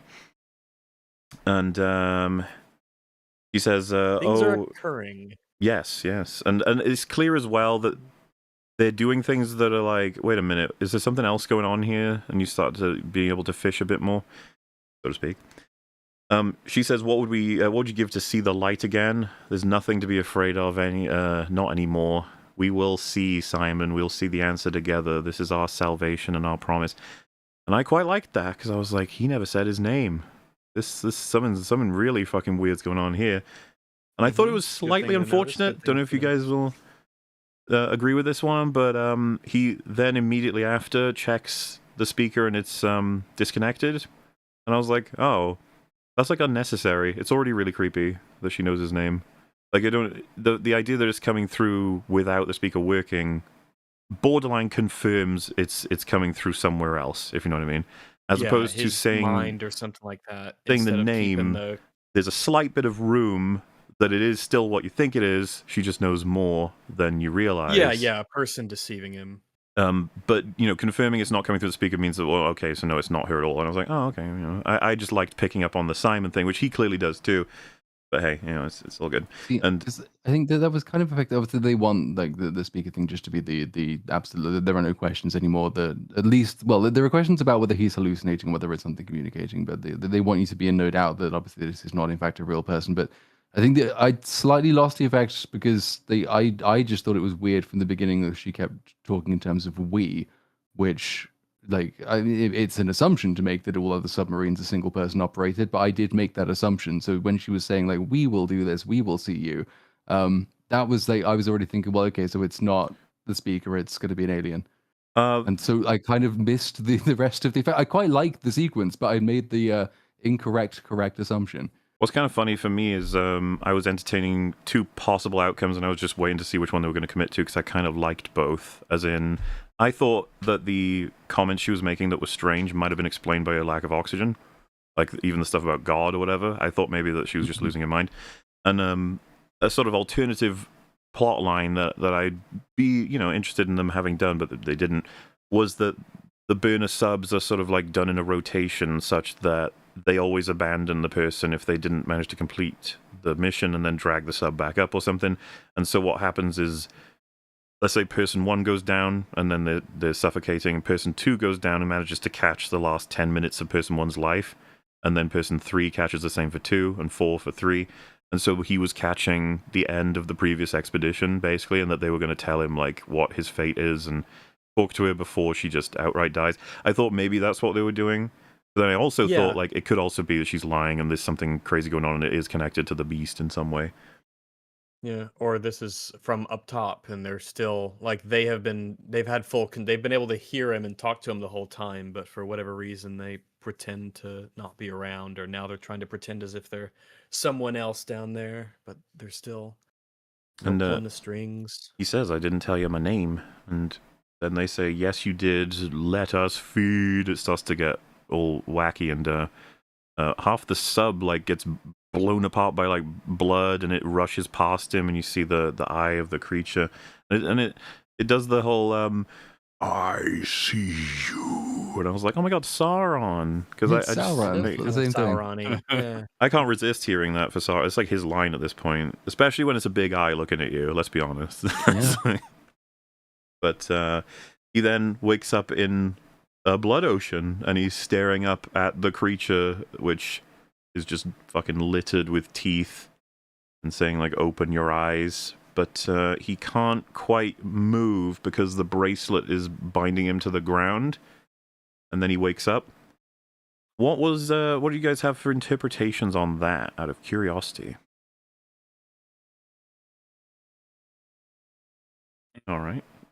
Well, the impression I got was that was the creature's attempt to kind of envelop him psychically, and that it would have worked if not for the fact that he had that bracelet, and it represents the sort of the tree and the hope and the symbol of like life from Eden and everything. I don't know if I'm on point with that, but the idea that it wouldn't be something that's restraining him, it's strictly a good thing. So the fact that it was preventing something from happening in that sequence, like tying him down. Like he's still tethered to reality. Yeah, I thought that. I think the bracelet saved him. I could, yeah. I mean, I could read that. I mean, on the other, yeah, that's probably more interesting than just, well, it's just binding him down so it can talk to him while he can't move or run away. It's kind of like, yeah. By this point, it's Again, this is me just not really vibing with the genre though, because it's like, well, okay, either he's mad or it's an alien thing that's never going to get explained. So, yay. I mean, we might be polar opposites on that because I have a bias in favor of this sort of stuff. So I thoroughly enjoyed that sequence for what it was, like the fact that he was in the ocean, the creatures staring at him, and it's like a mindscape situation. So it's a battle of borderline will and spirit, and then the idea that he would have broken if not for the fact that he has this memento that reminds him where he was despairing to have some hope, because that's like the whole idea, with the leaves and the tree and stuff. So like that means more to me than had they just said, like, look out, the alien's gonna get you. I think that follows. I mean, Yeah, that's not especially bad. thematically, given what the film is about. Well, it's going to come up again as well, that bracelet, like how it's important. But upon waking up, he's not feeling great. He has a little bit of a vomit of blood, as you do, and it's he's likely running on some fumes at this point, but he's still going, and he sees what would be a burnt man sitting in the pilot chair, and he's missing his I think his left arm, which is curious considering how the film goes. And it's like, so he turns to stare at him, and then he, like, the contact with the surface comes back up again. I figure that creature, that guy is I don't mean to sound pretentious, but his trauma personified, as in what he's done to people, and a little bit of foreshadowing as well. I mean, it makes sense given how much it really wanted to press him about Filament Station and sort of thing. Yeah, and I mean, I liked it. I thought it looked cool, and it gives me a reassurance that if he's going to do something like Amnesia, he should be able to pull off the Gatherers in terms of keep them in darkness. Keep them in dark, you'll be alright. But the prosthetics look good, is kind of what I'm getting at.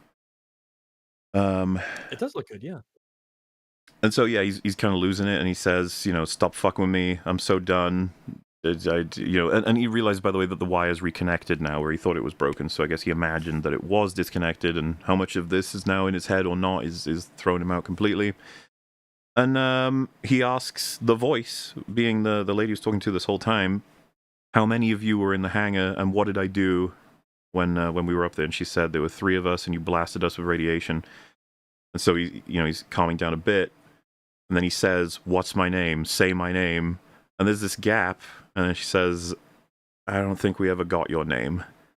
Which I thought was kind of a neat payoff, in the sense of you don't see that ever, a confirmation of who you're talking to by knowledge they don't have, because of how a bit unusual.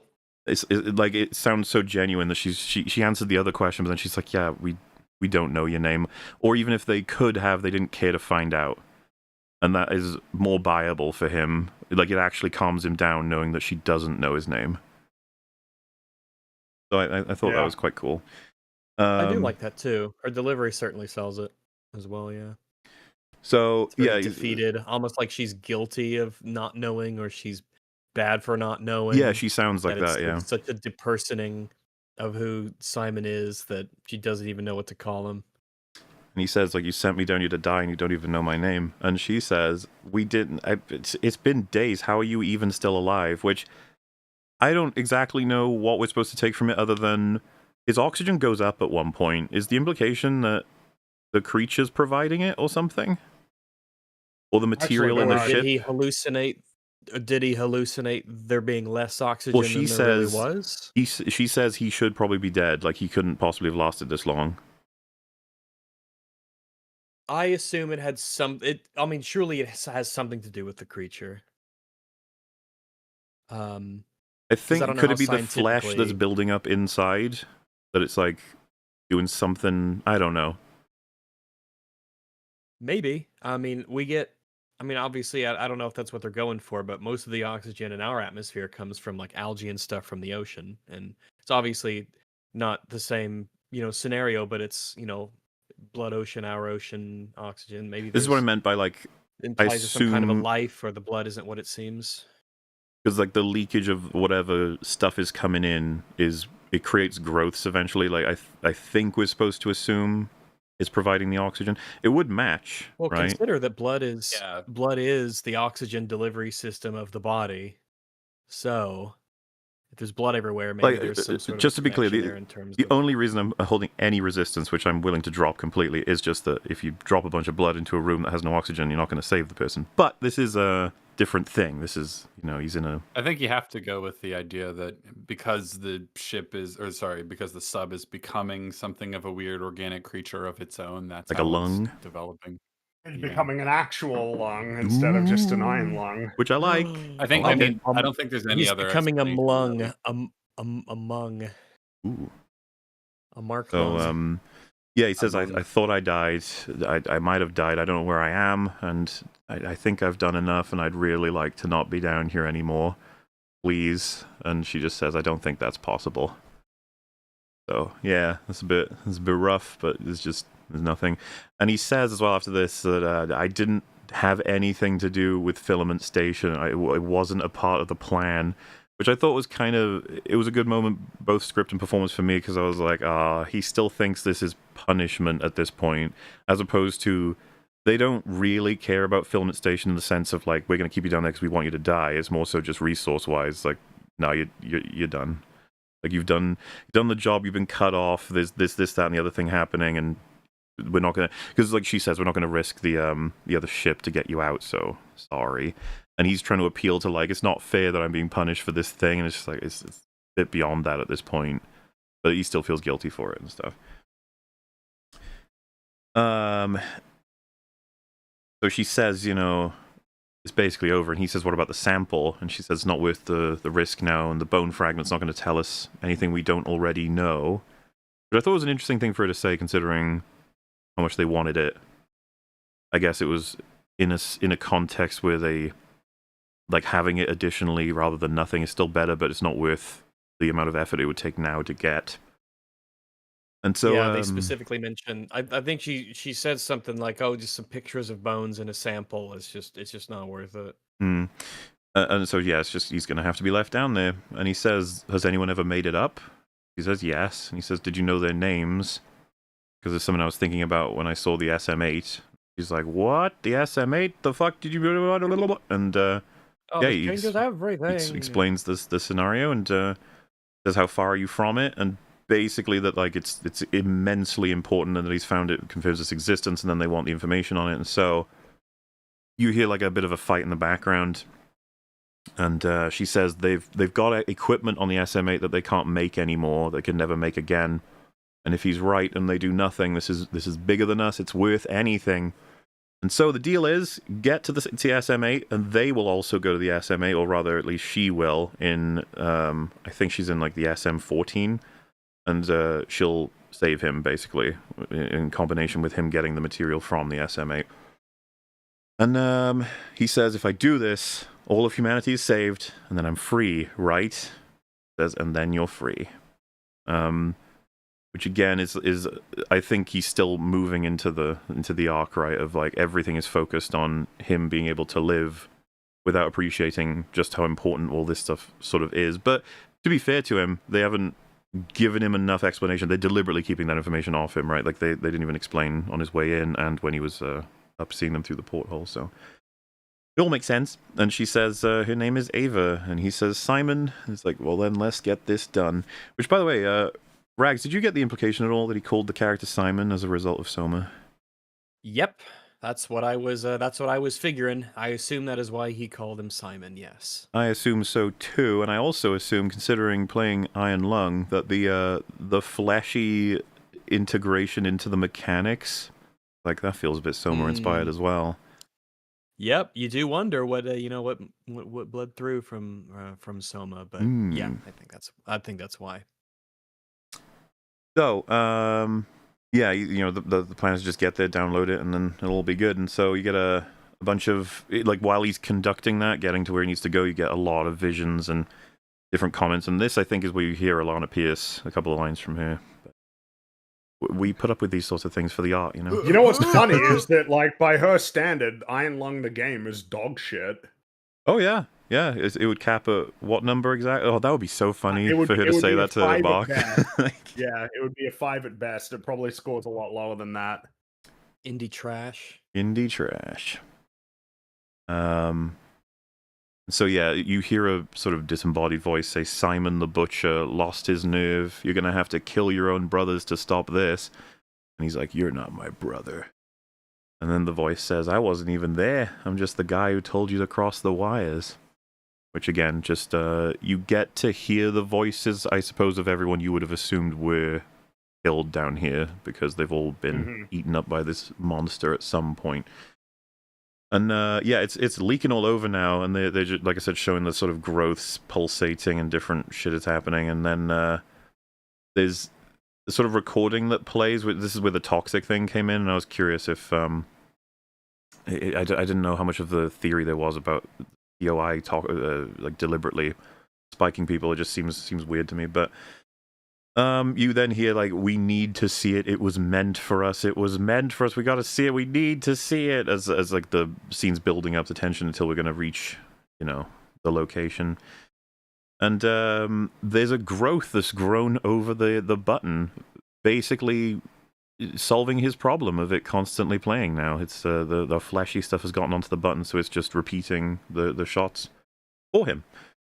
And as he's getting closer and closer, a droplet hits his head, and he's going to reach for it, and he realizes his arms, like, he's put bandages on them, there's blood coming through. So he starts to, like, peel them off, and his flesh is doing some really gross shit.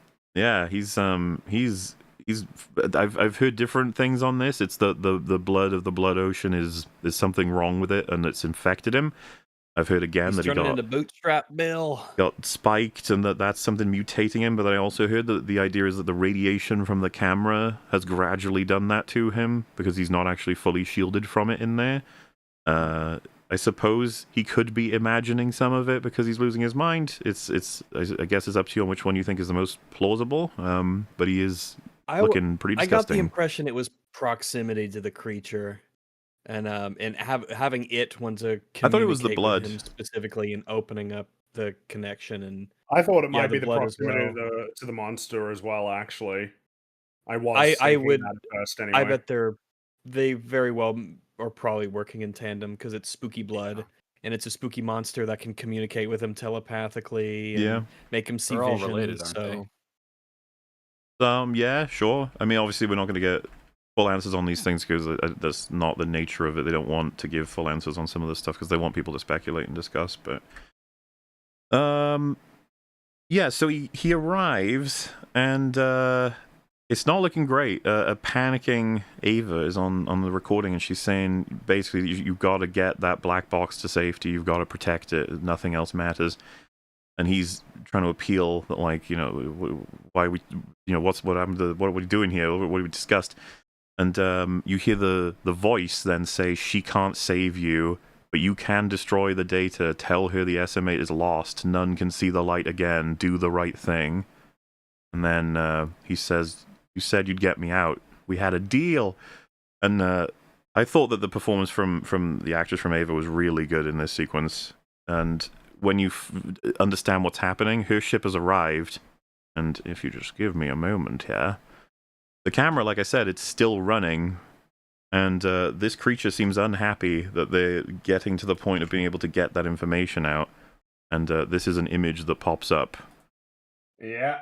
So Ava is aware. Ava's here. She's in that ship, and she's bored, like she's nearly dead, and she basically, like, begs him to get, she says, you deserve your freedom.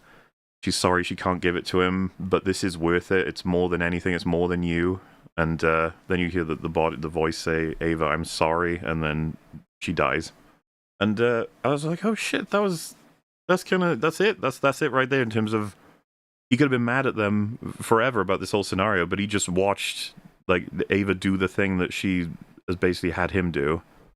Like, she actually gave her life for it. It kind of says something about her character, She wasn't kidding. This was all that mattered to her. Yeah, and the delivery of the lines, it had this freneticism to it, and it was, really, like, it was beleaguered, and it had its energy to it at the same time. It was really good. Sold it really well. Yeah, I felt kind of bad, even though this whole scenario has been insane, and just having it so that his ship is parked such that he watches it in pieces as the photos are coming up. while listening to her. And of course, watching her die, while only thinking, is there any chance that I can still escape while also caring about her, while also understanding the situation? But this, I think, is what would give him enough to sort of understand how important this sort of thing is. But yes, she's dead, and the voice says, her blood is on your hands. How many more bodies will you climb over to save your own? Your mother wouldn't recognize you. Is death the only thing she taught you? Which seems like it's kind of tormenting him. It's being a bit mean. Of a real Being a jerk, bit man. Yeah. It's not the kind of thing I would hang out with, personally, even if I was in a blood ocean. Not even if I was at the bottom of a blood ocean on a weird moon. So he says, you're just a piece of shit that doesn't know it's dead. What do you know? Fuck that, fuck you. You want to eat me? Come and try. And so he rams into it and then starts to back off. And you just start hearing it go, Simon! Which, it's hard for me to hear anyone yell a name at this point and take it seriously because it's too soon after Metroid Prime 4, okay? I've got trauma. Oh, yeah.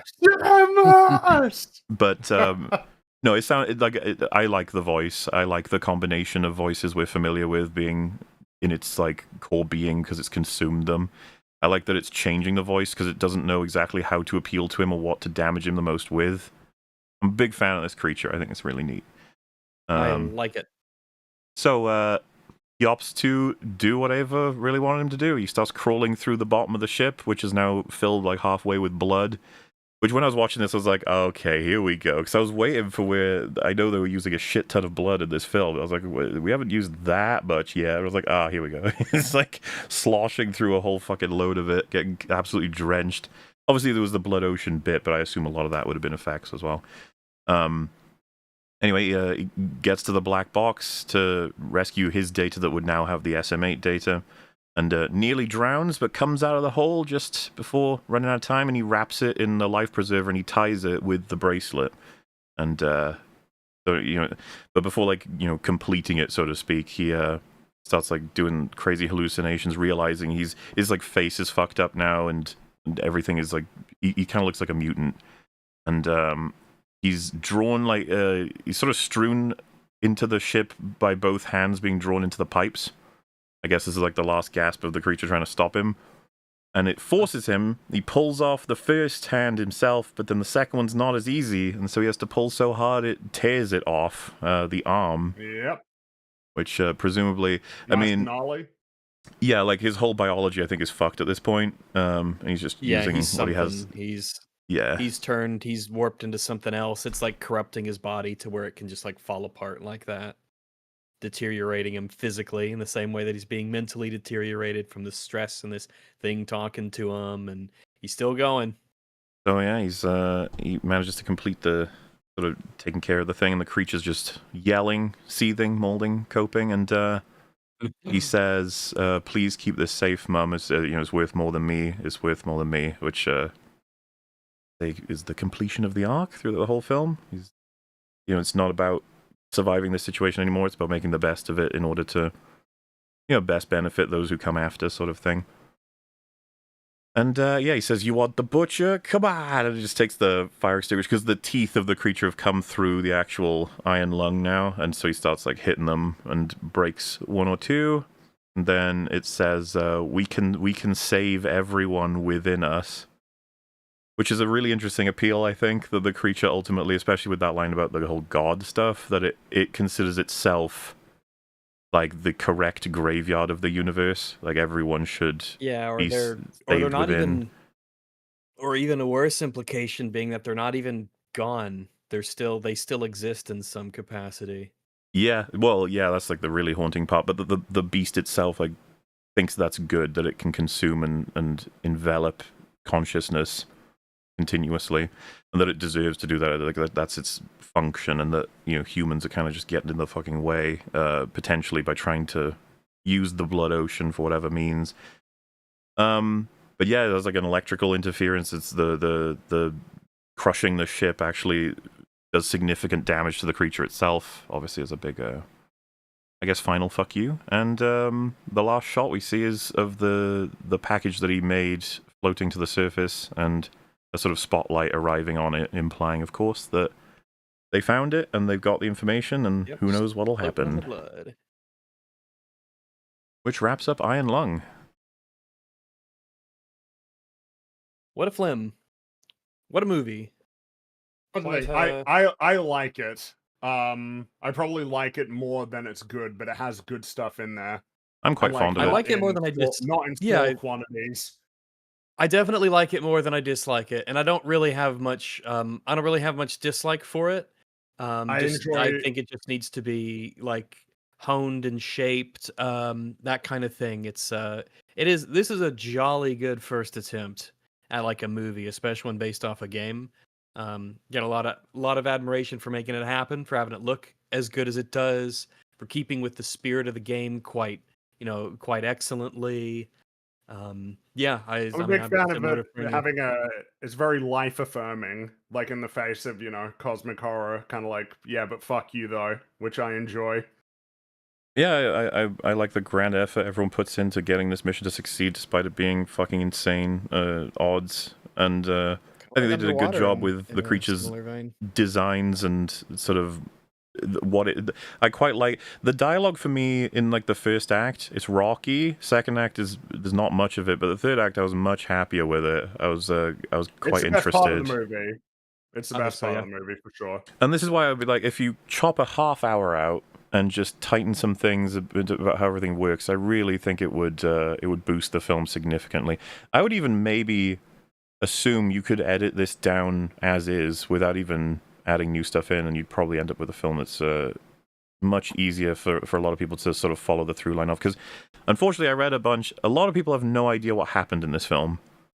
As in, they're like, what was the creature? I don't think I get that.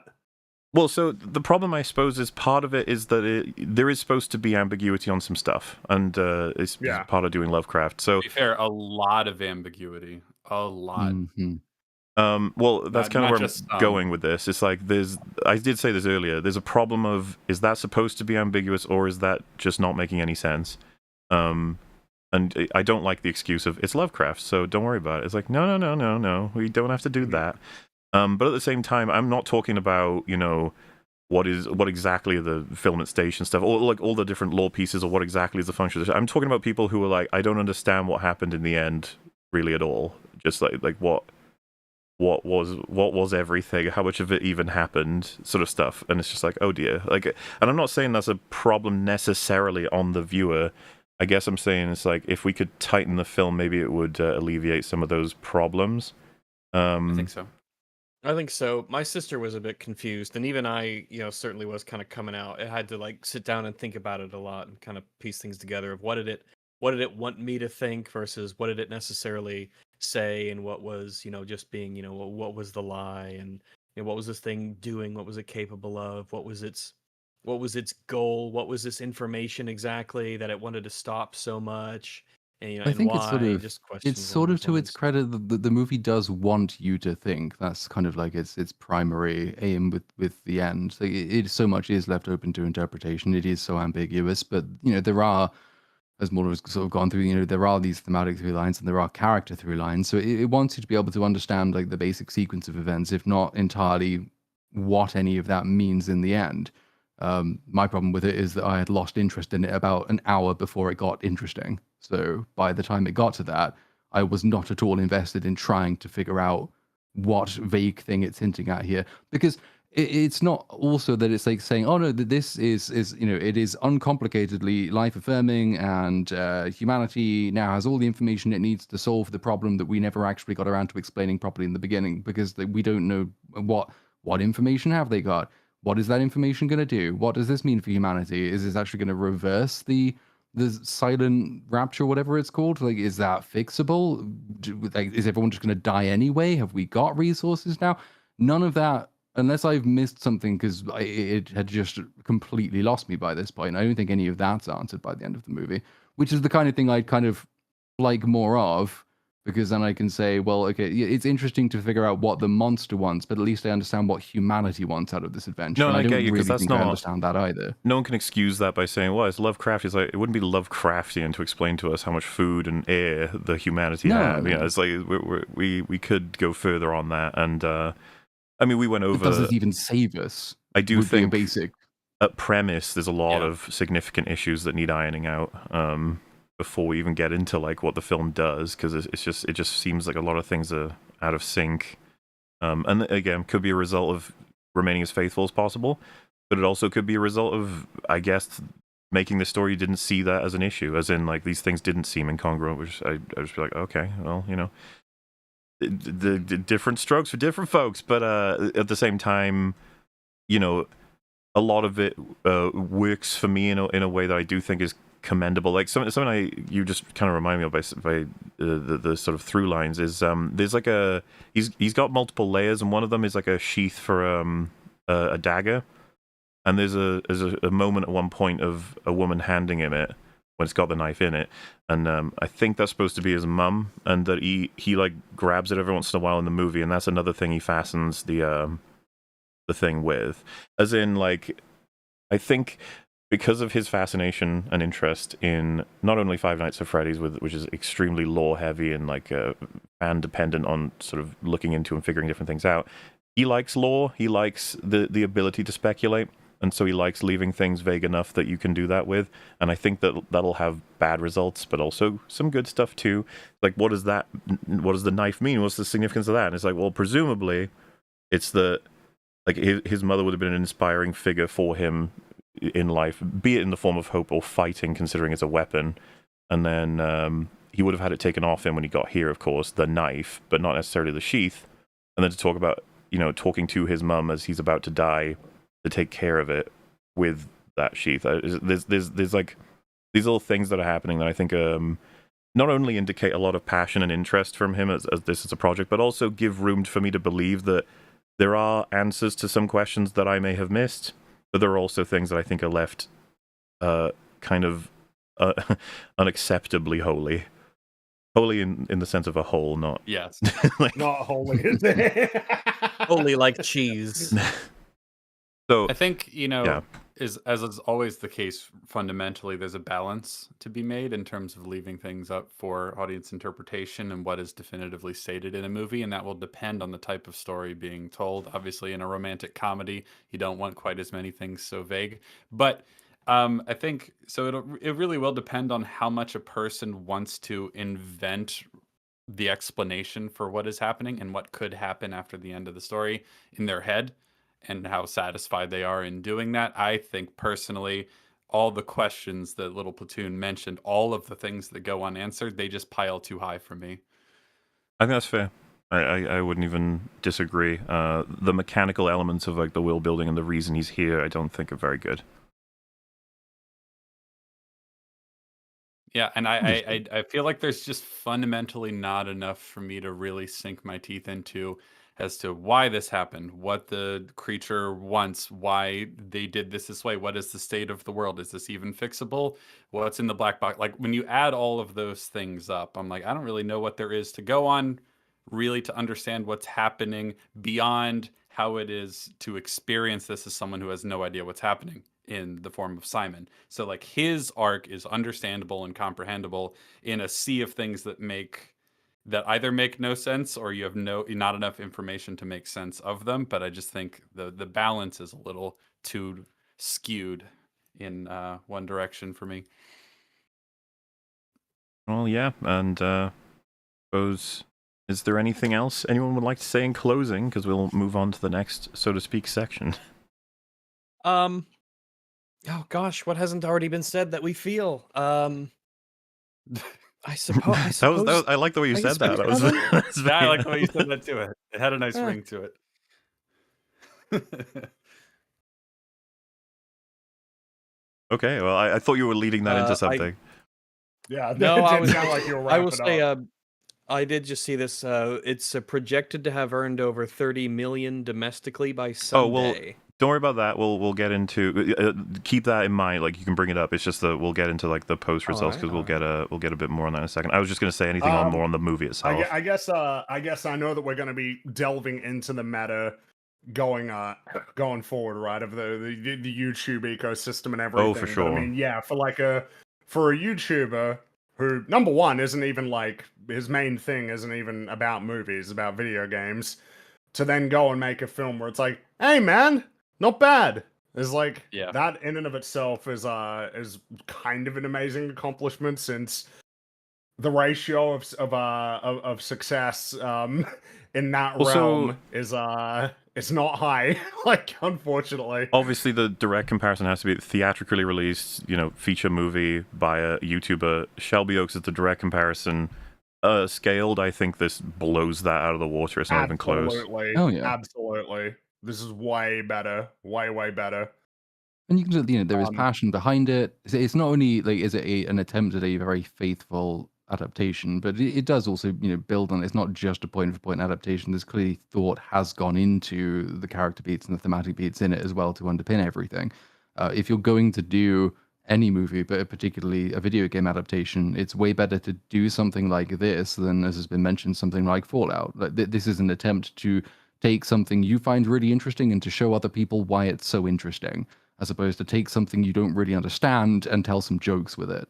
So more of this, like this is a step in the right direction for video game adaptations generally. Doesn't do much for me, but I appreciate the mindset that goes into it and the talent that went into it and the passion that went into it, and the result is much better than a lot of comparable things. Yeah, I guess that is kind of a fascinating thing, right? Because this film, for me, is probably hovering around like sort of 5-6 territory, somewhere around there. But that does rate it pretty high among video game relatively? adaptations. I was going to say, why did you say that in front of Cap? He's going to beat you up. Wait, for what? Why? Oh, I assume your rate would be far lower than 5 to 6. I don't know. Oh, I mean, I'd go like 4, so it's Okay. not that much lower. Yeah, really. Well, wait. Just so we understand, what's Shelby Oaks for you? Oh, like a 2? Okay, all right. Bad. Yeah, that makes Yeah, sense. yeah. I mean, that's about.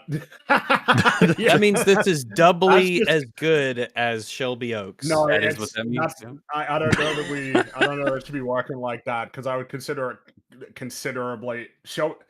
Shelby Oaks is awful. It really is really, really it's bad. worse than I was expecting. Yeah, It was worse than expected, which is honestly like, really? It's like, yep. That breakdown, it was just like, God, there's a problem at every fucking turn. I don't know, because Cap, you said you just seen it, like, all of it, and it doesn't have I just anything watched to it this say that's morning. worthwhile. everything, every step of the investigation, everything about how it starts, everything to do with all of it, none of it makes sense. There's a problem at like every single sentence of how everything runs. And It's it's not even a crazy. complicated story. No, it's really incredibly simple. It's really simple. It doesn't have much to say, and it's like a disaster through and through. Fundamentally broken. The sheer Whereas- number of ways that the story should have solved itself before the story even started is quite impressive. It's like, how did the police not find the graveyard of murdered babies? Like, did they not even look? No, they didn't. And I really guess bad. it's gonna sound like we've just given it borderline a 0 out of 10 out of context, but you have to remember our scales. It's not we don't do the 7 out of 10 at least. You know what I mean? Like everything is fucking moved. No, like if you're getting to a 5 or a 6, is like, hey. I mean, yeah, the people who that watch is this, average. the people who watch this show know that's a good score. I mean, Yeah, bear in there are mind, many bear in mind 5 and that 6. if this movie is a 5 or a 6, that means that we rate it higher than like basically every Marvel movie since Infinity War. Pretty much. Yeah. And 5 there are a lot of 5 and 6 movies that I think about to this day that I am interested in, that kind of stick around. You know what I think about? Sure. Well, The Empty Man and I mean, I understand. When Evil Lurks. And... maybe going against the grain here, but like Iron Lung did stick in my head a little bit. I was thinking about it when I went to sleep the night I'd seen it. I was just like interested, but I think again I've got a really strong bias in favor of this sort of thing. It's fun to me. The whole spooky creature that has that kind of like investment in consumption and toys with people that sort of way. And I like the blood ocean too. Also, the idea that is human blood, does that mean potentially that the Quiet Rapture was just all the planets disappeared, all the humans got mushed into blood and thrown into these moons? I don't know. Who knows? I mean, it makes you wonder: Say. are these where all the humans went? Where the planets go? Who? I mean, was it the planets that got bloomed away, or was it the spaceships? There's a lot of questions that should not be answered, probably, and just let it be there. Just let it be there as its thing, as its weird thing that makes you think. Mm-hmm.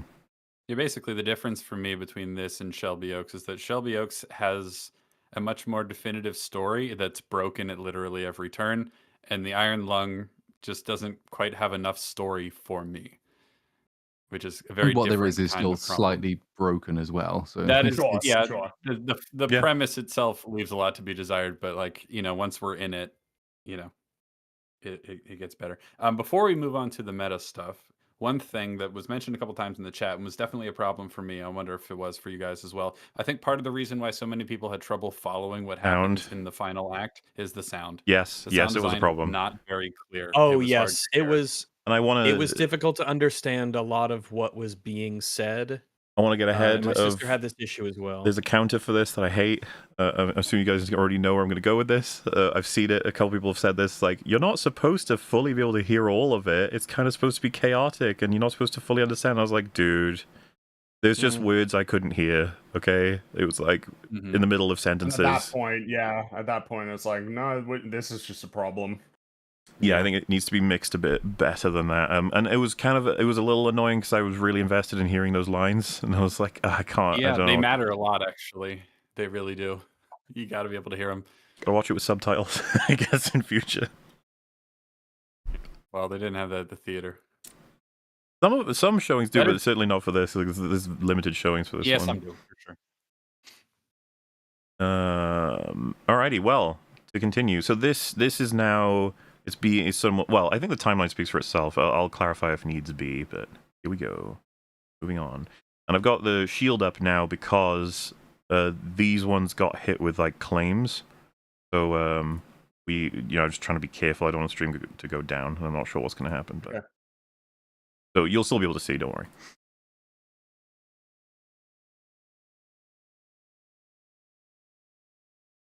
And Oh my god, this is a long I want to show you something. I've been talking about it for Hey, a while, but I don't think I've ever shared footage of it. And this is a little behind the scenes of Iron Lung, so it's not spoilery, but it's kind of peering behind the curtain a little bit.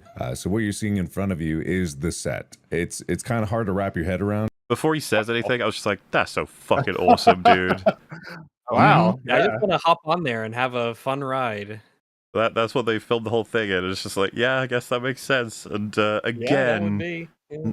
no, I don't mean to compare with Chris Stuckman, okay? But just like this alone is already like, good God, like you must have packed a lot into this. You did it. You built it. You built a set, and it's on little pneumatic tubes and pistons, and it moves around like a fun, crazy, wacky roller coaster. Because I thought that they just played around with the cameras, and then he would move in a I certain thought way, so too. and then you pair them together, like whenever the Enterprise gets hit by a torpedo and people move around, but it's the Yeah. shape. It's something like that. But I'm like, oh, really? Look, you're really getting bounced around in there. Yeah, it's interesting because I didn't assume it was real. I didn't assume that they actually were moving and tilting the set around. So I did enjoy him I don't getting know, thrown around, and I was curious when watching. I was like, that must have been a stunt double, right? Because that looked like it might have hurt. You gotta be careful there, bud. Unless they padded the walls. I would have assumed, if anything, it was like wire work, not that they're literally Yeah. moving this. Okay, so I can see how they spent $3 million now. That's for sure. Because you don't really know what you're looking at. It's like a house being thrown around, which is basically what this thing is. But this is the NACMO. This is the thing that we used throughout production, driven by this guy over here. We call him Nick Mo. Really fun to work with. Well, pretty much everyone on set was really fun to work with. I could sing their praises for a very long time, and I probably will. If you listen Except to for this those people. You know who You know what I'm talking about. What? No, it's a thought. It's a thought. It's to make it, but it doesn't matter. It didn't land as well as I thought. land. So whatever. How did we get in here? Cha. Every time it's referenced, we feel like doing the whole scene. It's like, no. The whole thing. We'll yeah. move on. It's fine. Yeah, no, I agree with Charlie. I mean, who are you? Yeah, we don't even know who you Private are. event.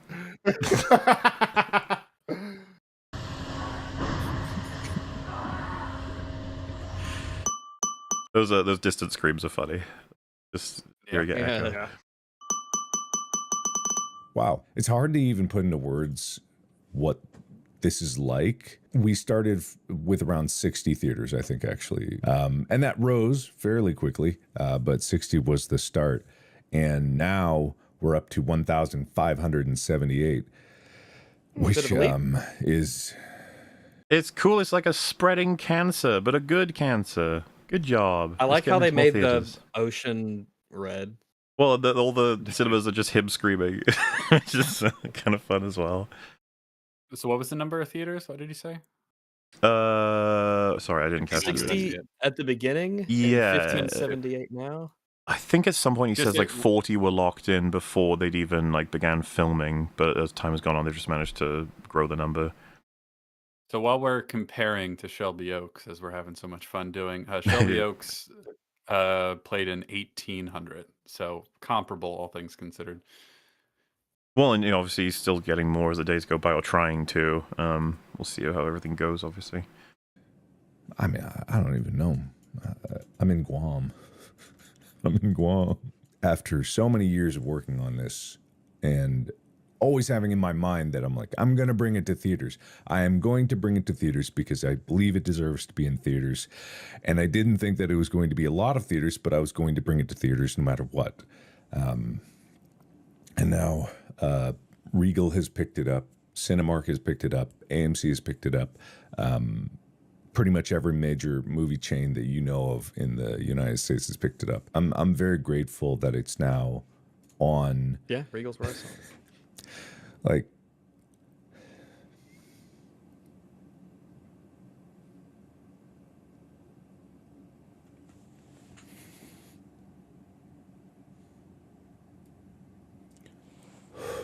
Jeez. it's I don't think Chris Stuckman can cry. I'm not sure. I think our scientists are getting I don't back think to it's us on possible. that, but no, I don't think so. He's And just yeah. not, I can't. I can't imagine the feeling he's having seeing his movie like being officially presented and being seen by people. Obviously, something else happens in a moment that's likely even more impactful. So before, Karen, I just wanted to let that play a second. Yeah, it's wild. Yeah. Yeah. It's... I really like his gown. It's got boo on it. I was gonna ask Fringy if you really like that. It just Yeah, you know, it just took me a little second to register. It's like, oh hey, that's like it's got boo on it. That's fun.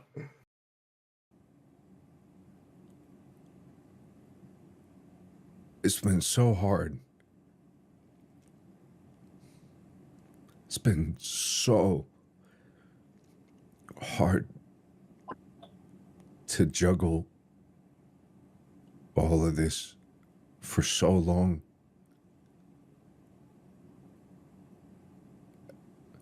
I just never expected something like this.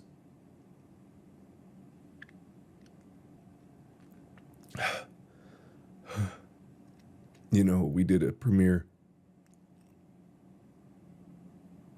and I guess I got some kind of imposter syndrome or something.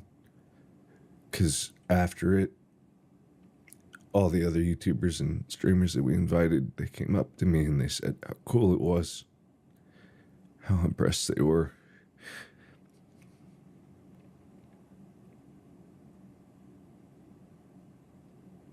I just, you know, it's so easy to get lost in the sauce when you're 3 years into a project and you've only had your reputation and your word to go on, and you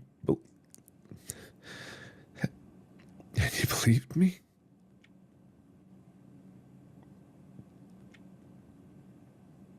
That means a lot. I've said for years, for my entire time doing this YouTube thing, that there's real people behind the numbers, that it's a real thing, and you have to always treat that with respect, and you have to understand the number of lives that people live outside of this internet sphere. Oh man. And now it's playing in my hometown, and I am now I know for sure that this map is not complete. It does not have all of the theaters that are available, because I know that there's a showing in Milford, which is it's a town in Cincinnati where I grew up. And yeah, it's just been really cool. The Esquire is just a beautiful place. And it's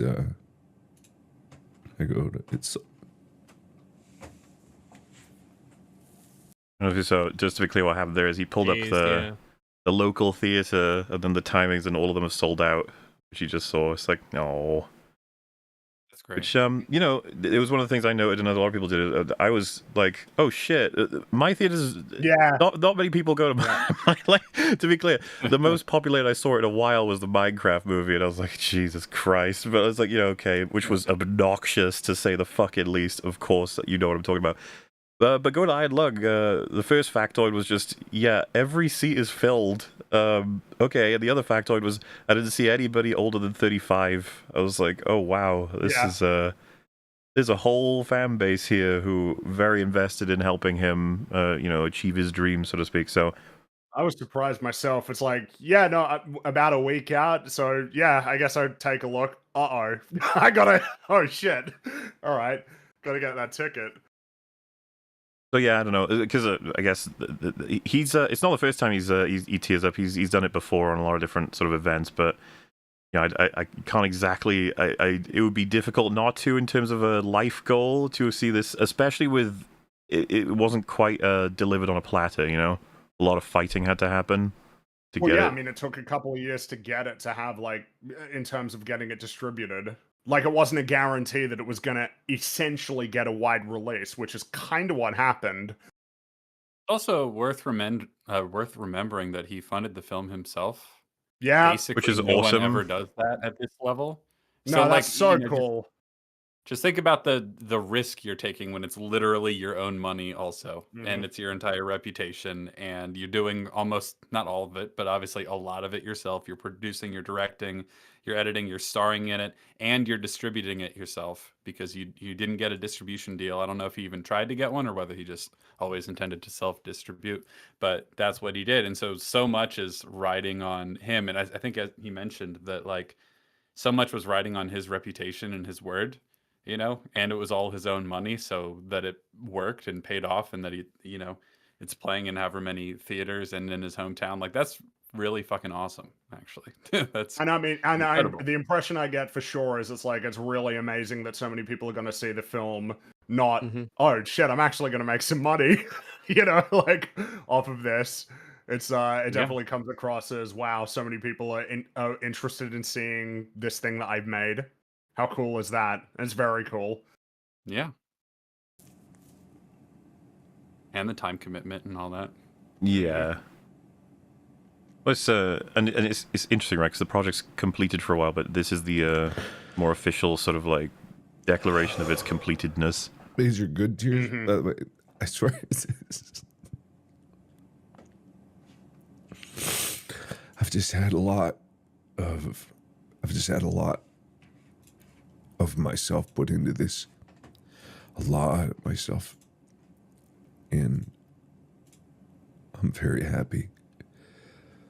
I'm very, very happy and motivated to keep making things. I just have this desire to make things.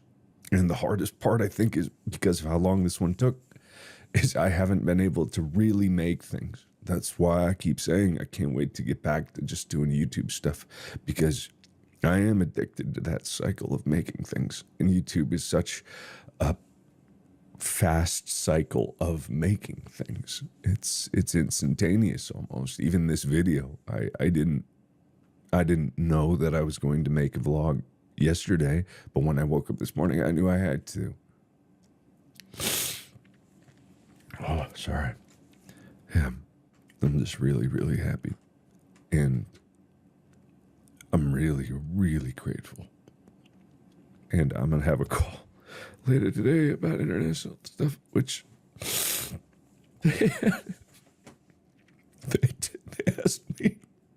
They asked me if I had international rights to the movie.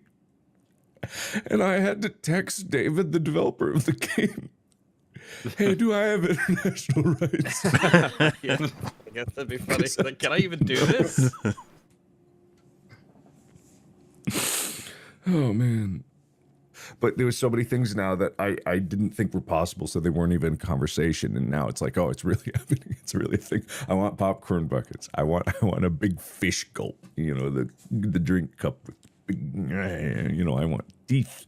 I want a blood bucket of popcorn. I want.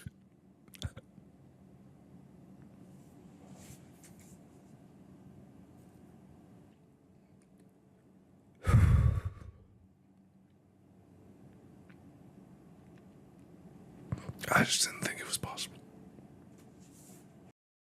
Just to jump in and remind people that 98% of indie films don't make their money back. That's a real statistic. So it is actually incredibly rare for any independent film to make money. Especially when you start off with something that was almost 3 million. That's a lot of. I mean, obviously there's the scale that might make you think it's a bit askew, but that's a lot of money. You got to remind people it's the same with video games as well. Like for every Hollow Knight, there are so many that nobody's heard of. Like it's not even that they came out and people kind of didn't like them. It's like people don't even know that they exist. There's a lot of people trying to make stuff, and it's very difficult. It's very hard to succeed. You guys proved me wrong. Anyway, let me get out of here. Thank you. Thank you, everybody, so much for watching. Can't wait for you to see it. And as always, I'll see you in the next video. In the next movie. I mean, hopefully there's a video in between this and the movie. Anyway, bye-bye. Welcome to the video where I am ill-prepared to do the thing that the title says I'm going to do, but I'm going to do my best. If you've watched the trailer and you haven't gone back to ironlung.com to check the website, there's more theaters. There's 6 times more theaters than there were when I posted the trailer. And I know you guys probably don't know the full details. I hope to talk a bit about it now. I'm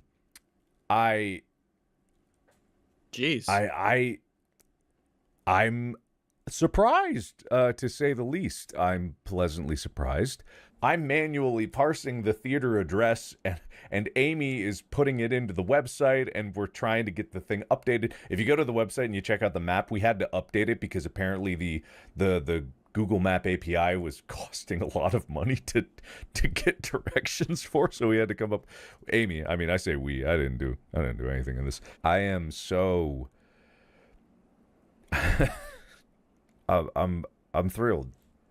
Like really, I am genuinely excited. One thing to basically take from all this is I think you all have discovered this over the past few years, at least, if you're a movie fan or any kind of person that's in the world of video entertainment in one way or another. There is something fundamentally broken with the movie industry and the system that it is. So he's lagging, that's why that looked weird, but Okay. you might agree with that statement, guys here, maybe just a little bit? A little bit wrong with the system is perfect. It's amazing. There's nothing wrong with it. And anybody who dares to say that there's anything wrong with it or that they don't like it is a piece of shit. Interesting take you have there, Friggy. Friggy has strong opinions. Look, all right. I heard this on Twitter. Anybody who dislikes cinemas is wrong fundamentally. So that's kind of the other element, which we've already alluded to, but the concept of this project, right? A whole load of people supporting an individual making a movie with pretty close to full freedom, maybe not completely, and some difficulties, but then goes out and sees it when it's complete. Irrelevant of like the quality, it feels as though that is a process that we don't have at all. The connection between the audience requesting something to exist an artist doing it for them and then them buying it and that being the completed. You know, now it's more. You guys want Star Wars, right? We're all sitting there like, I mean, I want good Star Wars. what are you making? Andor was expensive, so that's not going to happen again. I mean, that's kind of where we're at, unfortunately. Well, I guess I need not summarize the alternative instead of just saying you can watch the first 300 and however many episodes we're on right now, 373 episodes before this one, if you want to catch up on what might be something of an issue we have. But it's just, again, even if the movie were the worst thing ever made, the process is so much more of a thing that it would be nice to happen more, because where it stands right now is, I mean, you know, how excited are you guys for He-Man? What do you guys think? That's right, Jared Leto Skeletor. Have fun. Can someone explain why I've been seeing several toxic masculinity Skeletor? Toxic masculinity Skeletor. What the fuck? It's like they're designing it to lose money. Like, why would you keep that shit to yourself?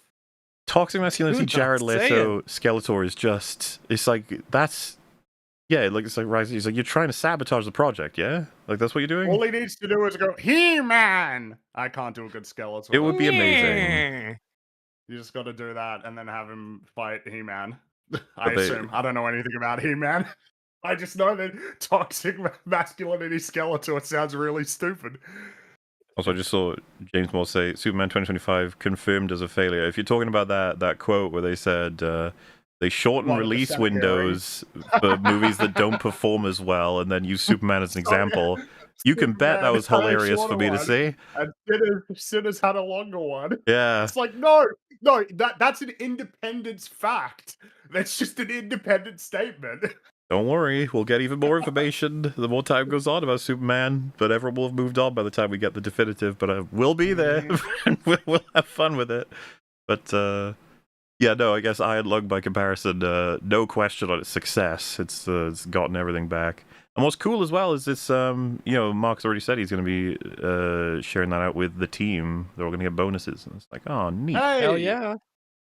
It's good for the theatres involved as well, because they get 50% for this, right? So it's good for those theatres that have played it and are selling out, are getting a very good share of it. Yeah. Plus, he's able to give bonuses to the team. Plus, he's now got a fairly nice chunk of money with which he can take to the next project that he wants to work on. It's like many opportunities opening up because this one went reasonably well. Of this industry that, you know, many great things have come out. I'm never trying to disparage the movie industry as a whole, but I will disparage the movie industry as a whole because I'm a jackass who's stepping into this acting like I know things, but I kind of know things a little bit here. It's so disjointed.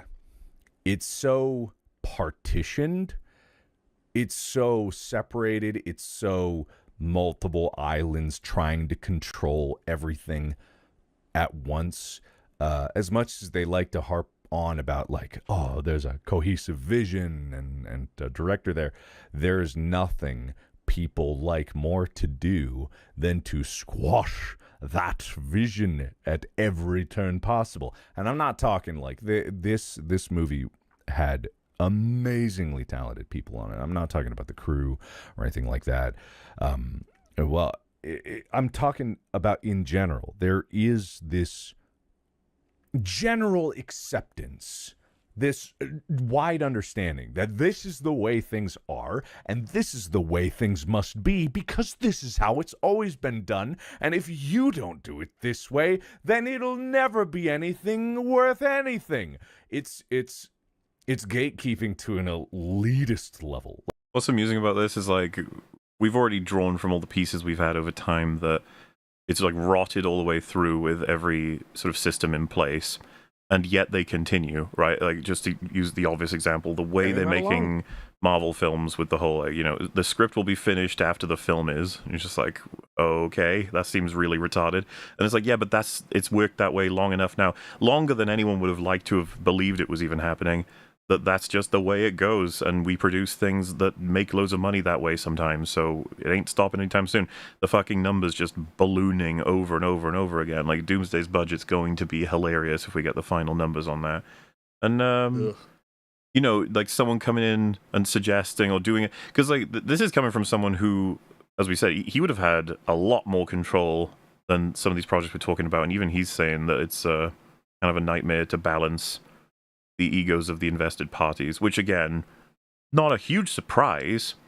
It's just also a call to like things need to change, things need to get better, because he's a nice person. He's a flowery nice person, so he's probably not going to say the way that we would put it, which is that holy shit, it's gone to hell. The movie industry is like prolapsing. This is horrendous. It needs, you know, bottom up change. And when someone's like, okay, remove Kathleen Kennedy, that'll fix stuff. It's like, dude, that's not No. going to do anything. It's like, we got to get them all out. Got to restock entirely. It's probably kind of emblematic of what we're talking about is that you remove Kathleen Kennedy and 2 heads come to replace her. So see, if anything, you've just doubled the problem. A, like at least one of those people is fucking incompetent. But B, you recognize he's incompetent, so you stick another person there who's an extra layer of management, and then you've got creative on the one hand, and then you've also got co-executive with focusing on the financials on the other hand. It's more complicated and Byzantine to try and get through that system than it was when Kathleen Kennedy was drinking white wine and saying yes to everything. That'll be the challenge for Filoni sort of going forward. Will he be able to create something like an Andor in the time frame that Kathleen Kennedy had? Will a good project arrive under the supervision of Filoni? And if so, how long do you think it'll take? I mean, if it arrives at all, it will almost certainly arrive accidentally. Yeah, well, it's kind of the same for her I have in a way. no hope whatsoever. Well, I just so hope that the bad stuff they make is entertaining to watch. That's the most that we can realistically hope for. this is the really like dark reality that a lot of people, I guess, aren't quite ready for. Is that Kathleen Kennedy was so I would probably put shit at her job that she kind of just allowed everything to happen, or a lot of things to happen, and that's how Andor squeaks through. It's like She was so permissive. Yeah, she's like whatever. Filoni, he has a vision for Star Wars, a very specific one.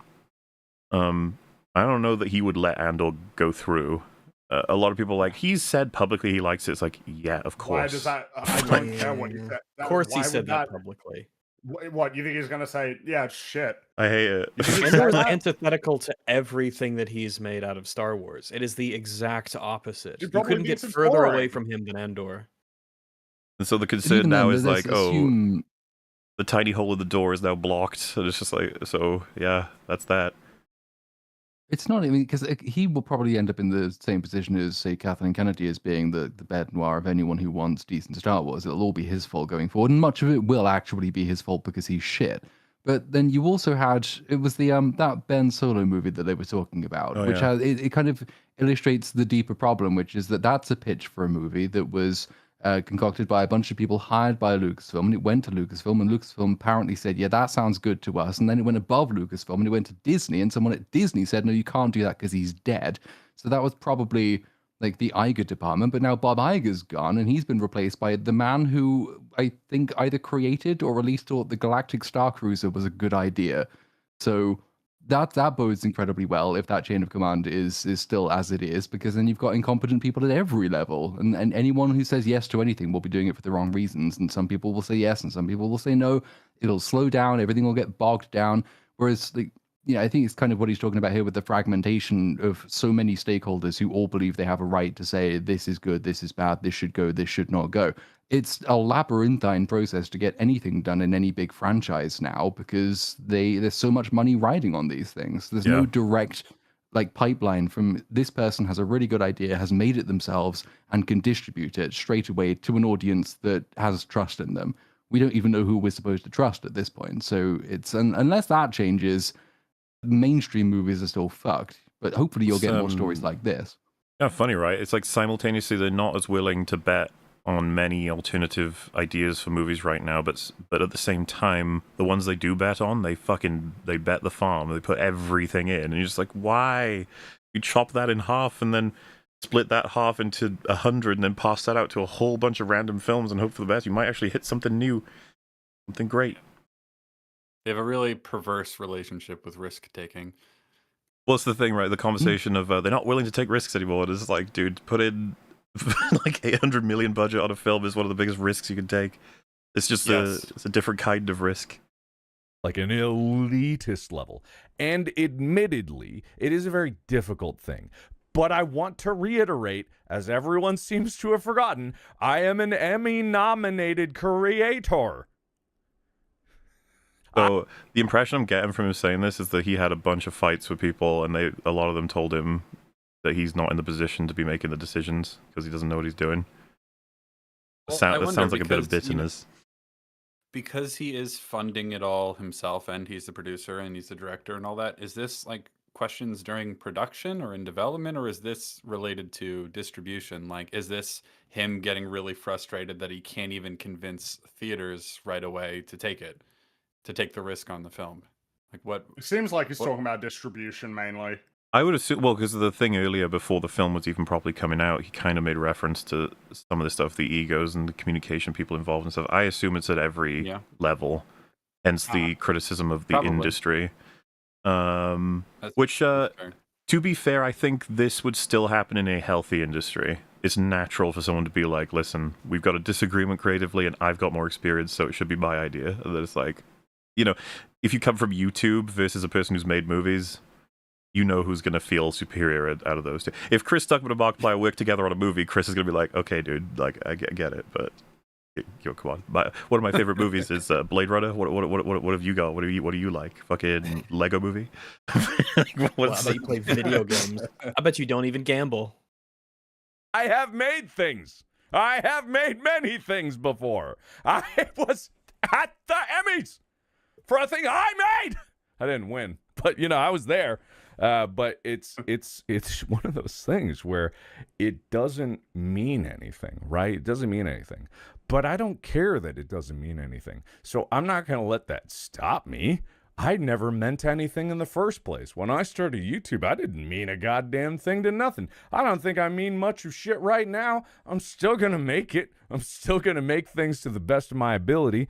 And what I've done over the past few years is try to build out the infrastructure, because I want to keep doing this and I want to keep making more things, and I want to enable the people that I know and care about to be able to make the things that they want to make. I want to kind of try to build some kind of a road forward here. I've been building the infrastructure so that it will be not only easier to do this, but I will not even have to deal with the people that are obstructionist to the process, because it doesn't matter. Because it doesn't matter what anybody. It just, you get this sense that, like, man, who is it? Someone or someone really pissed him off at some point. Maybe years down the road, something will slip, or he'll tell the story once there's been enough distance, and we'll get to figure out, what happened, or who knows. I want to know what happened. I'm a little gossip bunny, It could be relatively mundane, like someone we've never heard of at one point in production. Yeah, it could be that. It could be some other things. It could be the sandwiches were subpar, and we worked hard that day. Damn it. I'm just imagining though how good it must feel though to have those conversations with those people, and now to be able to turn around and say, well, it's $28 million opening. Oh yeah, week, especially if you. Especially if they were the ones that said something like, "This won't work. You won't make money," or something. Yeah. You'd be like, "Ooh." Says otherwise, thinks or does. It doesn't matter at all. And I think that one of the cool things about this is that, like, what we're seeing with the movie theaters is kind of indicative of that. There is indicative a want to go see movies. There is a yearning to go see them. This is where I was on a different stream. Like, don't worry about how well theaters are doing, because that'll just happen once the films are there. People will go if there's films to see. That's just how it works. The idea that like humanity has now discovered this lack of interest in seeing films in theaters, like, do you really think that's it? Or do you think maybe it's something else is going on? Because, like, people came out in droves to support him. If there were better movies. Dude, I'd love to go back to a time where I could go to the theater not even knowing what I'm gonna see. Isn't that insane? Yeah. And you go, you I'll see this. There's something there that you'll want to see. But you can't gamble like that anymore. There's no fucking point. it's like, oh well. They've been through it before, and it's the same conversation that happened when TV first became a thing, and Hollywood was in a massive crisis because everyone was making shit, expensive Western movies, and no one went to see them. And then everyone said, "Oh, that's because everyone's staying home watching television." But then the big studios, which kept banking on Westerns, failed, And the ones desperate for money turned to innovation and outside creators. It gives you Steven Spielberg, it gives you George Lucas, and it creates the new golden age of Hollywood. All of this has been done before, but we're still in the stage where most of the big studios are in denial. So there was when Ant-Man 3 bombed, which it did. You had people at Disney and Marvel saying, "Oh, people's viewing habits have just changed. They can watch stuff on their smartphones now. There's nothing we can do about that." Generational shift, I think they termed it. A generational shift between Multiverse of Madness, which makes $900 million, and Ant-Man 3. Not many years later, an entire generation has grown up in 3 years and decided we would rather watch everything on our phones. It's all just cope. It's just that your movies are shit. People will still want to. You can see it. Minecraft movie was a bit shit, but at least it had audience value. People liked memeing about it, and people turned out to see it. People turned out to see Barbie. People turned out to see Dune. People still turn out when the movie is giving them something they want. It's just that very few films do that. Animated family films, those are safe. Those still make a ton of money, provided they look any good at all. Yeah. If you build it, they will come. Yeah. Seeing the Lord of the Rings in the theaters again last month was just like, oh, it was spiritual. It was like, if movies were good and exciting and were interesting, I'd be in the theater more. I would. It seems like it takes every 2 months there might be a movie that even is in contention for that for me. And the business can work. But for some reason, everyone in this industry thinks that a movie needs to cost $200 million and needs to be XYZ and BCA and whatever. It's absurd. And I've never cared before, so why am I going to stop now because other people say no? So I'm not gonna. And one of the things that I discovered is it's broken in more than one ways, because say someone does make something, right? Because the technology is there for pretty much anybody to make what they want to make to differing levels of qualities. Like for things that are bigger, you do need more people. You need people of multiple talents. I have a lot of skills myself, but I do not have all the skills to be able to carry every part of this all the way. I don't think I ever would. I don't think I ever should. But when you have, let's say you have a group of people that have made something like this, and they have a product, but what if they don't have a YouTube channel, or they don't have an audience that wants to see it or has heard about it or got excited about it and requested it? They have to go through the traditional system, and the traditional system is fundamentally broken because they take it, all of it. Like that's the reality of some of the deals that have come across my desk in terms of looking into the traditional means of getting this movie out there. Is they want all of it. You get a pittance. Like it's not even about the money. It's about, that's my thing. You didn't make that. You had nothing to do with making that. What are you talking about? That's so weird that you would come in here and say, I have the keys to the kingdom. Look at all my success, burning buildings behind them. Look at all of my golden road to movie glory. Piles of poop and trash everywhere. Next. Piles of poop and trash. This is his way of saying films suck right now. I just find it amusing. Yeah, this is. Well, he's not wrong about the traditional distribution methods. Now might be an interesting time to bring this up. Mahler was ranting go for about this the other day, because after looking into, how distribution let's try that again. Distribution deals and distribution models actually work. The distribution company takes a lot of the money. As Markiplier said, he says they take all of it. They take a lot of it. So, for example, basically, after looking into this, I have a much clearer view of why Chris Stuckman just completely sold out immediately after Shelby Oaks came out. Because there's a very strong chance he's actually made no money from it yet. So we'll do the numbers really quick. Shelby Oaks made $6 million at the box office. It costs something like 2.8 to make. The theater takes about half of it, all things considered. So there's $3 million that goes to Neon, and Neon usually distributors take about 30%. Like that's how much they get of the gross profits, but the other 70% of what's left does not come to you because everything they do for marketing for delivery, for legal costs, for getting it on the platforms, for all the encoding and deliverable stuff, all the trailers that they make, all that sort of stuff comes out of your earnings, right? So those are recoupable expenses on their account. So when you, depending on how much marketing they did for Shelby Oaks, there's a decent chance that Chris Stuckman has made literally nothing yet. Even correct me if though I'm wrong. Neon would have made. They did a thing of making a YouTube channel that was supposed to be representative of like what they call the paranormal paranoids, right? I think.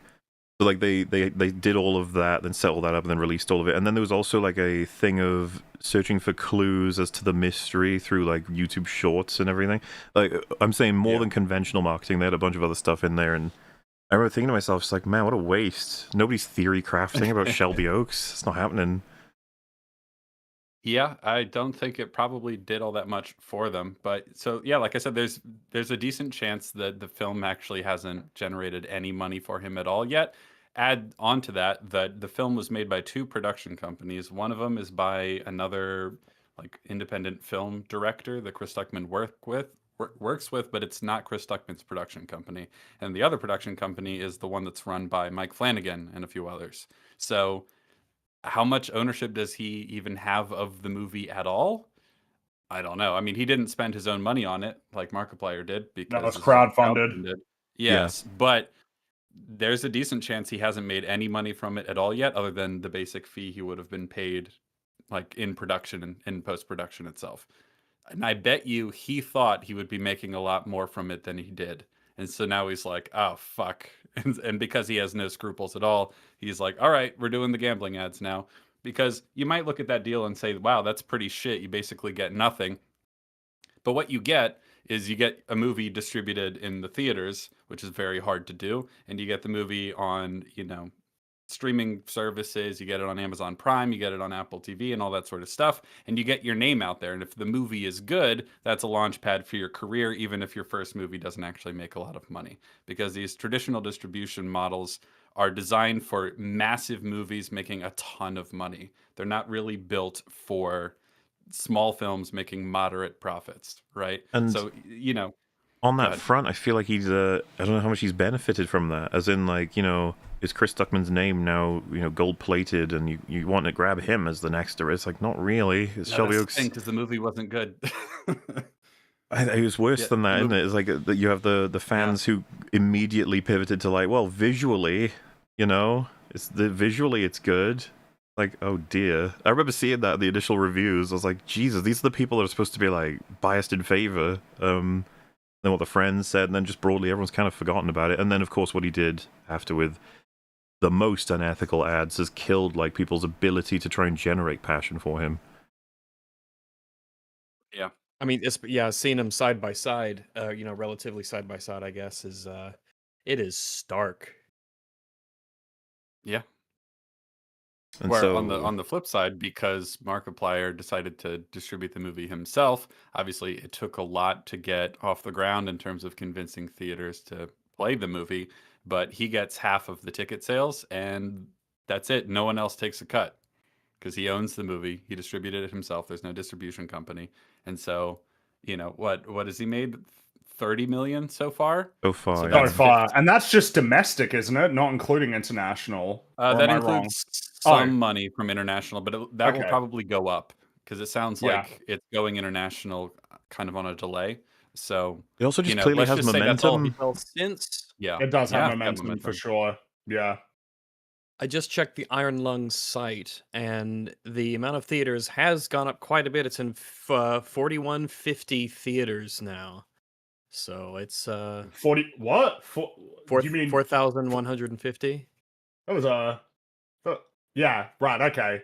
When you said 4150, I was like 41. Oh yeah, there was half theaters? a one. What? Yeah, well, there was half a theater in Saskatoon but Between apart from 41 that, and 50 yeah. theaters. Yeah.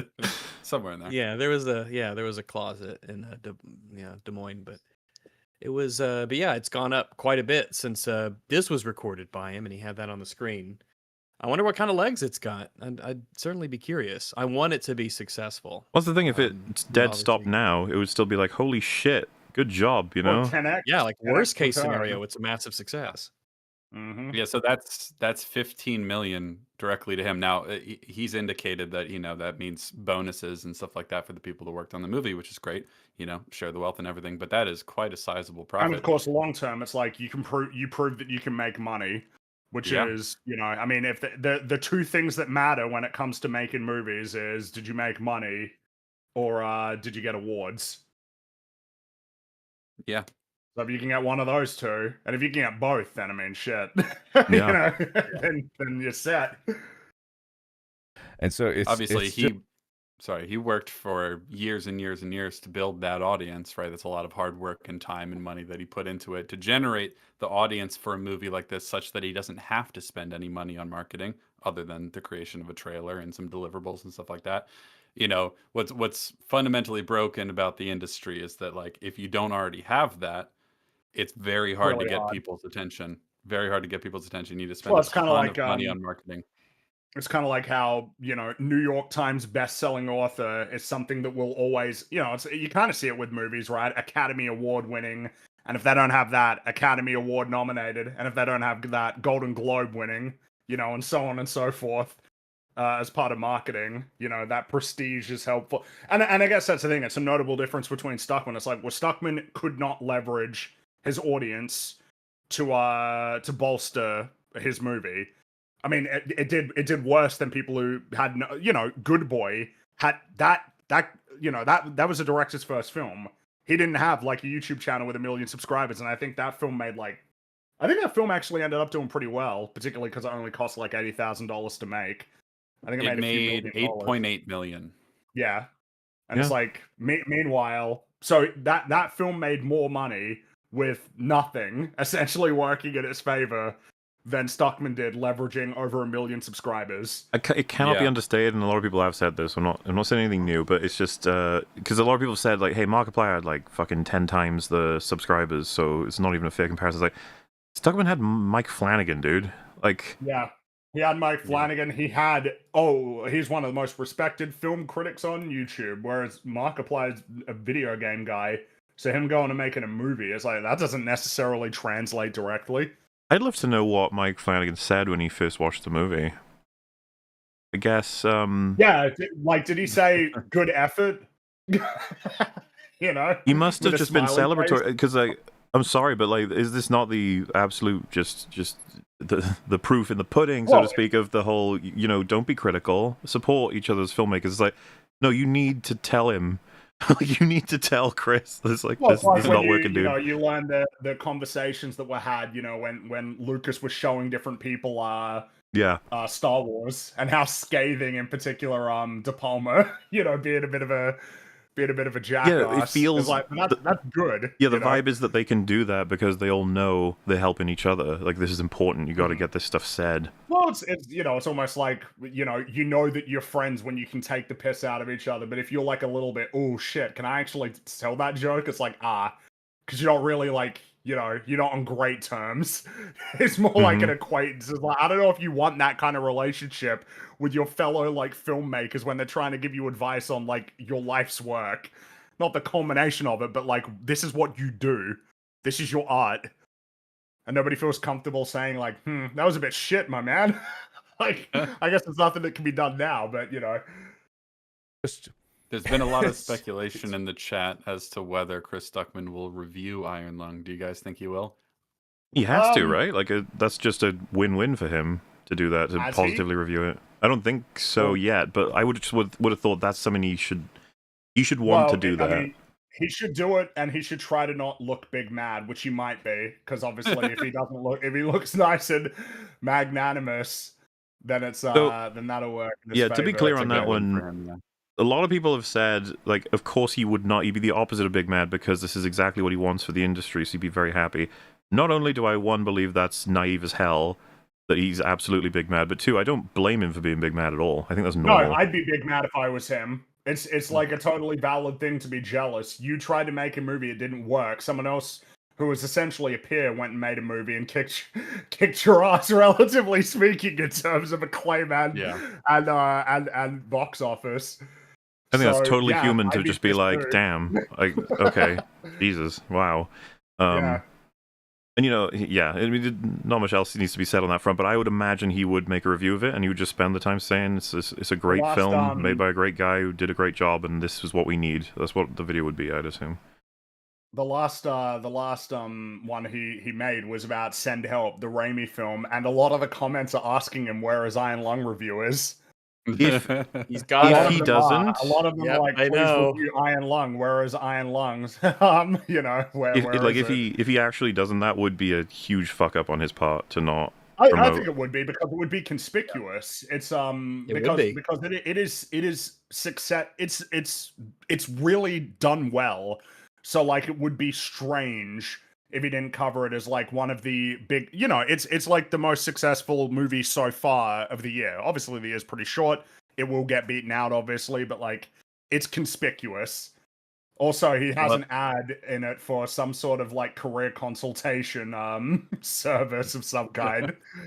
Of course. Well, it's kind of funny that if he doesn't review it, by implication, he didn't like it, because that's that's his system. That's the thing. That's his standard. That's the standard that he's enforced. He didn't need to do that, but now it is noteworthy. It's like, what's up, man?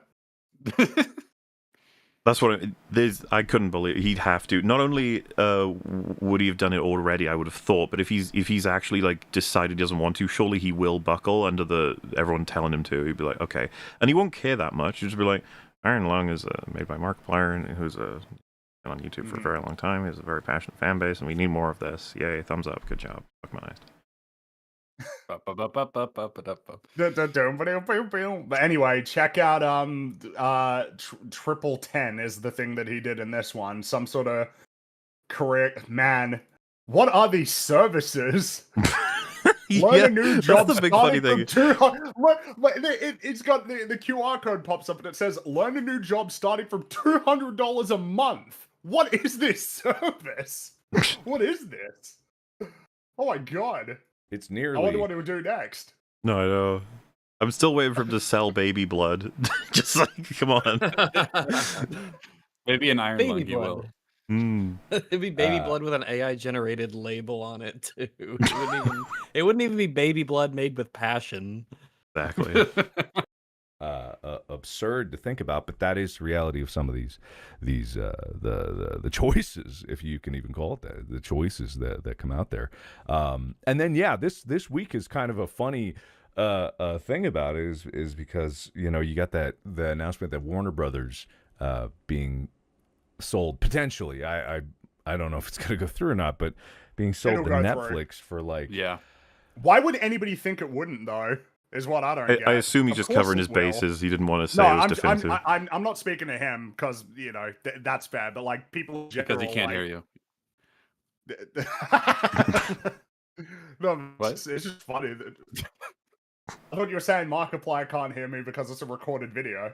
Yeah, which is true. Yes, this is a live feed. What do you mean? I just mean it. I just mean in general. Around. It's just like, I don't know why anybody. If Disney could buy Fox, what argument are you making that could stop any company at this point from buying any major competitor like ever? If Activision could get acquired by Microsoft, and it's just like then what? Oh yeah, they'll stop Warner Brothers from getting acquired by Netflix. Okay. No, whenever we speak, Mark politely freezes. It's that's right. He does. He holds still, perfectly still. You could tell. You can tell because he's about to laugh. Go on, Mark. You just laugh. Go on. You see him. Oh god, it was really good when Disney got Fox, because then we can get X-Men in the MCU. I'll never get over that. That people were so like, oh man, this crazy $75 billion acquisition that has massive industry implications, but hey man, we might get the fucking X-Men in the MCU and in this one specific film series. It's all worth it. Hey man, they'll have the the comic costume. Okay? This is the world you wrought. You did this. You did this. $80 billion, and the crazy thing was, I was just at Warner Brothers. I was just at their sound mixing stage, like the week before. I was just there. I know it doesn't mean like all of a sudden everyone Netflix came in and was like, throw all this shit out of here, put a big N everywhere. But I was just there. That didn't make I think the most reasonable assumption is that Netflix would just, they own them, but continue what you're doing, so to speak. At least for now. It's not like they're going to just uplift everything. Yeah, but obviously the idea, like that long-term films are going to remain, that they're actually going to commit to like, the theatrical window. It's like, well, I mean, they can do whatever they want. Once they've got them, they can do whatever they want, more or less. So, But I mean, it would be really silly not to continue with stuff like HBO. That's like a massive asset that should like continue to exist as it does. You don't want to be like, we've got some Netflix notes for you on how to run this acclaimed, television, branch that's been like producing some of the most acclaimed TV shows for 30 plus years. Oh, the pain. make any sense to me. The misery. Right? So suddenly, it's just such a weird coincidence that all these things are happening there. Yeah. Now that people are asking for it, very politely, I might add, now that people are asking for it, more theaters get FOMO about not getting in on this project. That's how it goes. Like, a business is a business. They want to make money. So when they see that the movie theater down the road is selling out their theaters, they're going to want a piece of that, because all they're beholden to is what the movie industry is making. And if the movie the fact that I was surprised, I had to book this well in advance. I had to warn Fringy too. I was like, you best get on that. I looked it up and it was like, oh god, there's actually not many seats left. So yeah, you could imagine that's why this is spread, because theaters would just be like, what even is this? No, we're busy, we got actual films. Then they're like, oh, Bob down the street sold out. It's like, what? Like, oh my god. Money industry is making garbage, then they're not going to sell any tickets. But they're entirely dependent on that. They're entirely dependent on that, which is crazy, because those things are it's just mind-blowing, the kind of stakes that they put up to justify their own existences, and their levels of success are so distorted that it all comes all over the place. So it's hard enough in the United States, in the country that I live in, to get this going, but it's easier now. And I just need to remind everyone, we're still doing it ourselves. It doesn't suddenly become not ourselves, because if we ever get to the point where it's like, oh yeah, let's jump over to this level, there's the people that I told you about that are going to be holding their hand out like this, asking for 70-80% of your project, are still going to be there. They're just at a different border. They're just at a different gate. They're at the gates to Canada. And so what I'm trying to do is I'm trying to do this in a way that doesn't give away all of the movie to people that, technically speaking, by all proven metrics that I have right now, don't need to be there. See, that to me is possibly one of the most aggressive things he's going to say, the way that he says stuff. Like, what he just implied was like, you are useless in this whole process, borderline, which, not For entirely, him, but, definitely. well, yeah, like, obviously they serve a function, but just trying to explain, like, your function is, it needs revision. Let's put it that way. That's the nice way. It's over 80,000 gallons of blood that was... It also makes you wonder if he has a number, as in, if they had said, like 30%, 35, 40, like, I wonder where he would consider it reasonable. Mm-hmm. But of course, they would believe they have the leverage to be able to ask for a lot, because he's, up and coming. Yeah. Used on this movie, I have to redo the calculations, because we used more on a couple pickup shoots, right? No. We didn't use real blood. That is a joke. That is completely a joke. We used this glycerin-based blood, which actually we got because it's safe to have all over me, right? It's safe to be everywhere. So supposedly, my eyes disagree, but it's over 80,000 gallons of blood, right? I'm sorry, Mark. I'll go see your movie. I swear to God. Stop looking at me like that. It's just so funny, because if you've seen the film, you're like, oh, when he got splat in the eyes, Yeah. This is safe, right? Yep. Oh, yeah. And maybe just the sheer force of impact into his eyeballs made them sore. was on a semi truck. You will watch the film. Like, it wasn't a semi truck that was just a very large, like, it wasn't a cylinder, but it had those 250-gallon farm crates of blood. And I'm sure people driving down the highway, because you just see all these big red sloshing containers of something that looks suspiciously like blood, and there's just is just flying down the road. So the way that I did it, 80,000 gallons instant R rating. Yep. It's funny. I think the R rating in the text that it says below it is for language, some bloody images, and some gore. I don't know. I don't know. I feel like some little bit of an underestimation, but I don't know the difference between some gore and neutral amounts of, or maybe, because, like, there is some gore, but what is, like, the limit, I guess, for those ratings? You get the dude who's, like, a corpse, you get him falling to pieces, him ripping his arm off, you get a lot of blood, the, like, flesh piles and stuff. I actually don't know if that would be considered some, or a medium amount, or a lot. Yeah, I'm not really Kind of hard to say.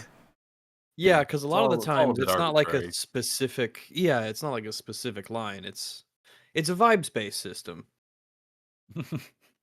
Because I just saw someone mention The Fly, and it's like, yeah, the ending is gory as all hell, and there's some other pieces, but I wonder a percentage of, like, film overall. I wonder if that would count as some gore. But you'd think that there's some portrayals that would just be like, nah, that's just intense gore or something. Is it describing the amount it shows up, or what it is specifically? I don't know. I don't know if you can have a film so bloody it becomes NC-17. I think it needs to be Well, pretty there's sexual surely to not. If reach like that. The Descent or something like that is an NC-17, or this is an NC, how much blood would it take? Is The Descent not It would R-rated? I would have it thought. basically. That film is pretty... Oh, No, to it be It's like above NC-17. that though to the next one. Yeah. Yeah. Is Surely it? not blood alone.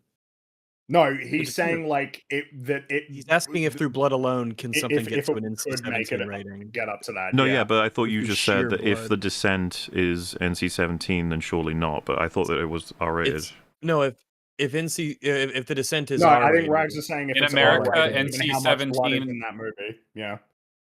in America, NC-17 is above R.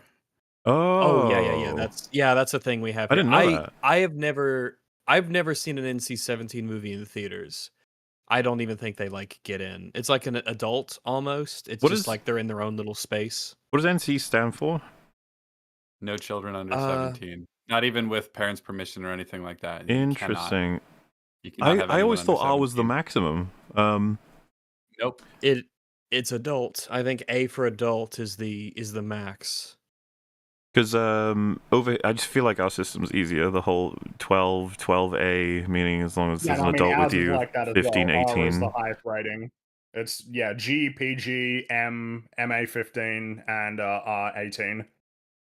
Technically, it goes higher because as people pointing out in the chat, like triple X is porn. Like, Oh, there's yeah. levels above that. Yeah, but that's just Basically, porn, I guess. you don't want to have an NC-17 movie because very few theaters will accept it. It's just kind of like you don't want that. So if it your alienates so many people. Well, it's just kind of like how necessarily, I guess the opposite example is how so many films now pursue PG-13 because that is like the widest net that you can. I mean, obviously you can go lower than that, right? But PG-13 is like your general mass appeal, mainstream non-children movie, right? Like a Marvel movie. People are saying NC-17 used to be X. That makes sense. Ah. But it's the same thing. If you're editing the film, you send it to the MPAA, and then they give you an NC-17, you go, oh fuck. Time to We do some gotta editing. clean- Yep. Or turn some of the bloody scenes black and white. That's what you gotta do. yeah, turn on the cheat code, at the terminal, and lower the rating a little bit. It's funny. I saw Kill Bill in the theater for the like re-release thing where they put it all as one big movie, and he made that scene color again. And I was like, oh, but I'm so used to it being black and white. Interesting, yeah, because I wish you would keep it. I think I saw that. I would have been like 11, so I don't think I registered that it was, even in the cinema, that it was for an age rating thing. I thought it was a stylistic choice, and I liked it. I just thought it was cool. Yeah, it works. It's really cool. So interesting. They would be quote unquote fixed. Kind of, it's just like, you know what, Quentin, leave it. you don't It's you don't cool. touch nothing. It's a happy accident kind of thing. So the first order was on a semi truck of nothing but these big 250 my mind gallon thought of something else. containers, and that's undiluted, right? So they ship this stuff concentrated. At least the stuff that I wanted. There's some movies that dye water red for that quantity. It's like, I'm not going to do that. It needs to look We can tell. Yeah. Yeah. like an ocean of blood. Blood is It needs to thick. do that. We have a flow rate of the pumps that we used to bring the blood in. We know how long we were running them. We know exactly like the quantity that was made out of the diluted batch. And then we know how much quantity the spaces that it was filling could hold, right? Because we had to plan for it in accordingly way back in the beginning of it. Because one of the things that you don't realize is that blood, not just blood, water, any liquid weighs a lot.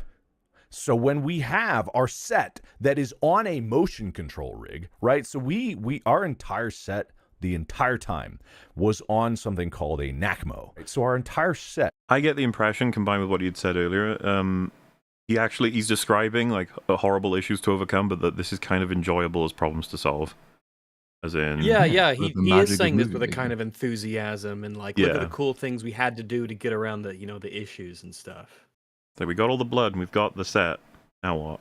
Like all those weight issues and you got to do some trickery and just all that sort of stuff. It's like, yeah, it's kind of actually fun, engaging. Was off the ground on a motion control rig so that it could do this. It could do that. And it did do that. And I was in there. Oh!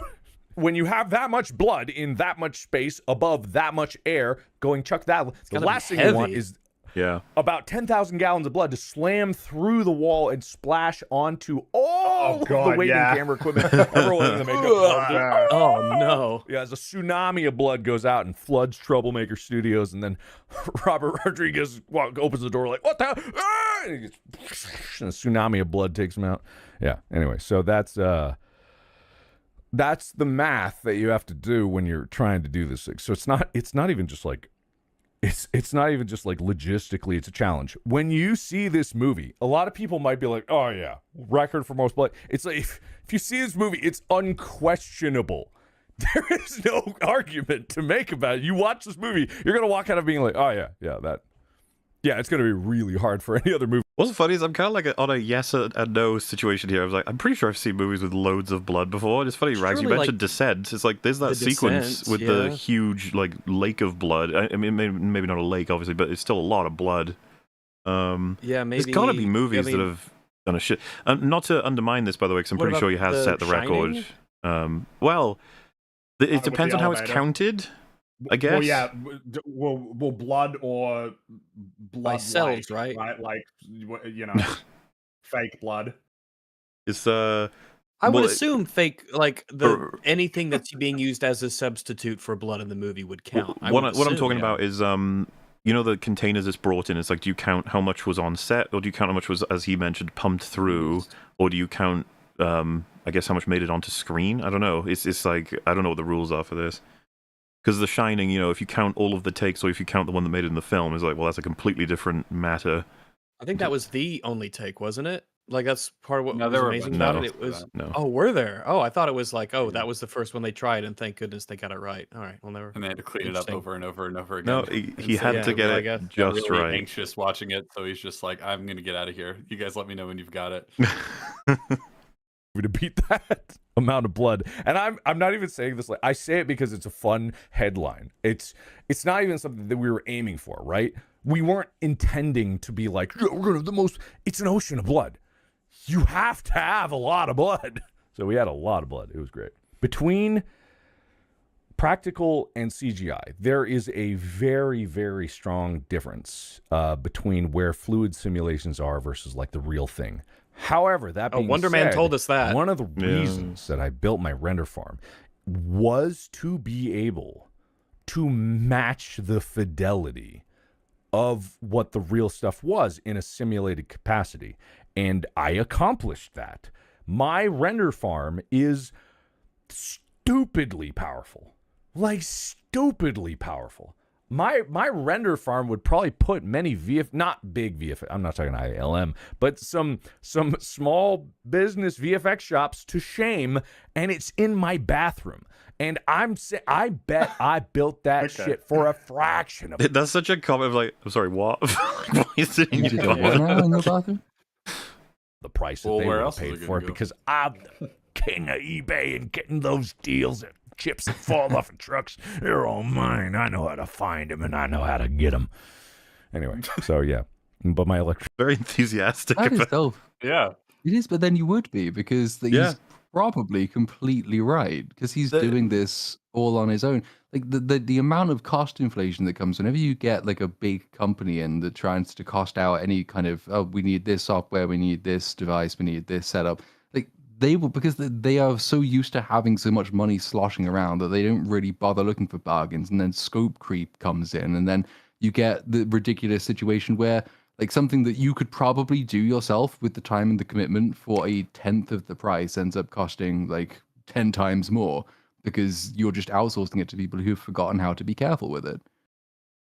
And I think he's recalling all of this now in retrospect, so it's like it's a win as opposed to during it where you can't know that for sure and it's tough and your problems always stuff. It's like it must feel better in post now because you're like, yeah, I did all of that and then it worked out. Fuck yeah. bill is really bad. I can't wait to not have to render anything anymore. My electricity bill is unbelievably bad. Anyway, yeah. Anyway, why was it in my bathroom again? Where else am I? I don't have any other place. Where else am I going? I knew it. It's just such a funny comment. Like the bathroom, that's where it goes. Put it. I don't have any other place to put it.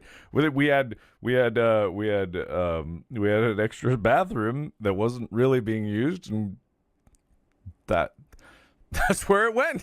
That's all. I didn't choose because a bathroom was optimal for the faucets there. It can water cool the whole thing. It'd be really easy. No, it's just like it's the only space I had, so I had to put it there. That's all it was. It made sense at the time. Now it doesn't make any sense at all, but it did. It still makes sense. It doesn't make sense, but it makes sense. Yeah. So as you can see, what formerly was a bathroom is a ramshackle assembly of a server rack, some battery backups, various computers everywhere, and what you can't see around the corner is about 50 Mac Studios.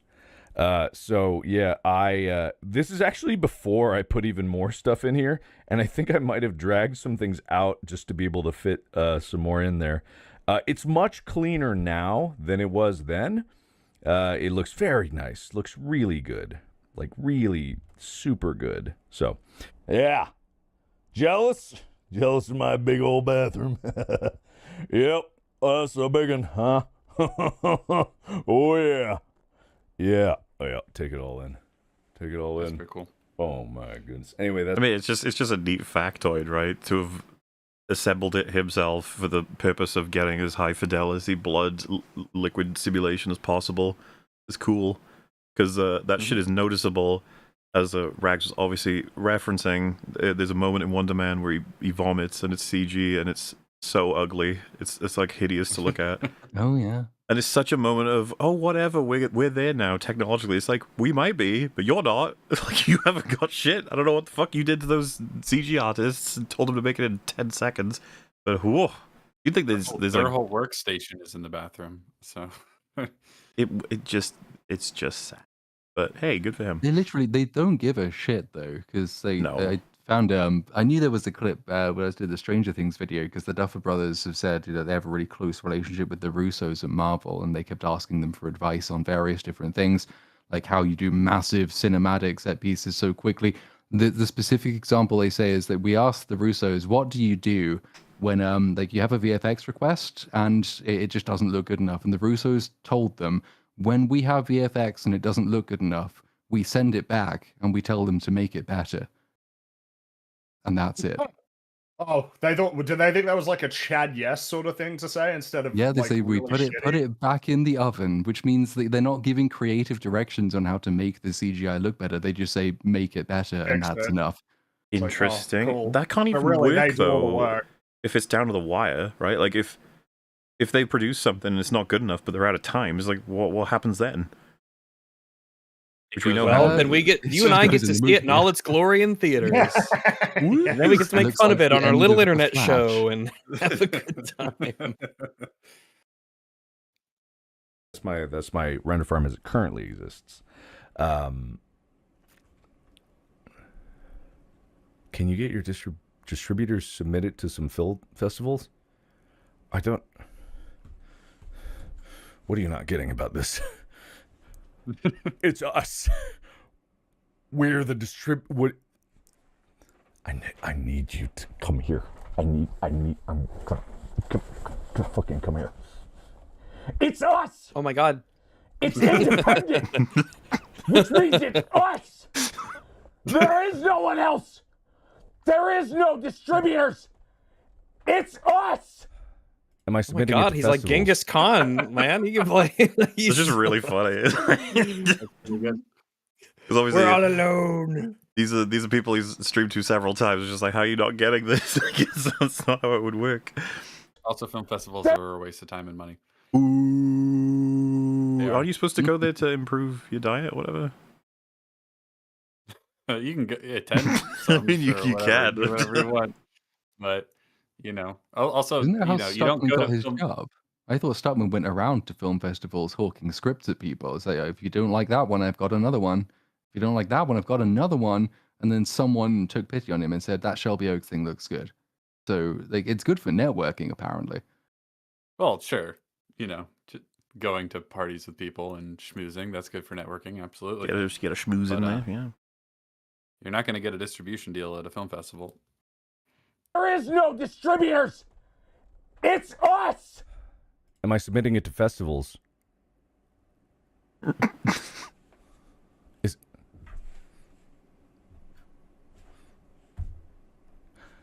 No, it's going. I just like this bewildered sort of reaction. Come here. I'm gonna talk to you for a second. You are the festival. You're the festival. You will be jolly. It's going to you. Why would it go to a festival? And people that think, what's funny? Really funny. People think that I should be ashamed of calling myself Markiplier on these projects. I was like, no. Anytime you see Markiplier on a project, that's because I put it there. Proud of the name. That's my name. It's him. Well, so I actually thought it would be better to use his name because people would be fucking confused or wouldn't know what that is, or if he wants to start his career as it'd be Mark Fischbach, right? But then of course it's like that's pretty cool as a choice of just being like, nah, that's the project I have built and I want it to be that way. It's entirely up to him if he wants to do it. I mean, he's already started the other things with Markiplier, like as the name, so go for it, I suppose. It feeds back as well, doesn't it? Because he says he's not doing this instead of YouTube. He's doing both at the same time. So if you can get a movie that gets into theaters and gets this amount of eyes on it, then it's a good way of getting people to discover the other things that you're doing, and the other things that you're doing then get people to go and watch the next movie that you make, and the movie that you make sends them back to the channel. It's just a kind of feedback loop. It's quite helpful for branding, I'd imagine. Yeah. I mean, yeah. There's all kinds of reasons to do both. So it's like, but I'm glad he's thought it through. Like he's made this decision deliberately. What do you think everyone who sees me on the streets calls me? It's Markiplier. It's not even something like a branding thing. It's just like, that's basically me. And I am not embarrassed in any way about that name, about being from YouTube. I am fucking proud of being from YouTube. I will shout it from the Hell yeah, brother. Man, just Hell the yeah. total, The total our guy. opposite. The total opposite of Stockman. It's so cool. Legends are Like made. he's the idea being it's like I'm gonna make a name that ties directly back to that history because it's the whole reason I'm here versus Mr. I guess I'll keep reviewing stuff for now if I can get some ads to put in there. I just want to be a filmmaker. This YouTube thing is gay. I have to keep doing this. rooftops of where I came from, because where I came from made me able to do the things that I'm able to do. And it's going to keep making me able to do the things that I'm able to do all the way into the future. You know what I did before YouTube? Dick and diddly. I didn't do dick, but I did do it, right? So I did plenty of that. I don't give a fuck what anybody else says about what anybody else has done. I don't care. I'm the only critic I care about. I'm the only one that has an opinion that's going to negatively affect me. So, of course, I'm going to be more critical about it than anybody. And I want people to understand that there are other YouTubers far more talented than me that are trying to get their projects out there, too. And because I have a weird superpower about a lack of ability to understand what criticism even means, so I'm gonna keep going for it. Yeah. It's I've poured everything of my soul into this just because I knew that the dividends that I was going to get back in terms of the education and the skills that I was going to build were going to be more than anything you could ever imagine. Like the toll it's taken on me has been immense, but also the amount that I've had to adapt and grow as a person is just, I cannot stress how sometimes as much as many people say like you should take care of yourself and burning out is bad, and it's not for the sake of the grind. I believe in destroying yourself for art sometimes. I believe in it. I believe it immensely. I believe in burning yourself to make something great. I believe in it. I'm not even saying I'm making great things. That's not what it's about. But to channel the feeling that maybe, just maybe, what all the sweat and the sleepless nights is going to be making something that's just even a little bit good. That's, oh my God, it's like, I don't know. You don't hear that from that many people. Everyone warns about burnout. Everyone says be careful. The fact that he just said, "Yeah, I mean, I wanna be pushed to the limits to make something great." It's like, yeah, it's pretty cool. Yeah. And I mean, I don't know, man. It's sort of awkward reality is that a lot of the great things that you love were the product of some really difficult People they were losing their hard to fucking make. minds. Super Smash Brothers Melee was not a fun development for them. Halo 2, that wasn't particularly fun for them. Obviously, there's like a billion movies you could point to where the production was a nightmare to get it done. Yeah.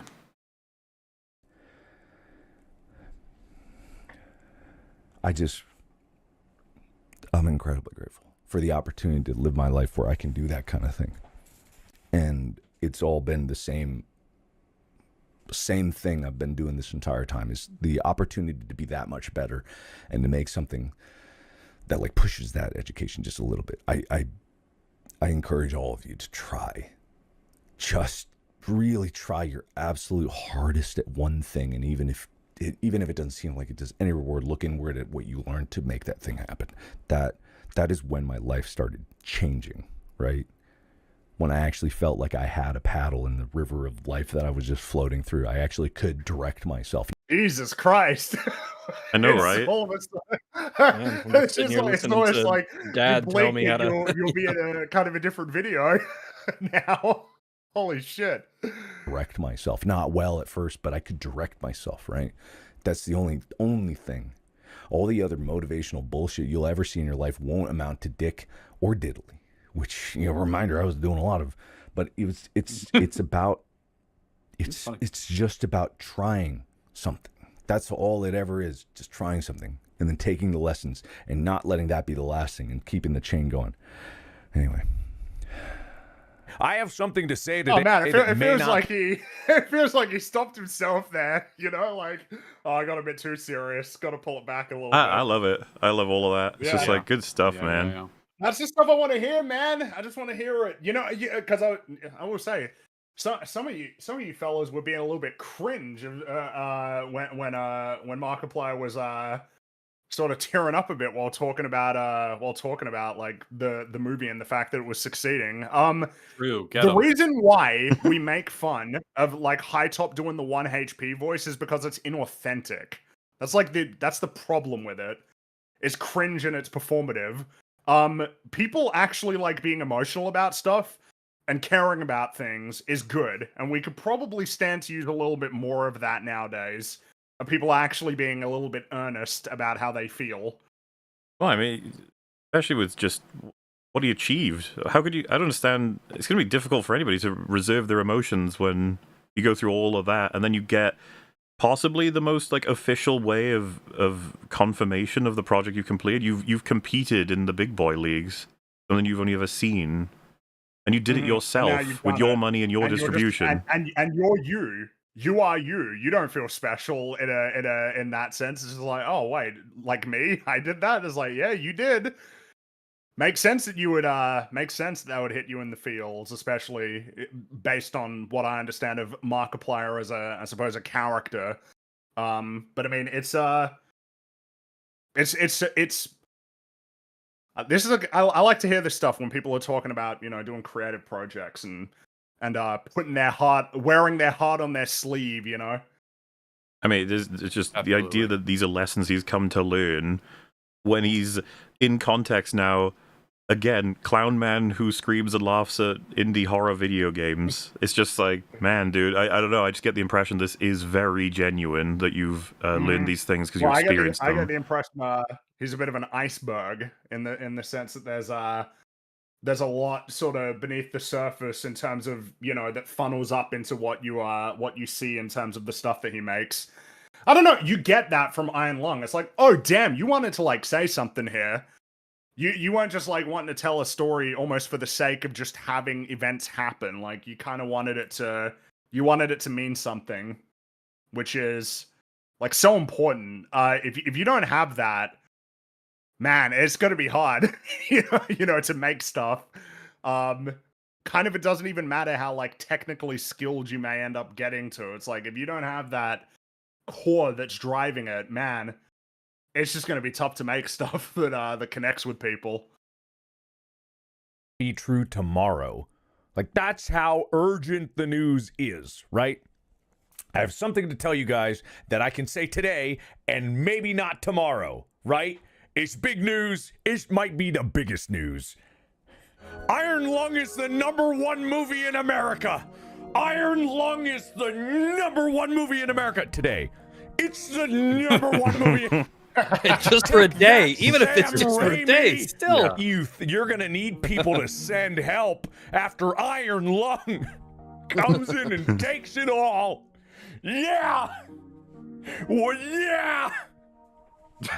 It's true. It's true. It actually is. I can say that today, and that might, like I said, that might not be true tomorrow. So By the way, it was really fucking lame that people thought it was like bullshit that you know, a YouTuber like Markiplier could make a film that's #1, like beating out Sam Raimi, as if that's like some tremendous injustice.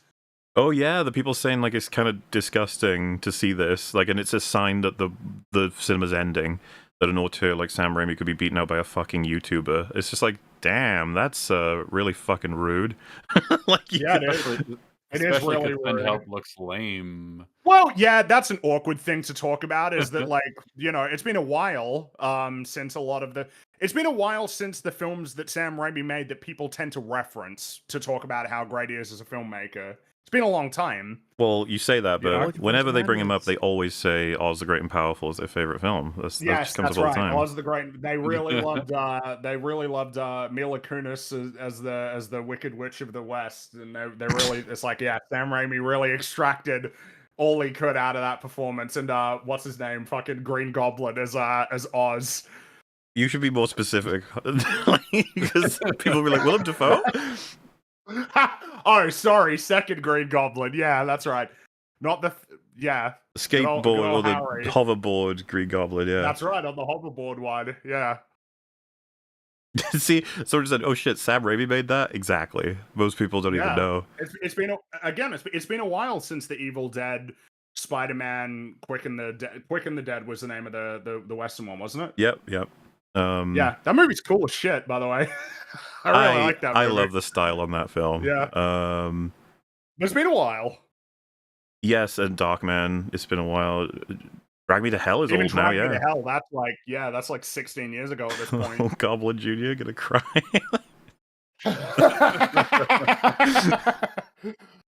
So no, I genuinely in this case, I don't even think Sam Raimi would be that upset at all. He'd just be like, "Wow, this No, guy." why would he be? Yeah, because he's an indie success story as well. So this notion of like the death of cinema, YouTubers are taking over. It's like, Bruh. Like, maybe that's for the best, okay?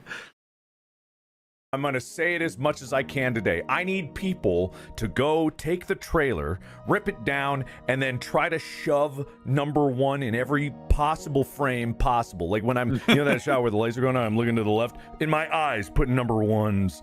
Like in the first one where I take a picture, it goes boosh, and then it goes to the picture, it's a big number one, it's number one movie in America, and then I'll put those out everywhere. I'll get billboards. I'll actually spend $1 on marketing. I'll do something. But we're the number one movie in America. Number one! I haven't played it in so long, and it's so funny to go back into it, and I'm like, man, I want to see it again, because there's one of the, I want to talk about it so bad! Does this count as spoilers? Yes, it does. I was conveniently listening to the Iron Lung soundtrack made by Andrew Holsholt, soon-to-be award-winning composer.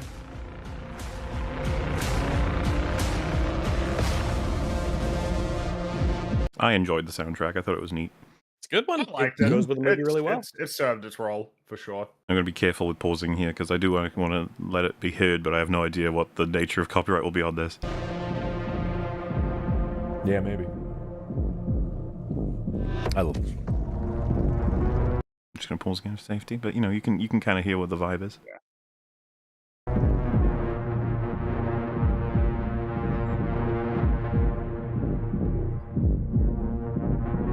There's a nice beat to it. It's kind of the whole fleshy pulse. Feels a bit industrial sort of Yeah. tone.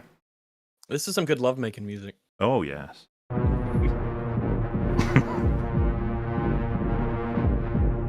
Oh yeah. There you go. All right, I might as well buy the rest of this bullshit. Envelope, yes. Ink, sure. What is that? I don't know what that is. Could be right with you. Brush. I left this in because I thought it was fun.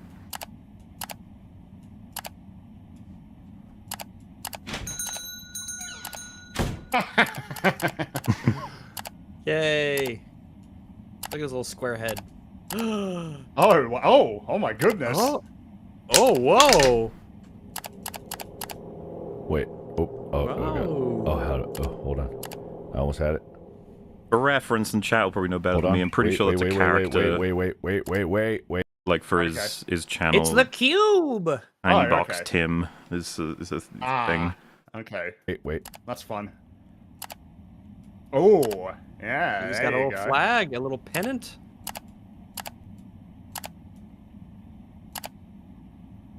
Hang on.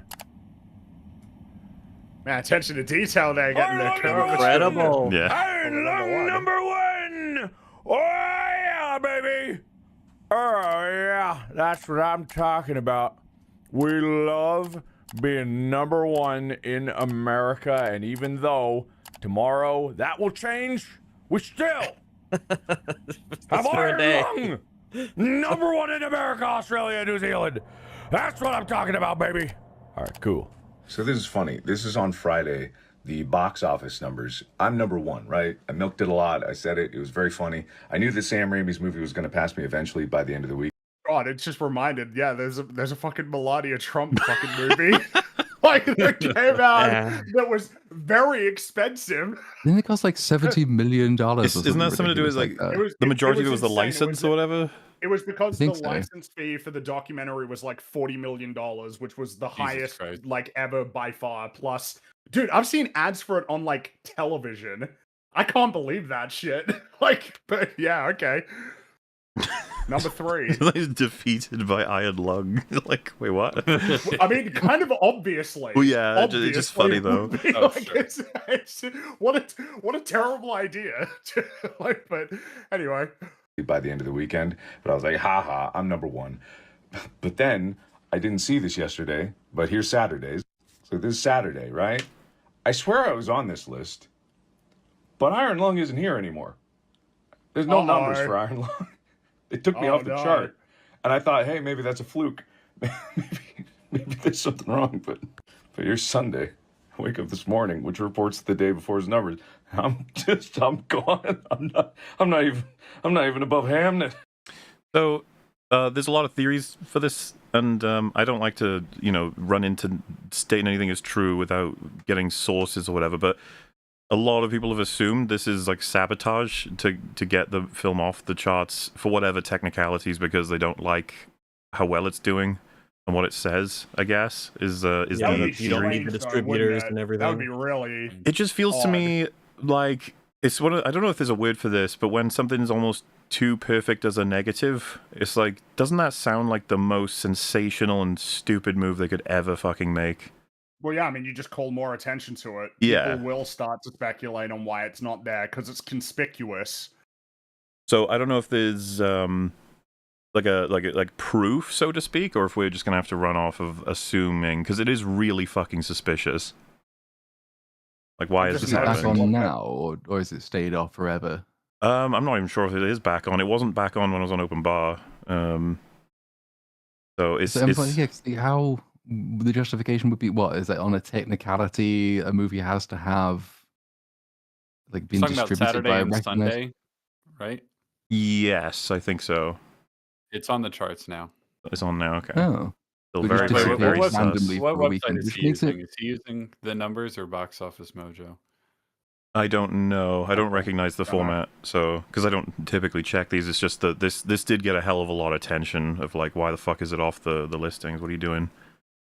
Made people very angry, which it should, because it's just like, what the fuck. Yeah. But if it's back, Yeah, then it's, all right. Must have been a mistake. The numbers.com has for Saturday and Sunday. It has it at number 2 below Send Help. So Very it's well. fixed now apparently. I'm nowhere. Zootopia's back up here. Avatar's up here. Melania's up here.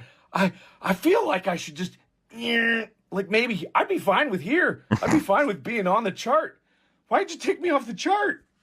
I feel like I deserve to be on the chart. The status of the war of the weekend, right? Our feud with Sam Raimi. Our personal feud. It's actually more of a feud with Disney, if we're going to be perfectly honest with ourselves. Just thank you guys so much, because it's been a really special day, and I just got back from donating blood. Thank you to everybody that has donated blood. So if you don't know, that's also like a part of the thing that he's done. He encouraged everybody to donate blood as part of like Iron Lung as a thing. Oh, wow. That's He a just really wants good it for thing to do. himself to use Like- in his movies. Oh, also that, yeah. It's just kind of nuts in terms of like, do you want to chill out and be a good person, right? Like, gosh, she's crazy, you're hogging up all the good from other people. Stuckmanoid seething. Just like a casual being like, sorry, just gave blood here, which is I saw a joke which is funny. The not funny part is he ends up in hospital a whole bunch. He has like different health issues. I'm not 100% sure on the specifics, but someone said like he's the last person that should donate blood. Everyone will end up in hospital, just like the kind of thing, like whatever he's got. Yeah. But I just thought it was funny at the same time, because it's like, yeah, he met with a bunch of fans to donate blood with. I was just like, what the fuck? Good for you. It means a lot, and it's really important because there still is a shortage, and just really cool.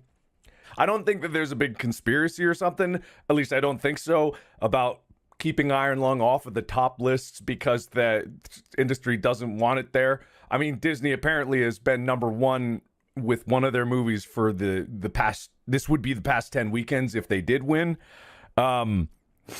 So we're number one by like this much right now, and that is shrinking as the day goes by. But it's shrinking at a hilariously countdown-like amount because the gap is like fucking close.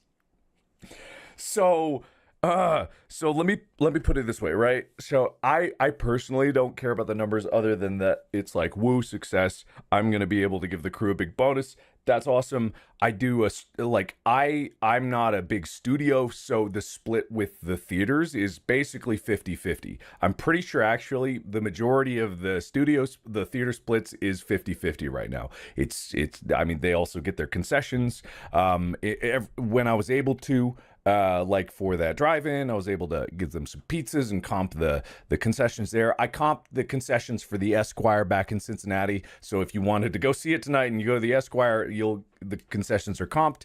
And I was able to do that. But you know, concessions are all for the theaters anyway. And so, you know, it's really cool because it's just, you know, everybody wins. And this morning, after I had learned that the Iron Lung was missing from the top charts, we were still number one by 600,000. And I swear, I don't give a shit about the numbers, but it's like, I didn't think. How could I have thought? What would that be? This doesn't make any sense. It doesn't make any sense at all. Like, it's got to be a bit of a thing of it, like, you've done borderline impossible thing and you're actually beating out a well-established, for many years, talented creator, and then you get removed from the listing. It's like, whoa, you know, that's gotta hit a particular way of, because, you know, like, how much do you want to complain versus just be like, well, I'm just happy it's happy. It's just like, I don't know, it just doesn't seem fair. Which comes up a bunch in Iron Lung, that word. And so now, right now, it's shrinking, of course, shrinking. Like, I know that Send Help is going to win eventually. I mean, Iron Lung isn't going to be in theaters next weekend, really. So it's like we always this was only ever really going to be a one-time thing. It was supposed to be in 50 theaters. And now it's like,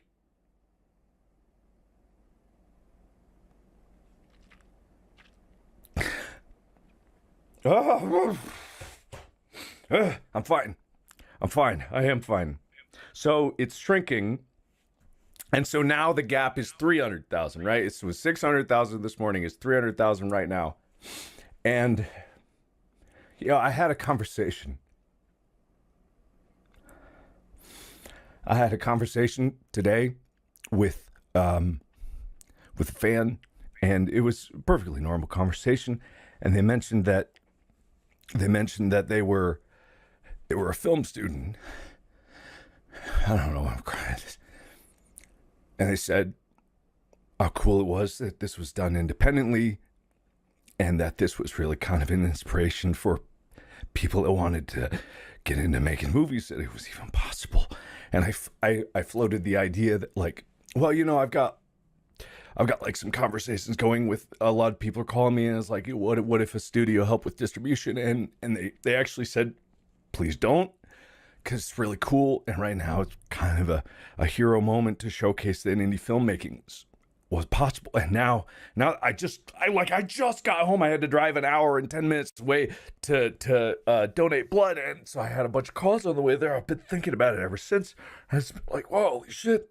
They mentioned that kind of interesting, right? The idea of maybe don't use regular distributors even at this point, because this is like a symbol of what can be done. It almost shows God bleeding a little bit in this industry, which is like, that's worth it in and of itself, which I think is kind of fascinating. Like you know, it's not like he'll struggle to get those theater releases in the future. No, yeah, because this will be establishing, but like, it's also just, I'm sure that conversation did happen, right? Like, it's saying, you know, we can get this out to more people even faster. And it's like, please don't. Like, it's this doing it this way and having it run that way in total will be an amazing accolade to have. They were a film student. I don't know why I'm crying. And they said how cool it was that this was done independently, and that this was really kind of an inspiration for people that wanted to get into making movies, that it was even possible. And I floated the idea that, like, well, you know, I've got like some conversations going. Oh wait, I think this is playing again. Whoops. And I'm almost hesitant to ask this, but I think it might be a big win for independent filmmaking. And it's not to shut out Sam Raimi, it's kind of to shut out Disney for winning like 10 weeks in a row. Maybe they could only win 9 weeks in a row, and the one weekend that Iron Lung is here, it could, you know. I think that might be pretty cool. This, by the way, is why a lot of It is people pretty cool. are pretty interested in this as a story. Like, not even the Yeah. film, but the meta of everything. Hence why this is like a section. Oh, absolutely.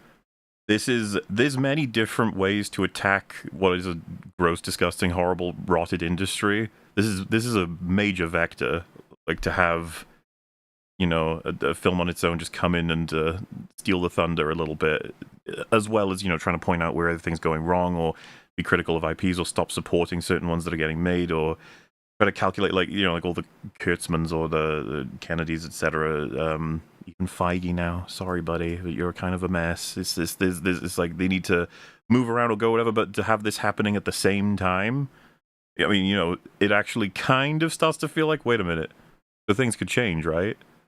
Like if enough of these things move in the right way, the right time, hence why he probably feels like this is a bit of a big weight, because it's like you kind of need to do this properly. Which, by the way, I don't even want to, like, Chris Stuckman could have been doing this, like, or trying this, or pushing for this, but he just doesn't seem to. Yeah. You know, he's kind of like, He wants to be part of the in crowd, the in group. He doesn't want to be the rebel. He doesn't want to be the independent. He wants to be in with the industry. Well, he doesn't have the imagination to be an independent, because it's just fascinating watching all of this and comparing it to the promotional materials that were done for Shelby Oaks, like all of the behind the scenes stuff and the interviews that Stuckman did. And it's also like he's doing it because this is what industry people do. You learn nothing from it. To the extent there are interviews, the questions are exactly the same questions they ask literally anyone. And when he's on his own doing behind the scenes stuff, it's just like, just comparing the way Markiplier talks about, you know, what they were doing to get all the effects working and all the rest. And Stockman's like, well, for this bit, we had to use blue screen. I don't like that, but we had to. I was like, it would help if you had a personality, I grant you, but like, I'm much more interested in this as a behind the scenes story than I am in professionally produced behind the scenes stuff that comes out, because this is quite obviously natural. It's quite obviously truthful. There's way more insight into the creative process. The person behind it is a human, which definitely helps. More of this would be good. I'm sure it does wonders for the film as well, because it keeps it in people's imagination. And obviously the story is quite inspiring. Whereas, like, what now is worth seeing of any behind the scenes thing? And except on the rare occasion is like a Stranger Things 5 and it's all just a complete catastrophe. But otherwise, there's no point watching any of that stuff because it's just sanitized. Yeah, it's just a commercial. That again, there's so many major contrasts, but the fact that he said not minutes ago, whatever, like the industry has a way of doing things, and he met people at all turns that were telling him not only that he should be doing it that way, but that he doesn't really have the authority, the pedigree, the experience to be able to, you know, do anything else. Meanwhile, Stuckman was like, "Let's go, let's do it the way that it's done. Let's yes, hell yes." Well, it's because the most revolutionary, for lack of a better term, thing that he's done is self-distribution, right? Because plenty of indie films are made, but they're very rarely self-distributed, you know, because, you know, Shelby Oaks is an independent film, but it wasn't independently distributed. And that's a huge shift. Well, it's also, there is an industry standard way of doing things, even with the indie distributors. The biggest criticism I've seen very commonly that'll start up with Shelby Oaks is like, oh, I've seen that part before, and that part, and that part. Hey, wait a minute. And Iron Lung, you know, the most common I've seen is the pacing's off. It's too long, that sort of thing. So, like, a direct comparison would be that Mark needs to work on perhaps pacing, perhaps editing, perhaps this, perhaps that, while Stuckman is like, dude, you need to, like, scrap what you've got there. You need to come up with something. Have you seen a film before? Have an idea. Well, that's the point. He has indeed. He's seen too many, even. Like, he's only referencing films. That's what he's doing. It's Stuckman's, by all rights, should be way better than Markiplier's. Absolutely. Well, he's it's almost too perfect, the film he made, because it's like, of course, the guy who's so boring and passionless and unable to, like, render opinions that are insightful about any given media. Even his most favorite, right? He often cites Signs as like the core inspiration. We covered his perspective on it. It was very shit. Like how is that possible for the thing that inspires you the most in potentially your life as to your career, versus, you know, take any of, I'm sure anybody in chat, any of us here right now, if you said what is your favorite piece of media, and then you're like, can you talk about it for 10 minutes? It's like, you joking? Like, it's not going to be hard.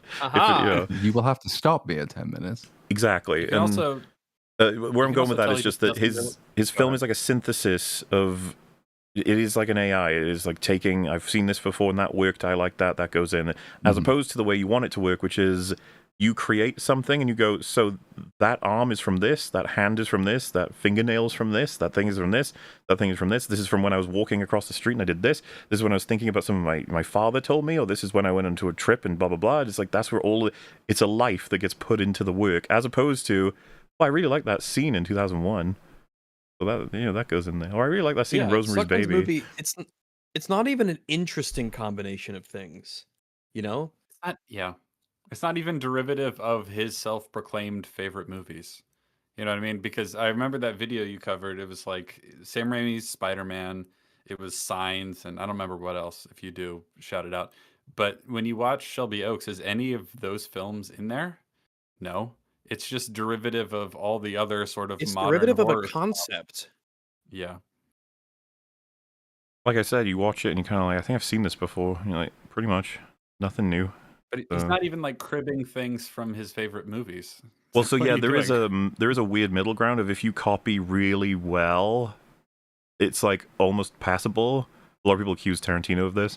It's like if you can remix to the point where nobody can even tell what your influences are, that's great. But if you can remix to the point where you're like, I recognize that, but you've got it here in a way that's really fucking cool, like that's also a plus to an extent. But when you take the thing and then drain it of its life and just stack it among other things, kind of Frankenstein's monster sort of thing of just, I recognize all the pieces, but that's not a person.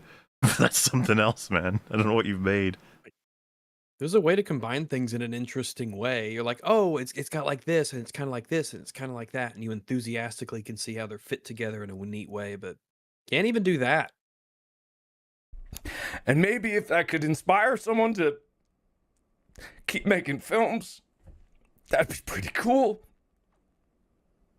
Once again, H Bomber Guy. This is on Letterboxd, which is the site that I had to learn about. It's not worth it. Don't learn about it. No, but nothing good happens there. Yeah, H Bomber Guy saw it and wrote out a review, and he's going to read a portion of it. I thought it was a meaningful moment. I'm gonna read straight, so I guess this counts as stealing content. So I'm no better than those darn dirty streamers here, but here I go. Will it feel incomplete without having played the game, or be so unlike it that it might have been, and might as well have been something else? Iron Lung has some of those issues, maybe, but I'm genuinely really impressed by how well it threads the needle. The film is quite literally a vehicle for its main star, but it's shot and edited as if Mark directed someone else in the main role. There's a part where Mark gets a dab of blood on his hand and wipes it on his trousers, and it's loving. You see the ribbing of the fabric, the seeping in of the blood, its shininess in the light. It knows to focus on the feel and atmosphere. A worse movie would cut or shorten that shot, or never have that shot at all. So much thinking must have gone into where to put the camera, how to highlight the physicality of the space, and how to make that very small room keep feeling new and strange.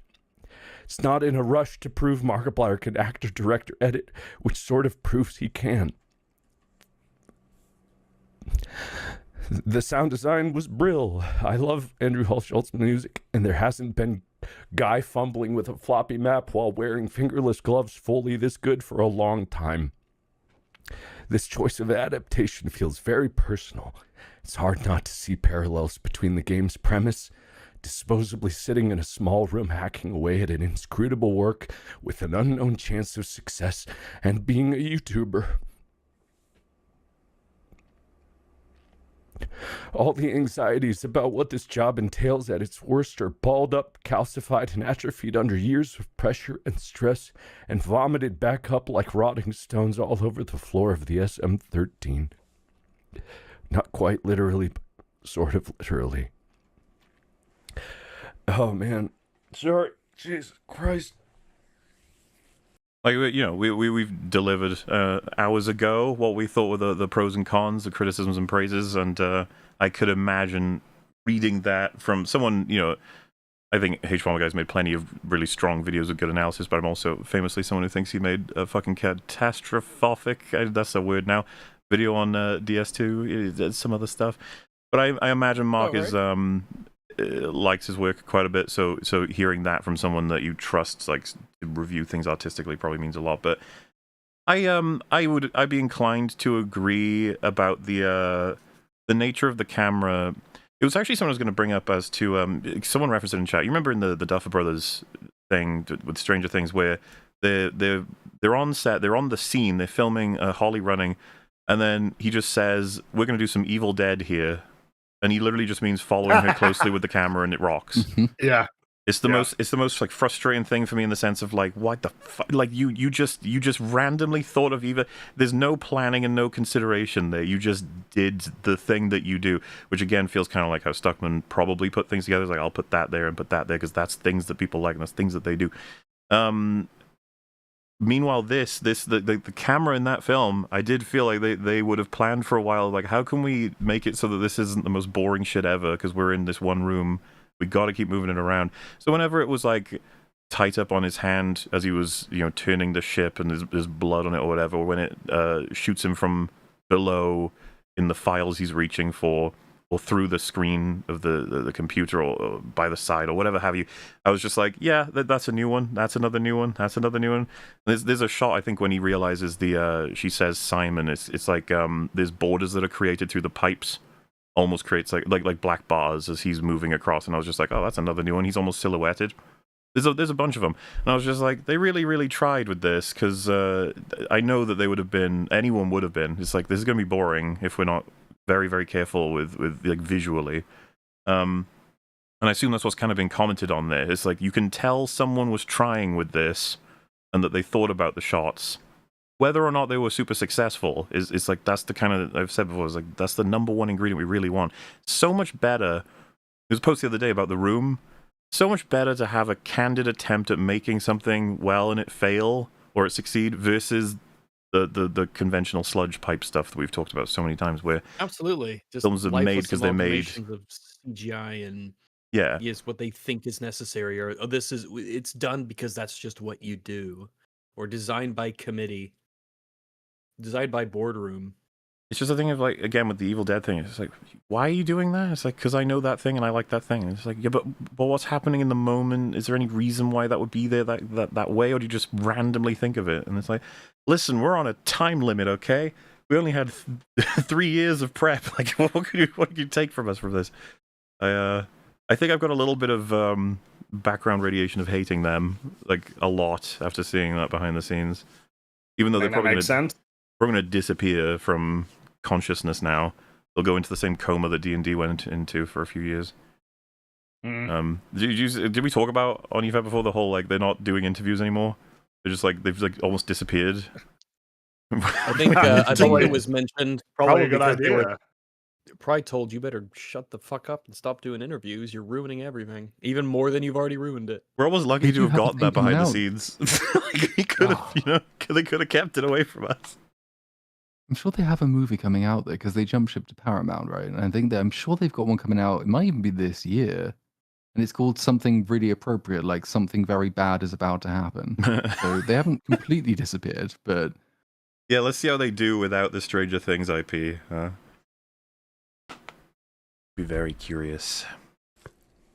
I was on Reddit. Sorry, it's completely unrelated, and I came across like a caption of a tweet. And it's got like 100K likes as my face. So I'm like, oh, okay. Then I read it. It's like, YouTuber Markiplier broke down in tears after his self-financed horror movie Iron Lung opened to $23 at the worldwide box office. Quote, fuck, dude, this movie cost so much money. I'm so fucked.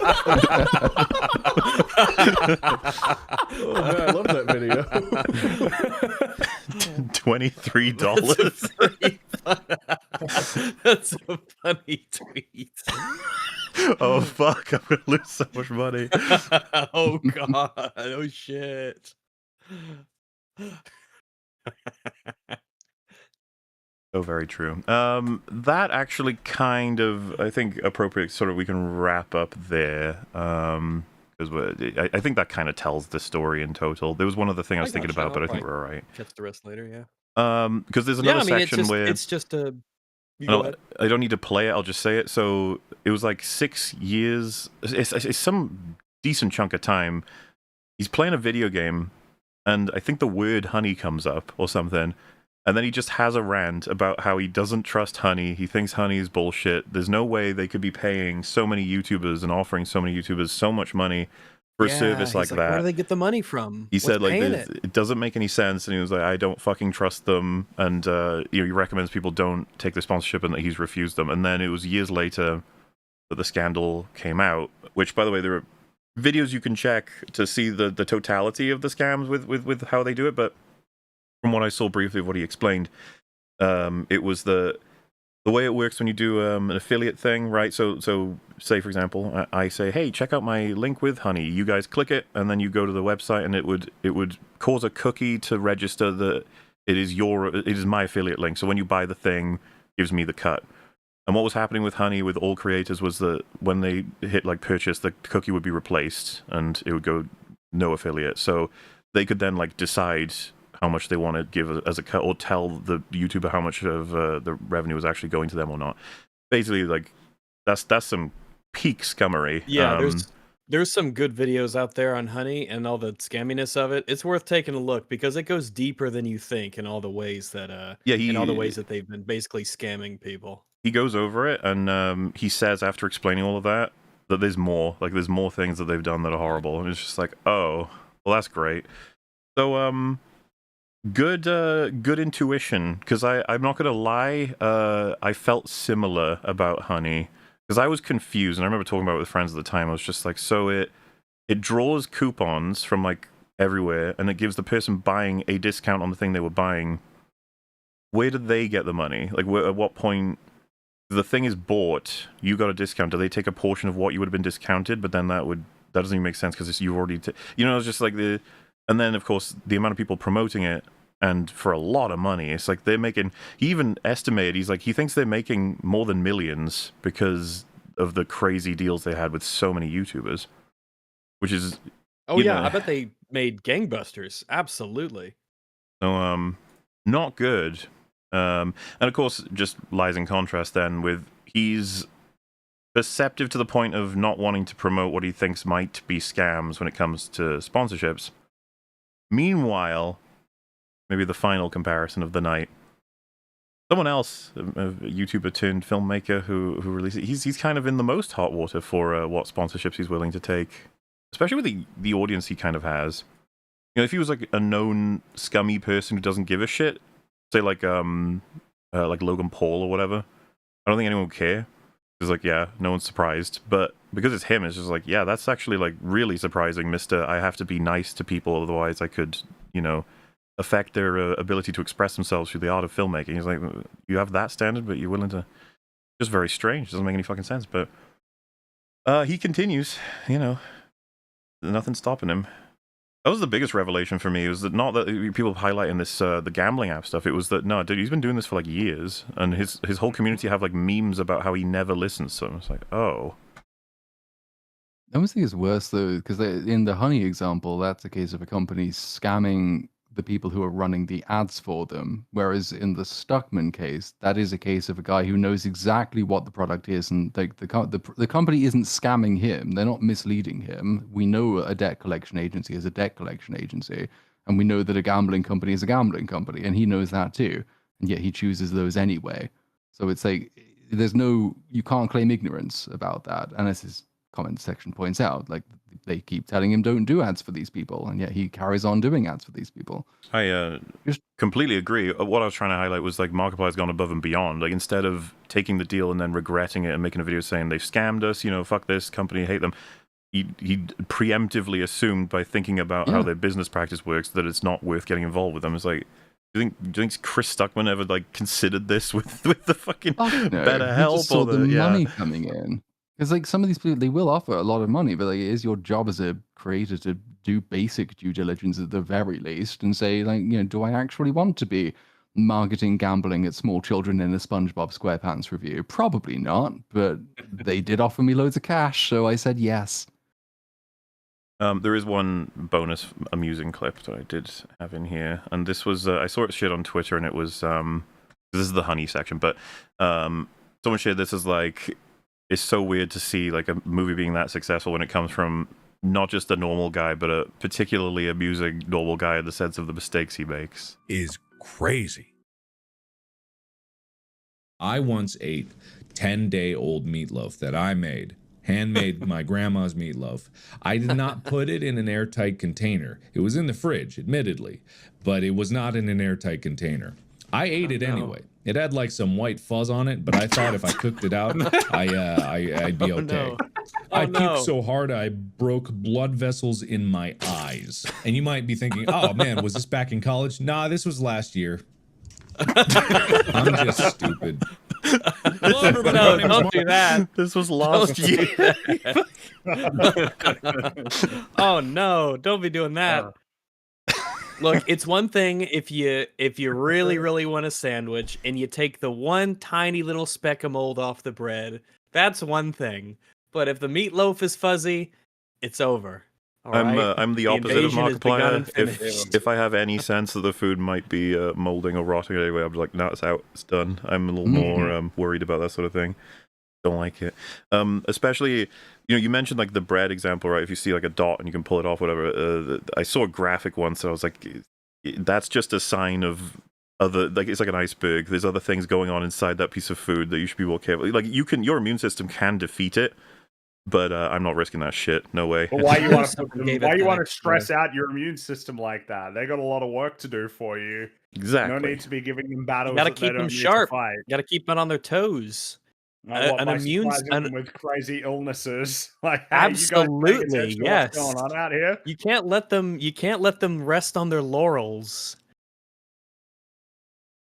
Well, fair enough. But that's kind of the story as I best could represent it of Markiplier and Iron Lung. It's a neat thing that's happened. Wish him the best for the future. I do believe that he's going to pursue adapting Amnesia: The Dark Descent, probably Soma as well, and it's going to be really cool to see that. Obviously, that will be hard to not be unhappy about if they were to be fucked up. It's not a sensitive topic, Soma. if it were ruined, it would be like, I might have to hurt you. With psionic damage via a hellish demon from under the blood ocean. But this I just think is an awesome thing that he's done, and it looks like he's, like he said, it's not even just about like the arduous journey is completed, it's that it's set the stage to be able to do it again, but perhaps easier and with more people and give people more chances and inspire them and stuff. It's just like, yeah, good shit.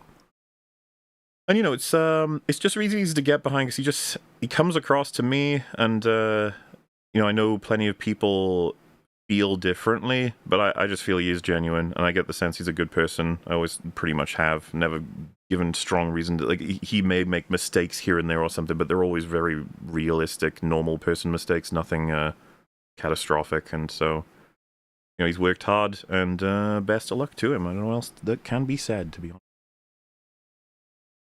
Yeah, I didn't really know much of anything about him before today, and I like him. He seems cool. I'm happy for him. I'm happy the movie's doing well. It's good for the industry. All that stuff. Yeah. Yeah, man. Super excited for what he makes next. I think that whatever it is, it's in far better hands than anyone else right now. So I'm definitely interested. Which I'd say wraps us up. But before we go, Capital Opinions, why don't you tell chat where they can find you and what you're up to? Oh, you can find me on youtube.com. There's a link in the description. Isn't that amazing? Whoa. And, it's interesting. I was sort of inspired by, Shelby Oaks and Iron Lung and all that sort of stuff. I was originally not going to really mention this until it was further along in the process. But then partly inspired by, you remember when Chris Stuckman said he was going to make a bunch of videos about explaining the process of indie filmmaking, and then he just never did? Oh, yes. He had the, what was it called? Like the journey, director's journey or something. He made videos at one point, but he just stopped. Gave up. Yeah. I was partly inspired by him not doing that to do that, because I'm making a feature film. We're going to be shooting it later this year. And so I was, like I said, just going to drop that eventually once it was already underway. But I'm going to start making some videos sort of about the process as it goes. For anyone interested in that sort of thing, you can find it on the channel. There will be plenty more of that to come. Absolutely. I'll sort of leave it at that for now. That'd be awesome. And what are they? How many gallons of blood do you? That's a good question. We haven't done a gallon inventory yet, but There's blood. There will be blood involved. Yay! Probably not as much Okay, as Iron alright. Lung. I would say Oh, probably weak. less. Skip. How many eldritch creatures? We dealing with like 5 or? You know what? I'm not going to reveal how many eldritch creatures we have yet. Okay, Leave a fair little enough. something for the Spoilery. audience to get excited about. Yeah. Well, that sounds wonderful. Is there anything that they could be excited for literally right now that you may have released? Some discussions, maybe? No. Oh, that's a shame. No, But but you I mean, saw Shelby Oaks. You didn't even. we did. Well, no, tomorrow on the channel, we will be talking about Shelby Oaks and Iron Lung. So if you didn't get Ooh. enough today, we'll be doing that again tomorrow. So it'll be fun. We'll also probably be talking about a little bit some of the other better YouTuber turned filmmaker movies that have come out, since we didn't talk about that too much today, like Talk to Me and Arctic with Mads Mikkelsen and Eighth Grade by Bo Burnham and stuff like that. So it'll be interesting. So you can join us tomorrow for that. Well, beautiful. Thank you for joining us, of course. Fringy, Rags, Platoon, anything you guys want to mention? Not at the moment. Not at the moment. Hopefully soon, but not at the moment. Should have another, I think Stranger Things 5 Part 2 will be out this week, and maybe even Part 3 next week. It's not going to fucking happen, but maybe next weekend at some point. Videos will be out this week, whatever happens. Well. I'm just working, but I suppose it's probably worth letting the folks know about next week's. Look, it's kind of a next week's episode is going to be on Valentine's Day, and that would only happen every how many years? I feel like it's not 5 actually at least. either. It's not happened. I'm trying to think of if it ever happened before. Is it because possible that it couldn't have happened? I was about to say, ever? is it Like on possible? We've done. I'm trying to think of how time works. It's like, will that have happened before? Because if it's once per 7 years, then I guess it might have early days, maybe. But I mean, it wouldn't be because of leap years. Fuck it up. Presumably, yeah. I like I said, Leap years make it so that it's possible that it could be. In any case, it's Yes. lined up well because it means that gives us an opportunity to do an episode on, a movie about love. So the movie that if you haven't seen and you want to, be watching that episode, Eternal Sunshine of the Spotless Mind, because it's probably the best movie of all romance time. movie. Or? It's. I just don't know what would be competitive with it. A movie about When Harry Met Sally, Casablanca, things like that. Oh, sure, yeah, sure. never. It's just that I associate the genre with like not many good things. So No, and There's some good ones. And we'll talk about it, There but are. Eternal Sunshine is one of the few movies that when they cover sort of like a dream state or an abstract state that they do it right, or rather they do things that I'm like, yes, that's how it feels. You've got it, as opposed to some people are a little lamer when it comes to traversing sort of an environment like that. And take that as a little bit of a teaser. If you haven't seen the movie, absolutely watch it. It is top tier good shit. Yes, it's fantastic, and it'll be great to talk about it. So that's next sure week. will. But yeah, otherwise I'm just you know the deal in the dungeon. Wonderful, wonderful done. I'm trying to think of what I'll mention is tomorrow I'll finish off Expedition 33. I want to do the rest of that Endless Tower thing. I'll do Verso's drafts, I think it was called. And then we'll try Simon one more time, but I'm not hopeful about that. And if we can't beat him, that'll be that. But Tuesday then, Mugenics is out, and it looks really cool, and I'm looking forward to playing that. So I'll do that on Tuesday, because it's not out on Monday, so I gotta wait. So that means we'll move the Monday to the Tuesday. After Real BBC, I'll have a look at this, this cat game. Looks like it's gonna be neat. From the guy who made Binding of Isaac and Super Meat Boy, right? And it's getting ridiculously good reviews before it's out, so it looks like it's gonna be real fun.